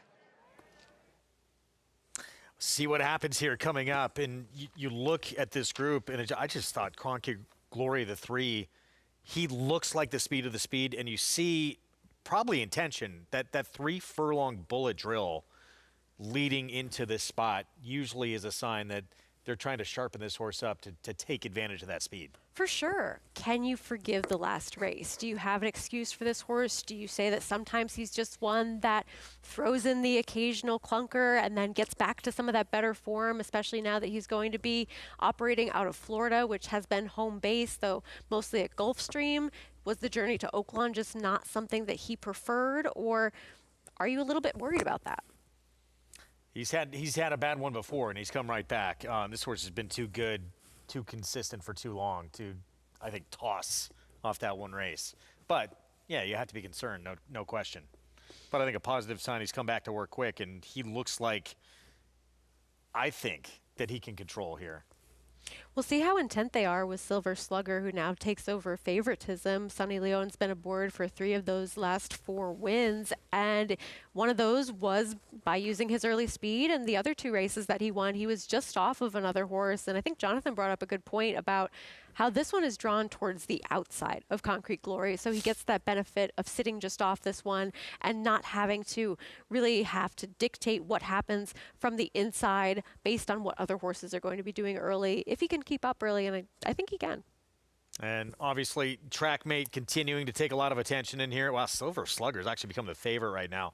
But Trackmate, the last time sprinting off that long time away, do you look at that next start? He just ran so huge off the return, the 5. Maybe an excuse sort of built in to maybe go backwards, and now we're going to get back to what we saw in that first start back off the bench? Well, look on buyers, it's really not a tremendous difference last time out versus what we saw from him with that victory sprinting, and he was trying to get the mile distance. He finished 7th, beaten 7 lengths in there, but that was a number that was not far off of some of the races that we regularly see from him. So I don't quite know what to make of it, but it's more the stat for this trainer turning back in distance that's so positive, and more of his races have been at the sprint distances to suggest to me that that's something that he prefers and generally is more proficient at. So 5-2, Trackmate, the 5, Silver Slugger, the 6, the slight 5-2 favorite. Again, trying to win his 5th in a row. Sonny Leon for the Juan Avila Barn and Victor Martinez Victoria's Ranch. Interesting race here coming up. And then it's our Derby prep in the Sam F. Davis, which we'll get to, where Todd Pletcher will send out 2, including a likely favorite, trying to win that race for the 8th time in his career. It's incredible, the record that he's been able to put together with those wins in the Sam F. Davis, and have horses go on to compete successfully in those Triple Crown races and beyond. It seems as though if Renegade all goes well for him today, the next target will be the Arkansas Derby over at Oaklawn Park. So looking forward to potentially that one being able to follow through on that plan. And we see 3 different maidens trying to get that first win in the Sam F. Davis coming up.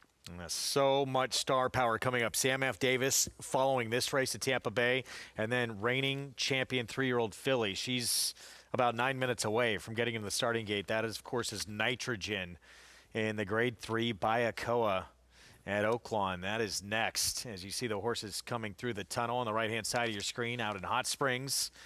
We expected her to be incredibly short. Mark Casse had talked about wanting to return not till the Azeri in March, but she just wanted to do too much, and they were still thinking Azeri, even though they started working her again. But she was working so good, they changed their plan. They did, and it seems like Mark Casse pointing her for a race later on, perhaps in the Oaklawn meet, bringing her back at a later point, feeling as though she's doing certainly well enough to be competitive in this spot, and saying in an article on the Daily Racing Forum that even her B effort is pretty good. Champion 3-year-old filly. That was one of the big locks we thought of Eclipse Awards night. her winning the championship honors, and now the 4-year-old return coming up in just a few moments on our program. First, it's the Pelican from Tampa Bay, and Silver Slugger, the 6, trying to win a 5th in a row, the favorite, Jason Beam, the call. El Principito backing up. Here's Chrome Ghost coming forward as the rider out of the saddle on the 2.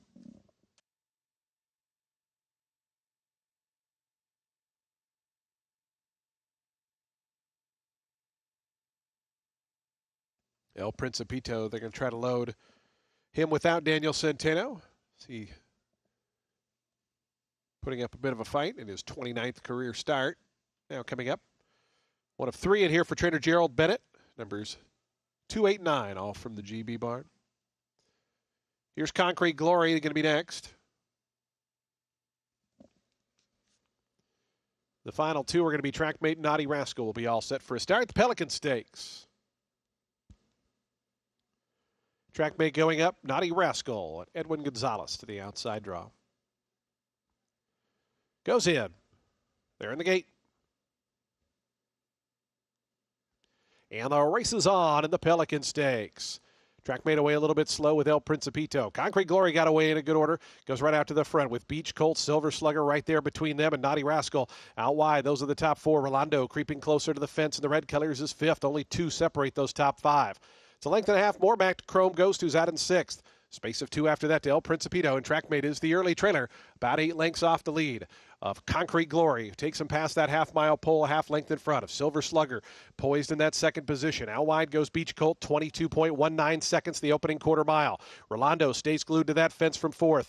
Naughty Rascal's back a spot 5th. Length and a half more to Chrome Ghost. Trackmate still with lots of work to do, about 7 or 8 lengths adrift, and El Principito trails. Concrete Glory and Irad Ortiz cruising as they come to the top of the stretch. Concrete Glory lets it out a notch, now 2 in front of Silver Slugger, who's trying to come reel in this long-time leader. Concrete Glory into the stretch. Coming to the 8th pole, it's Concrete Glory by 3 now. Silver Slugger down to the inside. Rolando. Trackmate starting to roll down the far outside. Concrete Glory trying to finish the job. A final 16th to go, a 3-length lead. Trackmate way down the center of the track. Silver Slugger still battling on. Concrete Glory all the way in the Pelican. Trackmate did get up for 2nd over Silver Slugger 3rd. Rolando 4th, and 5th Chrome Ghost. Concrete Glory, the win in the Pelican. Absolutely shocking at the price this 7-year-old goes off at 6-1. Not just with the fact this horse was controlling speed, but with a man who was aboard, Irad Ortiz Jr. as well. I had to do a double take at the prices once the running of this race picked up, and Silver Slugger did go off as your favorite, but a mild one at that at 3-1. If we were talking about a 6-1 Concrete Glory this whole time, I might have had a little bit of a different opinion on him, but he was able to control and he won, and you got a generous price. Champion 3-year-old filly Nitrogen set to make her 4-year-old debut with a grade 3 Bayakoa. Let's send it out to Hot Springs. It's about that time, and she's hit the track. You'll see Nitrogen in a moment. There's her stablemate, Neratsuri, coming in hot. Yeah, back-to-back wins, has more recency, and just seems like she's improving at the right time. And she's got natural speed from the inside. Mark Casse said he likes her. Look out. Yeah. Look out. Would be a 3rd graded stakes win of the weekend for Torres and Casse together. Number 2, Rose Palace. Tall order on paper for her. Real tall order. I'm sure they would love to just hit the board. It enhances their value if they get that black type. Don't see her winning under any circumstances. Quiet Side, last spring's Honeybee and Fantasy winner. Real nice filly, short leaf stable, Jada and Anthony, Arkansas native. 2 wins and a 2nd here at Oaklawn Park. Miss Authentic, she's won 3 of 5. She's 11-1. Then In Just My Heels, 3rd in the Pippin in December. Yeah, another one. They're just trying to enhance their value. Getting that black type, they can hit the board. It helps them as broodmares. Star of this show, Nitrogen, 1-5. The champ is here. The champ is back, Nitrogen. But she has not worked, even though she worked brilliantly, and she was best of 62 works on January 17th, has not worked since then. 3 weeks is a long time for a horse to come off a layoff and not being able to work. And Mark did say that he wished he had an opportunity to work with her more. Live look there at Mark Casse. And telling the Daily Racing Form that, yeah, is it a concern? Yeah, Deez, it's definitely a concern. In a quick text exchange with her owner, John Green of DJ Stable, he expressed that As you heard Greg mention, it was supposed to be the Xeri where she would make her 4-year-old debut. They were going to give her 2 months off, but after 3 weeks, Mark Casse called him and said, we have to put her in training. She's feeling that good. He said it was that much easier to get her back into race shape, to get her fit. But as for today, that it's important that she win, yes, but not critical. John Green adding that the apple blossom is the real goal in the first half of the season, and just big picture, just how excited everyone is to watch her compete once again as a 4-year-old. Well, anytime you get to see a champion horse return, it's exciting. As somebody who loves the game, as a fan, I've been excited about this race just to see her come back. And that being said, I think she could be vulnerable here at a very, very short price. So as a fan, I'm rooting for her. I want to see a nice performance. From a gambling perspective, I think there's other directions you could go, like the other Casse. Yeah, another direction, maybe Quiet Side there, who's done some of her very best work right here at Oaklawn Park. Trained by John Ortiz, standing by live with Megan. Well, the horse we know is Nitrogen, but I am standing by with another talented Phillies trainer in Quiet Side here with Johnny Ortiz, and she also comes back. The ladies didn't go. Maybe some New York plans may not have materialized, but, I mean, taking the step up, man, she surely looks like she has from 3 to 4. Yeah, you know, she has really matured over the year. We did give her a nice big break after the Oaks, and the way she came in was mature. That's the best way to describe her. As you can tell, normally last year we had to saddle her on the walk. Today, walked in, came here quietly, saddled. This is not an easy paddock for any horse, but she showed that maturity in New York because we were able to saddle her in the stall as well. So I'm very pleased with that, and she just hasn't missed a beat in training, and I got under myself here, and I felt like all cylinders are go. I was going to mention that. You got on her, you were aboard her. I was there that morning in the barn, and she is a filly that knows her job and knows when it's time to get to the track. Yeah, for sure. She's very smart. She's very competitive, and like I said, the maturity right now is really, I think, what I was looking for a lot last year going into the Oaks. It's here now, so if there's a time to beat Nitrogen, I think today's the day. Tactically, could she be more forward, as we saw from her earlier in the year last year? Yeah, I think she likes being a little bit close. I wouldn't be surprised if we were like within two or three lanes, and maybe a little closer, honestly. But to get the win today, I think we're going to have to get the jump on Nitrogen. Well, best of luck here, John. Thank you. Levite. Several races in New York. John Ortiz wanted to run Quiet Side in. The weather wouldn't cooperate, so here she is back at Oaklawn Park, back where she won the Honeybee and the Fantasy last spring. Richie, what was the biggest difference from that filly winning against some of the best 3-year-old fillies in the land right here, and the filly Quiet Side, how she finished up her 3-year-old campaign? Yeah, I mean, her early season form here at Oaklawn was very, very strong. Obviously, the Martha Washington, she was second. Not the greatest trip. The Honeybee, the Fantasy. And then her form went sideways. You know, she didn't run well in the Oaks. She came back in the Raven Run going 7/8 in the fall. But her last effort kind of signaled a return to her best form in the Comely, where she was defeated by the streaking Fully Subscribed, who has kind of emerged at, you know, what's been up in New York as the best in the filly and mare division. So I think it sets her up well for this. And she is a filly, and I like what John just said. She wants to be involved early. You don't want to leave her too much to do. She's a little bit with a high cruising speed, one pace. You want her involved in the game. And I agree with him. If he's going to beat Nitrogen, today's the day, and you don't want to wait till she's on top of you. You want to give her the slip at some point. Nitrogen, Jose Ortiz pictured. We go right back to Megan. Well, I've had the pleasure of being able to see her train as she was shipped here to Oaklawn Park, and you're exactly right, John Green, echoing those sentiments of Mark Casse. She wasn't cushy on her vacation. She wanted to get back to doing her job as they moved her intended start in the Xeri up to this race. Physically, I don't think she is any worse for wear, just looking at her in the flesh. It's not like she's looks like a horse that needs more time. I was there on deck for that January the 17th breeze, and she looked tremendous. Like she was doing exactly the kind of things we saw her do last year. So To me, I think it's going to be difficult to get around her today, even off of her lighter prep work here. But in Mark Casse, I trust in preparing this filly. I mean, last year we saw her begin on the turf. She was consistently campaigned throughout the entire year. That's the way she likes things. She looks fantastic. She's doing well, and we'll see. You know, we saw Zadie and Mike Rapoli. Maybe that was a recorded public work. Maybe this type of ordeal here in this Grade 3 event. But I'd agree with Johnny Ortiz. Quiet Side, to me, has really taken a step forward from what I've seen from her at 3 to now 4. And the number 1, Nirazzurri, has been sharp as a tack and could be viewed as the now horse. That stablemate there for Mark Casse. But all eyes on Nitrogen. It's going to take a lot to beat her today. Does that change anything for connections, Richie? In this case, DJ Stable, for Mark Casse, even Jose Ortiz, when a champion once crowned, when a champion returns to race and compete, how does that change things for those closest to that horse? Well, I certainly think there's a great deal more pressure because you're the steward of a champion. You've got to guide her through her career as a trainer, as a jockey, the ownership group, obviously. But they're also mindful of the fact that this is a starting point. You don't want to go all in the first time around. Yes, you want to win, of course.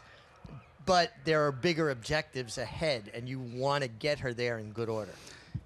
Heavy lies the crown, so to speak, as they have reached the starting gate. Bayakoa, $250,000 purse. Oaklawn debut for Nitrogen. 3-year-old filly champion, all set for her 4-year-old debut. Matt Dinnerman with the call. The Bayakoa live on FS2. We're ready to go. And we're off. Nitrogen broke fine, as do the others. And it's Nirazzurri, Rose Palace. They're together. Rose Palace, narrow edge early on Nirazzurri. He's right there. And Nitrogen's going to take back to third in a good gallop going into the first turn. Quiet Side down on the rail as they go into that turn. Then Miss Authentic and Just My Heels will have to pass them all. The long shot 6 lengths off the pace. Rose Palace is cleared off in the lead. Nirazzurri will get outside and track the pace. So Rose Palace, the longest shot in the race, leads the field approaching the backstretch, lengthen a tail ahead of Nirazzurri, and Nitrogen, who's third, 3 deep. Quiet Side down on the rail, gap of 3 to Miss Authentic, and Just My Heels now drawing level with her with 5 furlongs to go. Rose Palace went 24 seconds flat. Moderate pace here for the dirt here at Oaklawn. Half length in front, Nirazzurri's second, and Nitrogen is third, 2 lengths off the lead, in a good position. Jose Ortiz hasn't moved on her, so he's happy where she's at. Then comes Quiet Side down on the rail. 3 off the pace, nickel along. 3 more back to the 2 trailers, Miss Authentic and Just My Heels. Around the far turn they go. Nirazzurri neck behind Rose Palace. Here's Nitrogen coming on now. Nitrogen in the 3 path. Nirazzurri takes a short edge. Nitrogen trying to stick to her stablemate, and Quiet Side is sent hard. 4th, trying to claim 3rd on the outside. Top of the stretch now.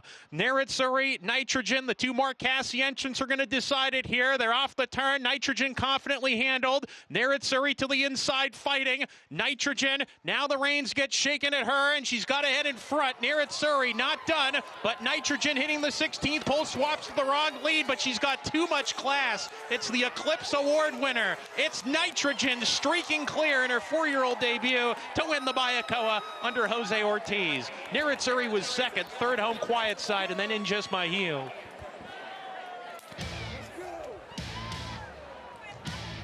Mistraining? What mistraining? The rust? What rust? The champ returns victorious. Nitrogen in the Bayakoa. It's good to see the champion back and the way she did it. And you could see Lafitte. Jose Ortiz was being mindful of the fact that, yeah, maybe she was in 100% fit. If she was 75 or 80%, and he waited a long time to set her down, you saw her jump back to her right lead. That's usually a sign of a horse that's getting a little bit tired, but she was just a dominant force here. Big effort from the other Mark Casse runner, Nirazzurri. And Quiet Side, just third best. It looked like a 3-horse race on paper. At the end, it was a 1-horse race. And there, ladies and gentlemen, is your 3-year-old filly champion in a triumphant return. Wrong lead, right result. Jose Ortiz In her Oaklawn debut, Nitrogen, you could see it on the far turn where she was cruising so easily. Here it is. But yeah, so is her stablemate, Nurit Suri, with Christian Torres to her inside. I like what Jose did too. He said, you know what, I'm getting away from this filly. She's being too game. I don't want to keep her engaged. And he allows the champ to drift out away from her until he kind of opened up a length and a half. And then it didn't matter. It was over. But when he was on top of her, the other filly was fighting her. Big effort. Mark Casse with Megan. Yeah. Well, it's been quite the weekend, and your champion has returned. A little bit lighter on works, but it didn't matter as she pulled away in the stretch. What were your thoughts on that effort? Yeah, I was nervous today. You know, things didn't go with the weather, and I just had hoped, you know, we had done enough with her. I was relying on her because, like I said, we hadn't done a lot with her, but I thought that's how good she is. That's exactly how good she is. I was pretty nervous. Well, judging from what you've remarked on her in the past, she loves her job, consistently campaigned last year, and when she gets to the track, her mind's on business. Yeah, I was going to give her a little bigger break. She doesn't like breaks, so I said, okay, well, we'll put you back training, and, you know, she looks wonderful. She's grown up. This was a big performance. They ran fast, and our other filly's no slouch, so, you know, I'm proud of both of them. As you should be. Incredible weekend. Congratulations, Mark. Thank you so much. Lafitte? Third graded stakes victory of the weekend, Mark Casse. Yesterday, the Martha Washington, the Southwest Stakes. This Bayakoa, 4 wins yesterday. Cheering on with wife Tina and the pride, and it felt like one of those big sigh of relief to get that first one out of the way. I love how candid Mark Casse is when he speaks to all of us about his horses and the feelings he, encounters because of it. He was nervous. And he loves his horses so much. Now, he has his own private farm training center. She was training there. They shipped here. She won this because she is just that good and classy. Really nice stepping off point for her. We're going to see better performances going forward. Yeah, if she was in the 80% range or so ready for this start today and that performance, like what does that mean for what we can expect as a 4-year-old filly, where we do see even really good horses who accomplish great things in this sport at one point, say from 3, how much horses can improve, develop from one year to the next? Well, I talk about it often. Lafitte, 3-year-olds are more like your high school athletes going to college. Your 4-year-olds are more your professional athletes. Just the maturation is natural. Horses don't fully mature until the age of 5. We could be in for a lot of fun this summer. We're going to have a lot to talk about. Alabama winner last summer at Saratoga, crown champion last month in South Florida, and the winner for the first time here in Hot Springs, Arkansas. The champ is back. Nitrogen doing her thing in the Bayakoa with Jose Ortiz. Mark Casse, the DJ Stable homebred, delivers at Oaklawn.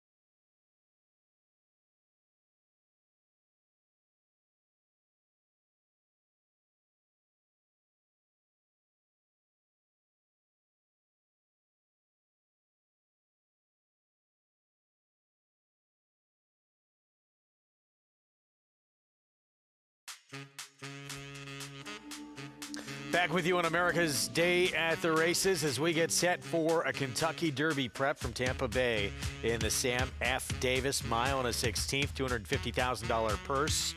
And it is Renegade, still a maiden, although technically did cross the wire first to get DQ'd. That was against Paladin, and they came back and beat him in the Remsen. That is the 3-5 favorite right now. We'll see if Rapoli and Todd Pletcher and Irad Ortiz Jr. can take another one, as they did with Zany earlier on in the Suncoast, as they try to double up in the 3-year-old stakes. There's Renegade trying to bring Todd Pletcher an 8th win in this Sam F. Davis. Let's go to Acacia. He definitely has the key for winning this race. And as far as Renegade is concerned, he did cross the wire first, as you guys mentioned, in his second start, only to be disqualified with Paladin placing first. That horse won the Remsen last time out. And when I spoke to Todd Pletcher earlier this week, he said he really felt that the Remsen was a tale of two trips, Paladin being in post 2 and Renegade with post 9. He was forced to be a bit wide. He had to make the first move when going the mile in an 8th, and just never really was able to kind of get that right kind of trip where Paladin was able to make the last jump. Now, I've been in the paddock for all of Renegade's races, and first time out, he lived up to his name. He nearly took out half the paddock. You saw a big step forward mentally in him second time out when he crossed the wire first, and then last time out as well. Now, similar kind of situation as I talked about yesterday with his stablemate Grittiness and the Withers, that they put a cage bid on him last time in the Remsen, and that comes right off today for Renegade, back to the ring bit, and it was, I think, to correct some of that drifting we saw in the maiden race, but he was straight and true last time, and he's been training really, really strong with Epic Desire, in fact, too. Now, looking at the number 1 Confessional for Brad Cox, as Brad and Todd will go at it, much like we saw in the Suncoast earlier. Blinker's coming off Confessional, as he did break out significantly at the start last time out, actually bumping into eventual winner Nearly, who would go on to win the Holy Bowl out of that, so flattered with competition. And Brad said, being by Essential Quality, he has kind of the similar type of frame as Essential Quality, and so he felt longer wouldn't be an issue, and he does. He looks just like his sire, not just in coloring, but in the build, a kind of lighter frame type, but some length to the frame as well. He's acted very well here in the paddock. He was second best last time out, but I imagine he'll be forward. And speaking of Flavien Prat earlier on, he wasn't thrilled with the rail post draw, but it did seem like the plan is to come running, see how quickly this guy can get out of the gate and what position he can put himself into, Greg. Son of Essential Quality for Brad Cox, and Prat looking for his 3rd winner on the day, and you would expect, going to try and use the speed this one has from the inside. You would imagine, and he didn't seem that enthusiastic about having that inside draw, but if anybody can call an audible mid-race, I feel pretty confident in Flavien Prat. Meanwhile, back in Hot Springs, champion 3-year-old filly, Nitrogen, successful in her 4-year-old return as we head back to Oaklawn. Oh, no, that's a great question. Reunited with his champion, Jose Ortiz, and Nitrogen teaming back up for the win in the Grade 3 Bayacoa. And Jose, as Mark had mentioned, he was a bit nervous, but it didn't seem like you were. She really ran on for you today. Yeah, she broke clean. That was the main thing for me. And then I just ride it like the best, like I said before. I put it 3 wide and follow the one horse. I thought the Marco, the horse, is very nice as well. And I just wait for the right time to ask her to go. And when I did, she was there for me. Patiently and well-timed. What were your takeaways in the final stages of this race as she dug in and ran away with it? Yeah, I mean, she was traveling easy every step of the way. I was very happy throughout. And, when I asked her to go passing the 316, she gave me a good turn of foot, and that was good enough for today. Obviously, it's her first race back. We hope she continues to improve as the year goes on. The races are going to get tougher, but for now, I think Mark did a great job bringing her back. Good time today for the track, and we're very happy with her performance today. Well, she'll be here at Oaklawn Park. We'll hope to see you join her as well. You'll head back down to Fairgrounds, but best of luck and congratulations on this weekend. Thank you, Megan. Lafitte?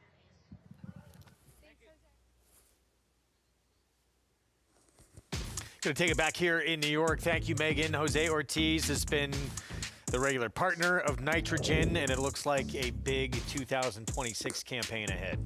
It seems like it. He has been aboard for plenty of success with her, and it seems as though Mark Cassidy perhaps a little concerned about bringing her back in the spot, not getting the kind of preparation that he would normally want to come back in a spot like this. But he knows what kind of class and quality Nitrogen has, and he was confident that she would still be able to get the victory, and that she did. Let's head to the Sam F. Davis Kentucky Derby prep. 20 points to the winner to get into that starting gate in the Kentucky Derby for Saturday in May. And our post-parade coming up. We start with Confessional. Brad Cox, Flavien Prat looking for number 3 on the day. Those blinkers coming off. Brad Cox, first time blinkers off in this kind of condition. He's 50%, 90% in the money. The other Todd Pletcher runner and the Dam-produced multi-millionaire Adair Manor, a 3-time Grade 1 winner. This one a full sibling to Adair Manor, and he has a lot going for him that would suggest he may outrun his 27-to-1 odds. He got back to dirt and broke his maiden, and he did so here at Tampa as well. Here's the Puma lightly race, still a maiden. Second start coming up. He did have a slow start first time out. He basically stood still as the gates opened and then used some speed to get into position, finishing second. Here's Chad Summers with Game for It, won the debut. He'd have to improve a bit. Ran a 67 Beyer as a heavy favorite first out.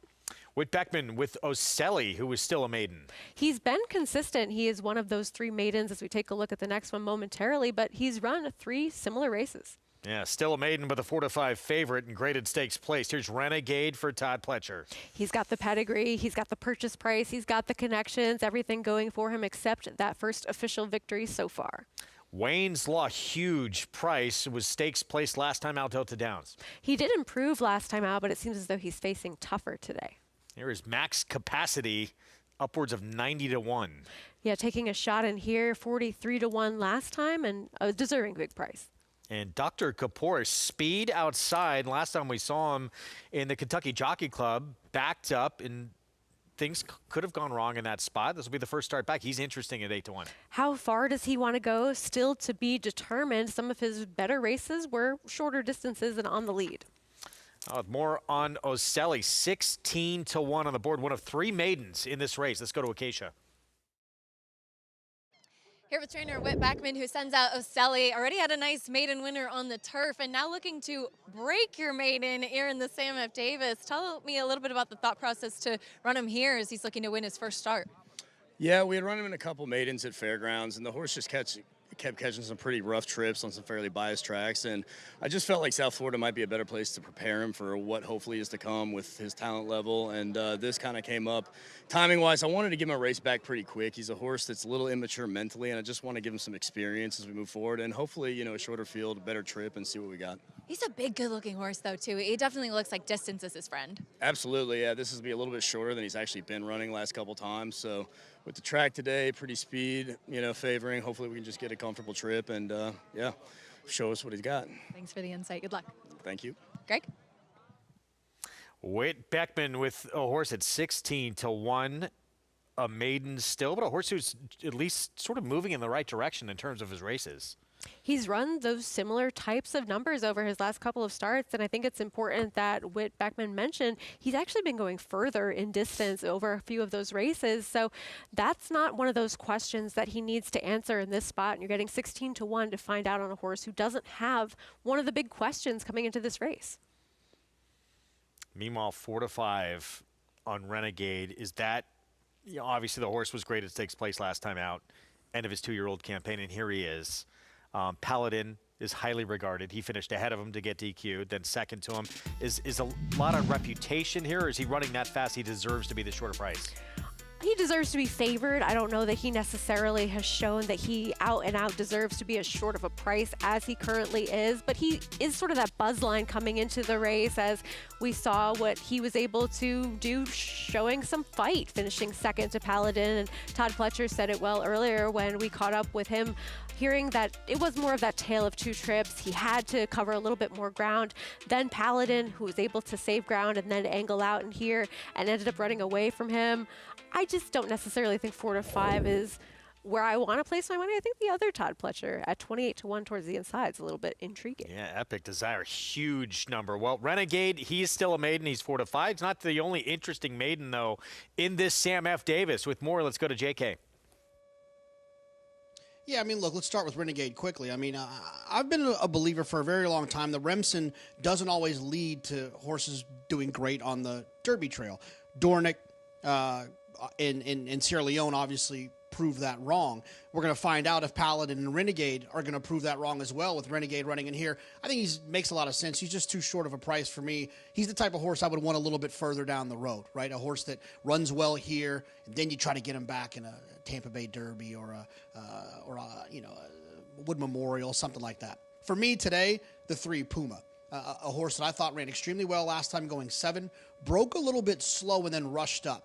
There's a hidden move in there. When you break slow, still find the front, a lot of energy, a lot of that gas tank is used to make the front after breaking slow, especially going 7. The way that he finished his race going 7, considering the way the race started, makes me think that there's probably a bit more stamina in there than his running line might suggest. Going a little bit further is always a question. You're always wondering if they're going to be able to get the added distance. The way that the Puma ran last time makes me think the distance won't be an issue. Acacia? I'm optimistic about him getting the distance, JK. He looks much more like his dam than his sire. I remember Eva Vore really well. She was an absolute tank of an animal for Todd Pletcher and was effective on both dirt and turf. And that's what the Puma looks like. He looks just like the mare, not at all an essential quality influence, but he does have that pedigree to suggest he should be able to go longer. While not the biggest, he's broad, he's powerful, he's taking a ton of attention here as well. And he was the favorite in that Gulfstream race that Chief Wallaby won. Chief Wallaby for Bill Mott, looking like he could be a pretty good one as well. Hesitated at the break and was 4 wide.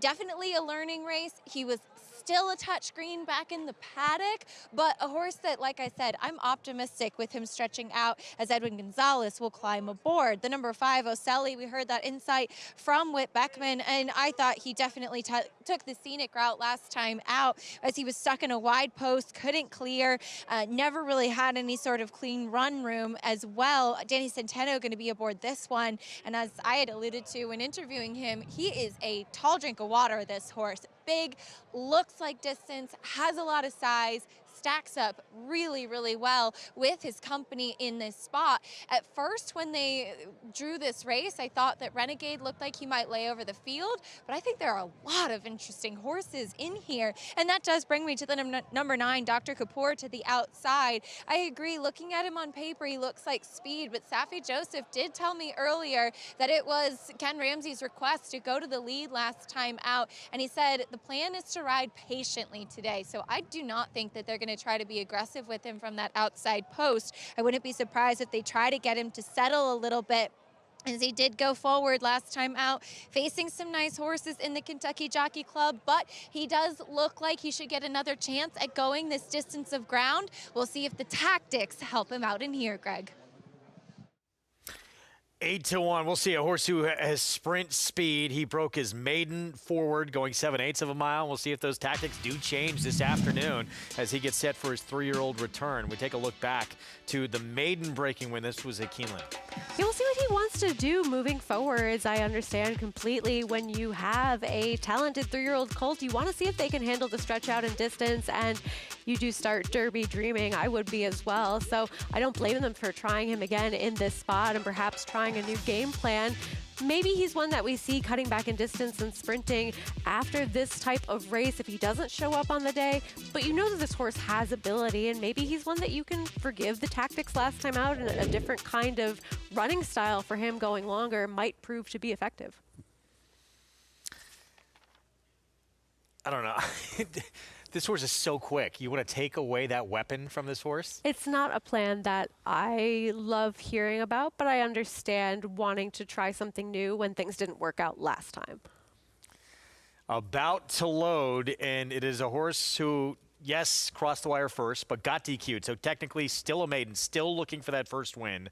Renegade, who is the 4-5 favorite in this Sam F. Davis, as Todd Pletcher looking for an 8th victory in a race that he has dominated over the years. He already has nearly probably the leading contender on the road to this year's first Saturday in May, trying to add some more depth now with both Renegade and Longshot Epic Desire. Let's go to Jason Beam for the Sam F. Davis. Downs executive. So we just await max capacity, and Dr. Kapoor will be all set. 99-1 shot, max capacity to gate 8. And 8-1, Dr. Kapoor, the outside draw. Samuel Marin and Dr. Kapoor to complete the line. They're in the gate.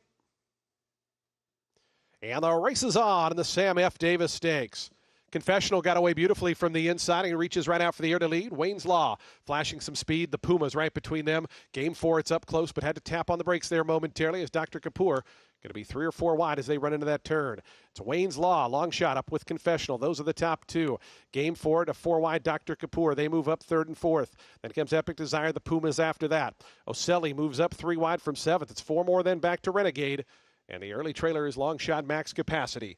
As up front, it's Wayne's Law who leads them through an opening quarter, 23.80 seconds. So they start their backstretch journey here in the Sam F. Davis Stakes. And it's Wayne's Law and Marcos Meneses up top by a half a length to Game Forward, who now emerges a clear second. Confessional stays down toward the inside along with the Puma. Dr. Kapoor's outside of them. It's another length back to Epic Desire. Oselli right to that one's outside. Renegade's getting a little closer, steering toward the outside. And max capacity continues to trail. 3.5 furlongs remaining off an opening half, 48.30 seconds.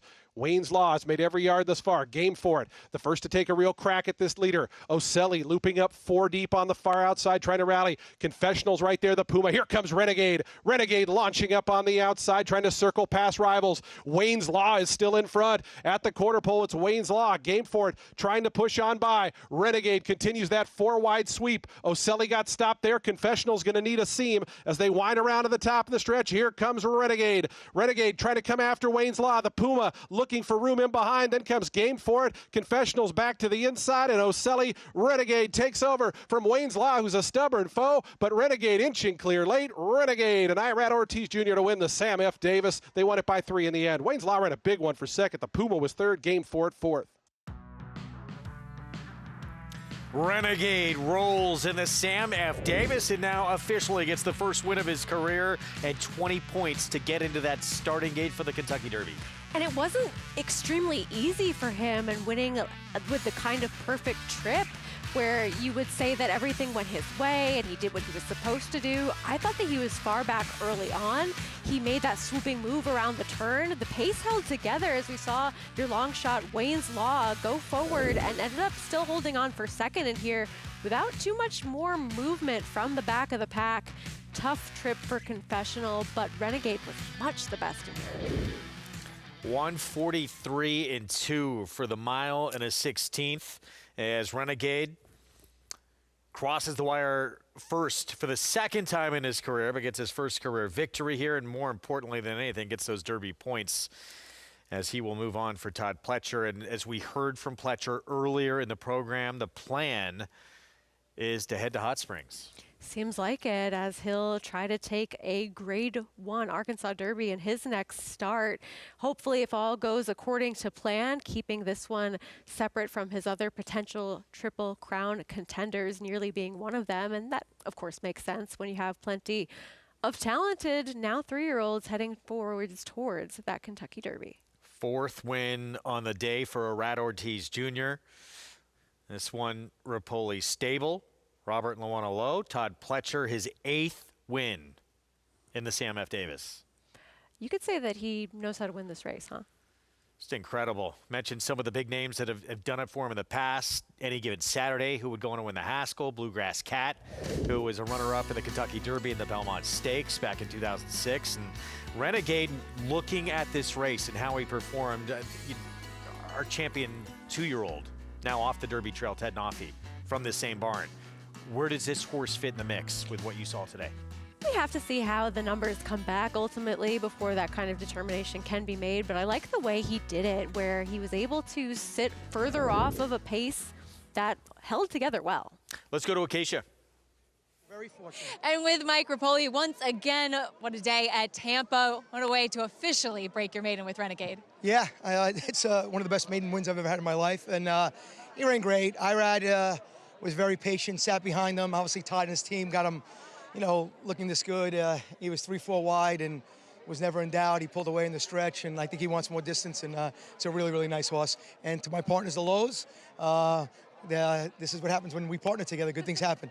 And a really promising horse. Todd had mentioned that distance and time are his friends, and it looks like he's just getting better with each start. Yeah, he's getting better. I mean, Todd running him in the Remsen at a mile and 1/8 was perfect. I mean, whether he won or lost, he ran great. He got into a lot of trouble, but this is what we wanted. You have a horse going to the Oaks in Zany, a horse going to the Derby potentially in Renegade today. This is what it's all about, right? Maybe Zany goes to the Derby. Who knows? It's awesome. Yes, I'm blessed. We'll keep an eye out. Congratulations, Mike. Thank you, Keisha. Greg. That would be quite an aggressive move. His 3-year-old filly, alluding to she may face the boys for Saturday in May. We'll see. She was obviously a little green, but still impressive, winning that Kentucky Oaks Prep earlier today. Well, Mike Rapoli not afraid to take a chance with horses that he believes are talented. We saw Nest take the route from Suncoast win to Belmont Stakes runner-up finish behind another Rapoli horse in Mo Donegal a couple of years ago. So he knows where to spot them when they have the ability. Renegade impressive in the Sam F. Davis, and again 20 points to move up that leaderboard for this year's Kentucky Derby. As we get back to Hot Springs race 10 from Oaklawn, look at the current odds. Let's send it back to the Lafitte Company. Todd Pletcher, both of his Derby wins. A stop at Tampa along the way. Super Saver, always dreaming. Can't wait to see Renegade right here at some point on his march towards this year's Run for the Roses. As for the live racing, post time for the 10th, Richie. Allowance Sprint. You like a long shot in here. Big City, 18-1. I do. A big departure from his 4-1 morning line. I thought his last race was better than it looks. He hadn't run since last February. He has that race under his belt now. He has more recency. And he throws a big effort in now and then that I think puts him in the frame here. The 11 horse is certainly the horse to beat. But I'm going to take a little bit of a swing with the 10, Big City. To Megan trackside. Well, I agree with Mig. I landed on the number 11, Dreamin' in Blue, who exits a stakes win, now coming back to allowance foe. So certainly has the class and that big number he earned last time out. Now, my reason why I like him so much, even at that short price, is because I think there's plenty of speed on deck in this race. And while the scratch of Bohemian Bow took some out of it, I still think there's going to be a healthy pace to materialize from, in which Dreamin' in Blue is more of a closer. Has the propensity in some of his races to be a little closer, but in the end, I think he's going to be mid-range to closing from off of it. Gets the right kind of setup. And guys, he looked fantastic in the paddock. I think that he is just one of those horses that's doing well. And as far as just as the weekend as a whole, we haven't seen some of these Oaklawn Park horses as maybe affected as we might have thought as far as some of the mistraining. So I'm hopeful that he can back up that Silk Stakes win with another victory in this race, Lafitte. Right on cue, Megan. We revisit that performance, Dreamin' Blue, in the Silk Stakes, and showing more tactical speed on this afternoon, mixing it up early, in command, turning for home, and widens his lead in the stretch. Yeah, and he just got a beautiful trip this day into Rafael Bejarano, who rides him back. Being able to follow from the outside. He was post 7 of 8. Today, he's, basically only has one horse outside of him in surveillance. So kind of a similar scenario. It gives Bejarano the luxury to kind of see what's going on inside of him, how it's going to sort itself out. This is a big effort. He runs this race back. They all got an issue. Surveillance drawing in. He's a big threat, this 9-year-old looking for a 13th career win. Oh, he's a player here for Jay Provenzato's Flying P stable. 10th of 11 on this Saturday at Oaklawn Park. Up to Matt Dinnerman.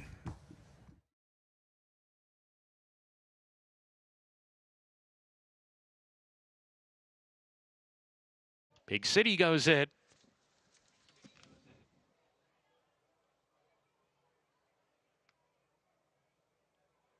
Dreamin' Blue takes his spot in the gate, and Surveillance to the outside post. Here comes Surveillance and Ricardo Santana Jr.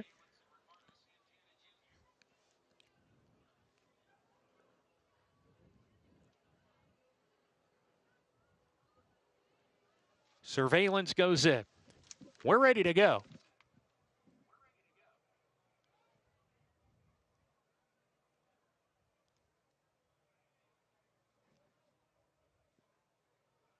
They've backed away Linzer from post number 7. Reloads. Now we're ready. And they're off. Second ID from the inside pops out of the gate and he's showing speed with Linzer, who's got ahead in front now. Second ID to the inside right there, sticking to him. Big City in the third position right off the top pair who spar. UW in the fourth position, now level third. 3 clear of Dreamin' Blue. Surveillance the gray goes to Midnight in that line of runners approaching the far turn. Then comes Classified. Dive Bomber inside of Horses. He's 6 lengths behind, hitting the far turn run. Big space back to Inexorable, who's well out of it. Will attempt to do his best running later. 3 furlongs to go. Second ID at 13-1. Leads a half length. Linzer's been pressing him hard, and they've been going hard on the front end here. Length and a half to Surveillance in the 4 path. He's looming large at the quarter pole. Dreamin' Blue searching for racing room on the inside, right behind the leaders at the top of the stretch. UW being asked to pick it up. They're off the turn. Linzer challenging second ID. Surveillance grandstand side. Dreamin' Blue finds a seam between Horses. UW's battling. Linzer head in front. Dreamin' Blue's trying to get there. Second ID fighting tenaciously from the inside, but Dreamin' Blue's got the win now as he surges to the lead. Dreamin' Blue a half length in front of second ID. Dreamin' Blue to get the job done. Second ID was second. Linzer third, and then UW. Building on that win in the Silks, 2 straight Dreamin' Blue. Megan liked him going in, and the wagering public did as well, zeroing in even money. Wow, in the end, Dreamin' Blue and Rafael Bejarano. And what a nice ride by Rafael Bejarano. Post 11, got out-footed. He didn't stay out there wide. He tucked in. He was disciplined. He saved ground. Here came the split, and he had the horse to take advantage of it. This was a really nice effort by horse and rider, and Randy Moss has his horse in great form. What a nice effort. Big effort from the runner-up, second ID, who just kept battling along to his inside at 13-1. Yeah, took it to them from the inside for Bob Young and just came up second best here. But a good effort. He took all the heat and a fast pace too, 21-4. But good effort by the winner, Dreamin' Blue. Home and cooled out. 11-1-7-5 here. And when we come back, more from Tampa. Renegade. Statement victory in the Sam F. Davis. Not a maiden anymore. Onward and upward.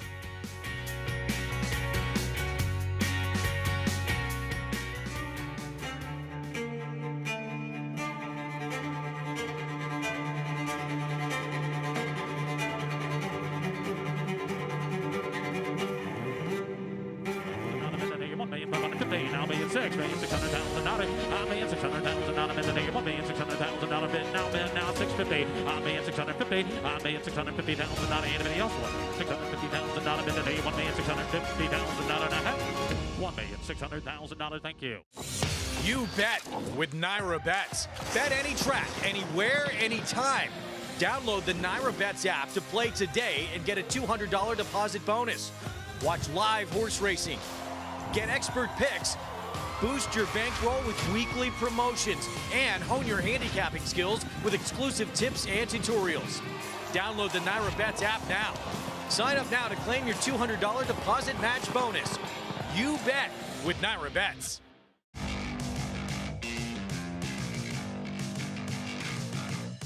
Charge It is pouring it on, winning the Dwyer by the length of the stretch.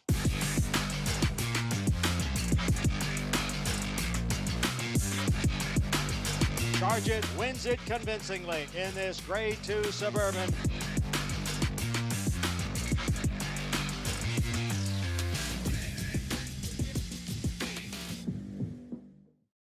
The Fasig-Tipton Kentucky Winter Mix Sale, a catalog featuring quality breeding stock, including stakes caliber racing and/or broodmare prospects, mares in foal to America's top sires, and a strong selection of short yearlings, producing success stories for buyers year after year. Don't miss the last mix sale before the breeding sheds open.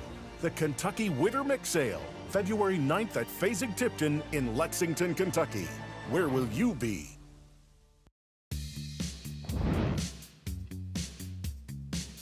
Back with you on America's Day of the Races here on Fox Sports 2 and in the Sam F. Davis on the road to this year's Kentucky Derby. It is Renegade. Todd Pletcher's 8th victory in this Kentucky Derby prep. Our winner circle lead-in brought to you by the Fasig-Tipton Kentucky Winter Mix Sale scheduled for February 9th in Lexington, Kentucky. Enter now at FasigTipton.com. One more look down the stretch. He was closing with purpose. He was impressive. The pace held together completely in this race with a long shot who went to the front early on, able to hold on for second. And that one's still well clear of your third place finisher, but Renegade moved with intention on the turn with Irad Ortiz Jr. aboard. And the confidence that they've had in this horse has been apparent since he started training. But to put him in this spot as a maiden and feel like he was one who was going to live up to that 6-5 billing, I think they got what they were looking for. Oh, you never know.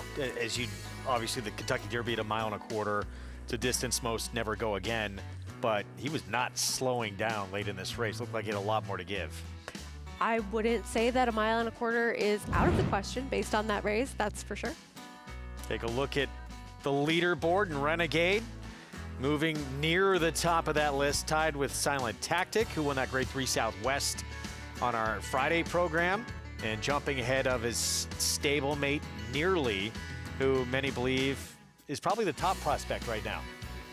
Absolutely, both of those for trainer Todd Pletcher, and it has to feel good if you have those two horses at this moment after your Breeders' Cup Juvenile champion 2-year-old Ted Noffey being sidelined until later this summer. Yeah, also from the Todd Pletcher barn, just loaded with all kinds of talent. You saw another name on that list, too, that was fourth in that slot. That was a horse who won on a Friday prep here in New York in the Withers. We'll talk more about when we come back from a timeout. New York bred. Talk to me, Jimmy. Surprising in the Withers, taking command early under Ruben Silvera and not looking back. An 11-length win. We'll talk about his prospects when we come back.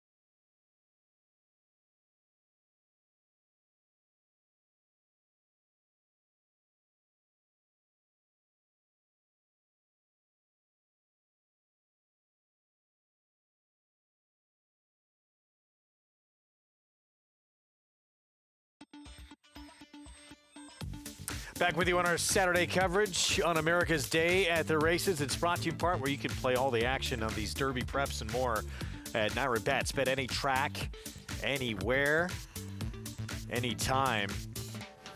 Sam F. Davis in the books yesterday here in New York. It was the Withers on the road to the Kentucky Derby. And a bit of a surprise with New York bred. Talk to me, Jimmy. grabbing command of this race early on under Ruben Silvera and just rolling away from this group to win by 11 lengths. And even with the consideration that yesterday's racetrack was likely in his favor, I think that he wanted to be forward, I think the rail was of benefit, he still really ran away from the competition in here in just his third career start and handled the mile in an eighth well. And I think a lot of that has to do with how intent Ruben Silvera was on getting that early lead away from the others. And here, a couple of shorter prices, namely 2 from the Chad Brown barn, didn't show up on the day. But Ruben Silvera had a plan, and he executed it to absolute perfection in here with Talk to Me Jimmy to get that win at a bit of a price. Yeah, better than 12-1. Wins in his 3-year-old debut and certainly loving the mile and 8 distance, doing it very easily. First stakes winner for Sire Modernist did grab a right front quarter, possibly out of the gate. So we'll wait and see if they're able to clean that up in time and where he will wind up next in terms of moving on. But you win a race like this by that kind of margin, regardless of how the racetrack was playing, and you start to dream a little bit, and we'll wait and see what the next step is. And I think we just don't know enough about yesterday's performance to make any decisions about this horse moving forwards. Did other horses that were more highly touted in that race just not show up on the day? Did he show up with a major performance that was sort of a statement that he could keep improving moving forwards? We'll see with time, but I don't think you can necessarily tell just from yesterday. So Talk to Me Jimmy, New York bred, shines in the Withers. Meanwhile, in the Derby Prep, out in Hot Springs, both the Oaks and Derby Preps, it was Mark Cassie's other runner getting it done. And both with Christian Torres in the saddle, Silent Tactic had finished second in the Smarty Jones. Richie, but the dynamics of this race from the Smarty Jones to the Southwest, they changed and really served in his favor. Yeah, the Smarty Jones, there was absolutely no pace on. They went a half in 49-3. That's a glacially slow pace for horses of this caliber here at Oaklawn Park. He got a legitimate pace to run into in the Southwest. Not a fast pace, but a legitimate pace. And what's impressive to me is he's, behind here. You see him. Look at the way he's going to angle out over heels here to get to the clear. And, he had horse. Christian Torres did a good job there, and then had to shift ground again. But look at the way he drops his head. And he really finds another gear. Just takes off. This was impressive. And a lot of times horses will run down other foes, but it's more a function of those other foes' stride deteriorating. That wasn't the case here. He went and got them and ran away from them. This was impressive for me in a lot of levels. And the fact that this horse has 2 starts on the dirt now, a second in the Smarty Jones and a win, there's potential for big forward movements. Silent Tactic, I think, is a legitimate Derby type horse. You said, so like an 88 buyer speed figure. What does that tell us about a 3-year-old at this stage? I think that he's right on the cusp of breaking through to that level where people are going to really start taking him more seriously. And you got to remember, he's a colt that's kind of on the improve. Only second dirt start, taking all that kickback, getting in the clear, finishing. It tells me that he takes a little bit of an incremental step forward. And he's a horse that people are going to really buzzing about for the Derby. Megan, you spent a lot of time around the Cassie barn this weekend. What is your biggest takeaway following yesterday's Southwest Stakes? That everything they touch turns to gold. But in all actuality, they've got some horsepower that it's just best here at Oaklawn Park, to be fair, just as far as their sheer manpower. But I will say, Silent Tactic was ultra impressive, the way he was able to, horses coming off the pace and being able to take dirt, especially one that started on the synthetic. It's just so impressive to see in the way he did so.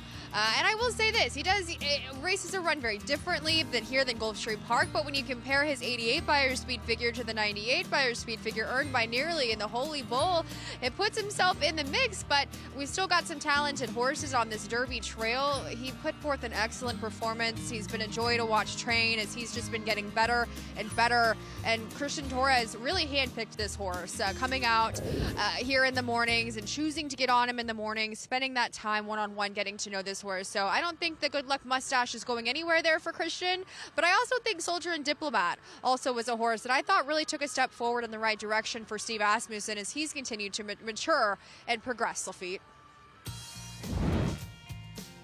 You were impressed with his effort as well, Soldier and Diplomat, as we look at the next steps moving forward. The Rebel and the Arkansas Derby, the signature race every year here at Oaklawn Park. You know, again, we've talked about it a great deal, how this comprehensive group of races getting ready for the Kentucky Derby, that you could stay at one track and have the opportunity to get a horse to the race. And, you know, topping out at the 1.8 mile of the Arkansas Derby before the 1.25 mile of the Kentucky Derby. But I thought Soldier and Diplomat showed a different dimension. He's a horse that's been running up on top of the pace. And you could see it was a conscious effort by Jose Ortiz to get him to rate, settle more. I think they realized that if he's going to be effective against top flight company, he's going to have to learn to use his speed in a little bit different manner. Instead of using it up on the front end, getting him to settle. And Lafitte, I always say, all good horses have one characteristic in common. They possess speed. It's how they learn to use that speed makes them a good horse or not. And for this particular path that's been so productive over the years leading up to the first Saturday in May through Hot Springs, it sounds like we will see Renegade here before it's all said and done. Which is really exciting because Renegade's already kind of proven, you know, his Remsen was terrific, again, with that early bold move. His maiden race was terrific where he was disqualified, so he already knew how to pass the line first. And today's race was another step forward for him. You think about the Derby and winners of the Derby. You have free courses, Spend a Buck, Seattle, so they go right to the lead. They got all that speed, and they just run them off their feet. But most of them are run or won by horses that can make a long, sustained rally or a distinctive two-move rally where they move into position, they idle, and then they can kick again. This horse today, Renegade, made a long, sustained rally, as did Silent Tactic yesterday. For Todd Fletcher, we mentioned Super Saver, how he raced at Tampa during his 3-year-old campaign before winning a Kentucky Derby, following Tampa, right here at Oaklawn Park in the Arkansas Derby, an eventual Kentucky Derby winner. 3-year-old picture continues to develop. And the Saturday nightcap on tap, horses in the paddock. Who's ready to graduate? 3-year-old fillies, riders up in a post parade next.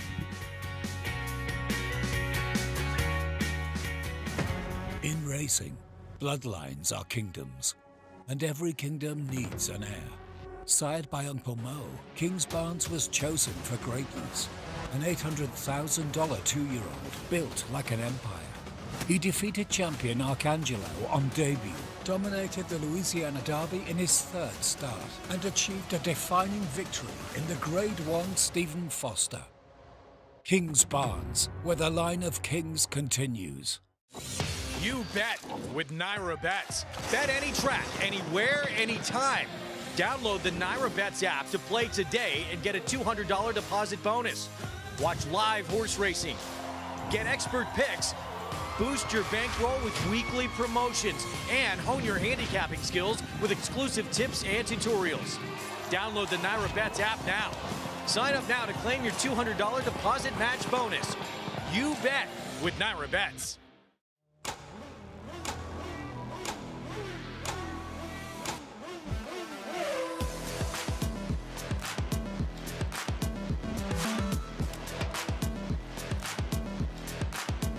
Prince of Monaco's Too Good for Moose, an impressive winner of the Best Pal. Miramondi's all hot, but Prince of Monaco too good. Prince of Monaco, standing at Claiborne Farm.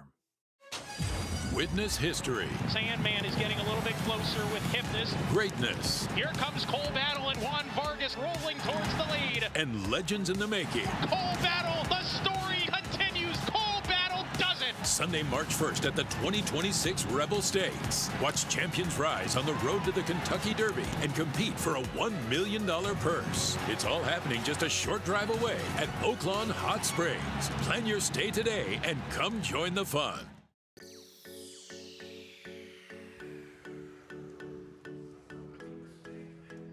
Not done with the stakes racing this weekend just yet. Welcome back. America's Day at the Races. FS2, horses in the paddock. Those aren't stakes runners, but those are. Tomorrow's King Cotton for sprinters, $150,000 purse, 9 deep. Number 5, Roll On Big Joe, 7 to 5 on the morning line, and rightfully so. Part of the reason favored. The streak he's on, the form he's in right now, 2 straight wins, including this ring the bell back on opening weekend of the holiday meet. He has so much natural speed. Julian Leparoux fits him like a glove, allows him to run up underneath him into his hands. And he is in raging form. He came off a stakes win at Churchill Downs. He comes to Oaklawn and delivers another big effort, back-to-back triple-digit buyer figures. The issue that Roll-On Big Joe might have is there's a horse to his outside called Frost Free. Frost Free, I don't look at him as a win candidate, but he might be faster. And it seems like Roll-On Big Joe's style is to go. And sometimes styles, they make fights, they make races. And it just could make it a little difficult for Roll-On Big Joe to get a breather anywhere and be able to hold off some of the legitimate closers. The veteran back for more, Tejano Twist, Megan, and Bourbon Bash looking to build off his Commodore win.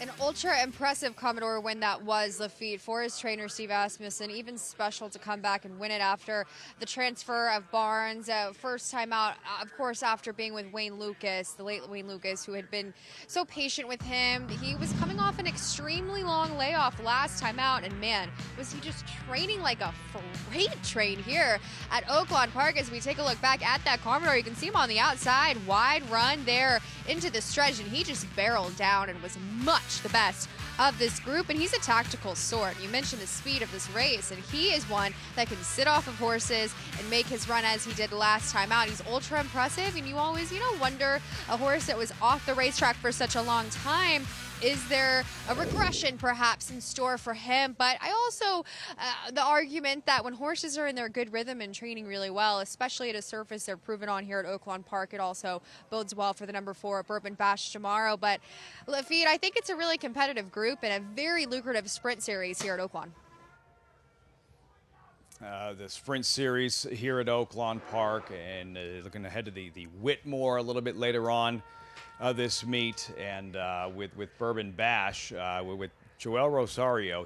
That was his vintage Joel. He is so identifiable out on the racetrack. He rides with so much confidence. He turns into the stretch. He's got a loop in his reins. He's back, a little bit further back on their neck towards their withers and up further.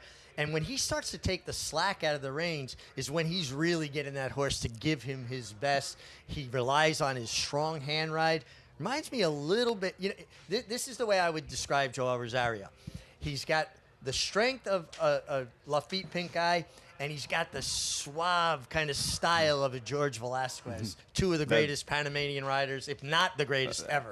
The high praise. The two riders, the only time I've made the mistake of thinking I was watching my own man, and it was somebody else, Corey Nakatani, Joel Rosario. I think only two great comparisons. Corey Nakatani, as strong and natural a rider as you're going to get. I mean, really, great call. Can't wait for tomorrow's King Cotton Super Bowl Sunday, and one left on the Saturday card. Let's meet the field. $30,000 maiden claimers, 3-year-old filly sprinting 3/4 of a mile. Private Seeker at 21-1. The Minnesota bred. Dropping in class here off a maiden 50 last time. He's going to have to work out a trip from that inside. Not an easy task. Trained by Mac Robertson, 3-race maiden off the border lone start, Oaklawn Park, followed by Divine Selena. First after the claim, Eric Foster. She has speed, so she's going to be forward. She gets Lasix for the first time and blinkers, so kind of the complete makeover. Santa Lucia, Alberto Corporation, first-time starter. Half to a horse named Caldera, who was stakes placed for the coach, Wayne Lucas, last year right here in the Bathhouse Stakes. Corda, 46-1. Yeah, a horse that was eased in the first start, drops in class, but that eased line is a little hard to get past. Justice Addiction, they went right by. Then number 7, Rags, a debuting filly. The mare has produced 5 winners from 5 runners, but no horses that won on debut. Buckeye favorite, little one geared thus far. Little one geared, but owned by Coach Parcells, Bill Parcells, 2-time Super Bowl winner. The Super Bowl's tomorrow. You're lucky you're cute with room to improve. The 11, Clap Back, Keith Asmussen. Keith Asmussen for Ron Moquette. Horse showed a lot of speed, very fast pace for the level last time. 21-3 the first quarter. Roman's there in the short leaf colors. First-time starter by Catholic Boy. Yeah, first foal out of a mare that never started. There's not a lot to go on other than the work tab, which hasn't been spectacular, but has been steady. Late on the scene. Another look there at Corda. Those are the 3-year-old fillies in this $30,000 maiden claimer to close out the Saturday program. Rose Street Strategy, first-time starter. Yeah, another first-time starter. Like I was talking about, that mare has been a producer. She has 5 to race, all winners, and 1 debut winner at least. Like waiting for number 47 to enter the picture at this point. Cowboy Killer, the last one you saw there. The 11th and final in 5 minutes when we come back. You're watching America's Day at the Races here on FS2.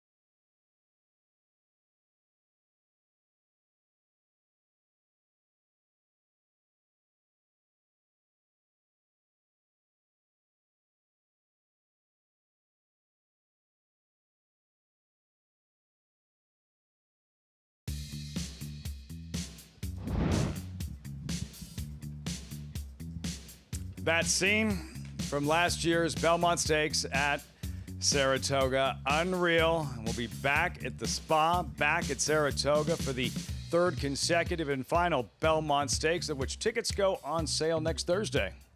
And listen, it's not that far away, really. And if you haven't been to the Belmont Stakes at Saratoga, here's your last opportunity. This is history. It'll go back to its rightful place at its home at beautiful Belmont Park. But you have an opportunity to do something unique. And I will tell you, the enthusiasm of the crowd on Belmont Stakes the last 2 years at Saratoga was just incredible. If only the answer to every problem in thoroughbred racing was that. No, we'll just do it at Saratoga. Just do it at Saratoga. Live look, horses on track for the 11th and final. We check it with Megan. Final one. It's been a fun day of racing at Oaklawn Park. 11 races, all right here on FS2. But the nightcap's a fun one. We've got some lower-level maidens looking for their breakthrough. And I landed on the number 2, Divine Selena, for the Eric Foster barn. And while she was in a bit cheaper last time out, she gets the blinkers on this time around. I loved what I saw from her in the flesh as she comes off the time from back in November. She has been working here at Oaklawn Park, but a steady drills there after being over at Turfway for the Foster Foster Barn. And, I liked her last race. Despite being a slower one, she dueled with the speed early. The closer came off and ran her down. As she gets those blinkers on, hopefully sharpen up that finish late. And I think she's going to be a forward threat with Jaime Torres aboard on her. But as I mentioned, she really caught my eye physically as well. But the number 8, a Buckeye favorite, taking favoritism for Robbie Medina, another that was actually flat last time out against a tougher field where she just ran off of her feet. She gets Lasix for the very first time, and she's been up against much tougher. You'll go back in her form lines to stakes winners and the likes of Bella Ballerina at Churchill Downs. So I think that this group is a little bit more wide open than accepting a 5-2 shot in here, but the drop down in class certainly looks to be in her favor, Lafitte. Buckeye favorite, Megan. As Richie mentioned, owned by Bill Parcells, 2-time Super Bowl winning head coach. The first was a blowout, Giants hammering the Bills or Denver, I believe. The second one much closer by a field goal against Buffalo. I believe that was the first of the 4 consecutive Buffalo defeats in the Super Bowl. Was that the one where Tyree made that catch with the ball? No. against That was a little bit later on. That was with Eli Manning. This was the Scott Norwood wide right, and the first of the 4 Bill defeats. Gotcha. Coach Parcells, a mainstay in Saratoga, has a home up there. He's at the races every day. He loves the game. Not only is he a 2-time Super Bowl winner, he's the only coach to take 4 different teams to the playoffs and 3 different teams to the conference championship. That's a pretty strong resume. Incredible. Racing here tomorrow, Super Bowl Sunday, as we preview tomorrow's King Cotton. And this 11th and final with these $30,000 maiden claimers. Buckeye favorite 5-2. Final thoughts as they begin the load. A lot of it is about trips in big fields, particularly with inexperienced horses. I want horses that are forward, get good trips. Less time to get discouraged from kickback or traffic. Speed is always a good commodity to have, particularly in these kind of races. One final time on this first Saturday of the Classic Meet. Matt Dinneman with the call. The 11th from Oakland, live on Fox Sports 2. Forward. Rose Street next up.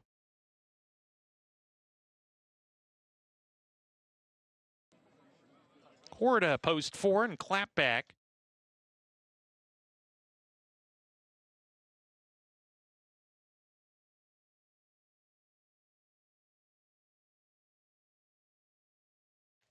Here's Justice Edition about to walk in. Romange coming forward.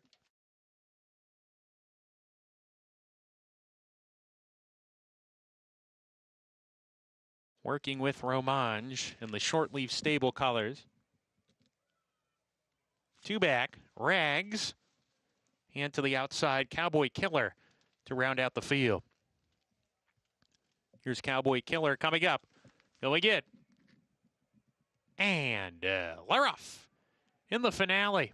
Good start from Divine Selena, who's on the lead. Clapback moving up to come and challenge. Streaks away early. Clapback by 2. Very quick. Clapback down the backstretch run. Private Speaker runs in the second spot. Divine Selena to her outside. And Corda is 4th now. 5 off the pace. They're strung out. Romange is next in the field. You're Lucky, You're Cute. Buckeye favorite. They're all together. They're 3 lengths clear of Cowboy Killer. Then comes Justice Edition, well off the pace. The firsters, Santa Lucia, is second to last. And Rags is well behind in another zip code as they round the far turn here. Clapback went 21-4 very quick. Opens up 5 and goes for home, approaching the quarter pole. Clapback very quick. Let's see if she can keep going here. Private Speaker in the second spot. Divine Selena 3rd coming off the turn. Then comes Buckeye favorite just plotting in place. They're off the turn. Clapback clear by 5, maybe even 6 with 3/16 to go. In second, Private Speaker. Then Divine Selena. But as they come down the stretch, Clapback still on top, getting a little bit tired now. 4 ahead, make it 3. Private Speaker trying to tag her late. Here comes Private Speaker. Private Speaker wears down Clapback to win it. Private Speaker. Santa Lucia in a photo for second with Justice Edition, and Clapback faded badly in that final 16th. Has to settle for 4th after going very fast. Clapback Coming up small late, hit a wall, private speaker late. Surge takes full advantage and takes down the nightcap at 23-1 to graduate. This is Sahim Carmona, if I'm not mistaken. Rode a $150 winner the other day. That's right. Some ridiculous That's right. price. Another big price. So a rider that's out there giving his horses every opportunity. Clap back. Super fast, just doesn't have enough finish, but she's like a runaway speed type. Nice effort by the winner. Extreme Racing. Mac Robertson, private speaker, and an upset to wind things down. This 11th and final here at Oaklawn Park. Richie, I think it's probably pretty obvious watching a champion return victorious, but yeah, biggest takeaway from today's racing at Oaklawn. Well, I think it just was a great day of racing. Big fields, competitive. You know, that's what you're going to get at Oaklawn Park, and if you can mine that nugget of gold in your handicapping. But the story of the day certainly was Nitrogen, the return of a champion, and I'm just feel privileged as a fan and someone that covers racing to be here to see it. First start at Oaklawn, victorious in that Bayakoa. Look forward to seeing more of Nitrogen here in 2026. That'll wrap things up for us here at Oaklawn Park. Live racing coming your way tomorrow afternoon, Super Bowl Sunday. You have the King Cotton and lots more coming your way as we look back at some of today's highlights. And the champ is back indeed. Nitrogen in the Bayakoa. Jose Ortiz, what a weekend for trainer Mark Casse, the DJ Stable homebred. Mark and wife Tina looking on, and the pride of having the champ come back victorious. And this 3-year-old Renegade improving, first career win, sensational in the Sam Davis for Todd Pletcher. And he is also Oaklawn bound. Have a great night, everyone.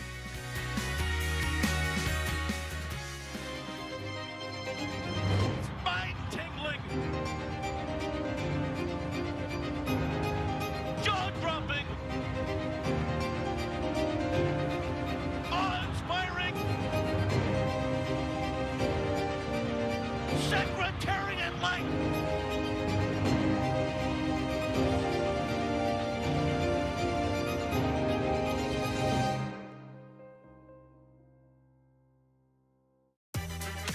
Why wait for fortune to be revealed when you can make your own move?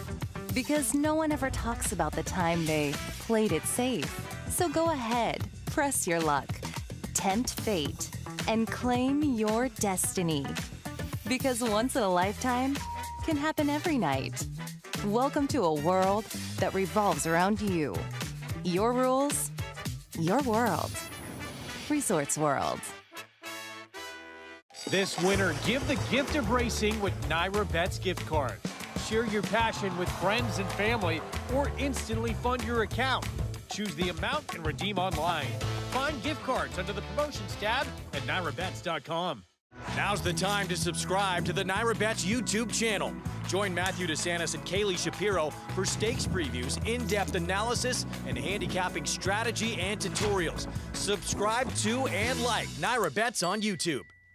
Racetrack Television Network brings you every race, from every track, on every screen, every day.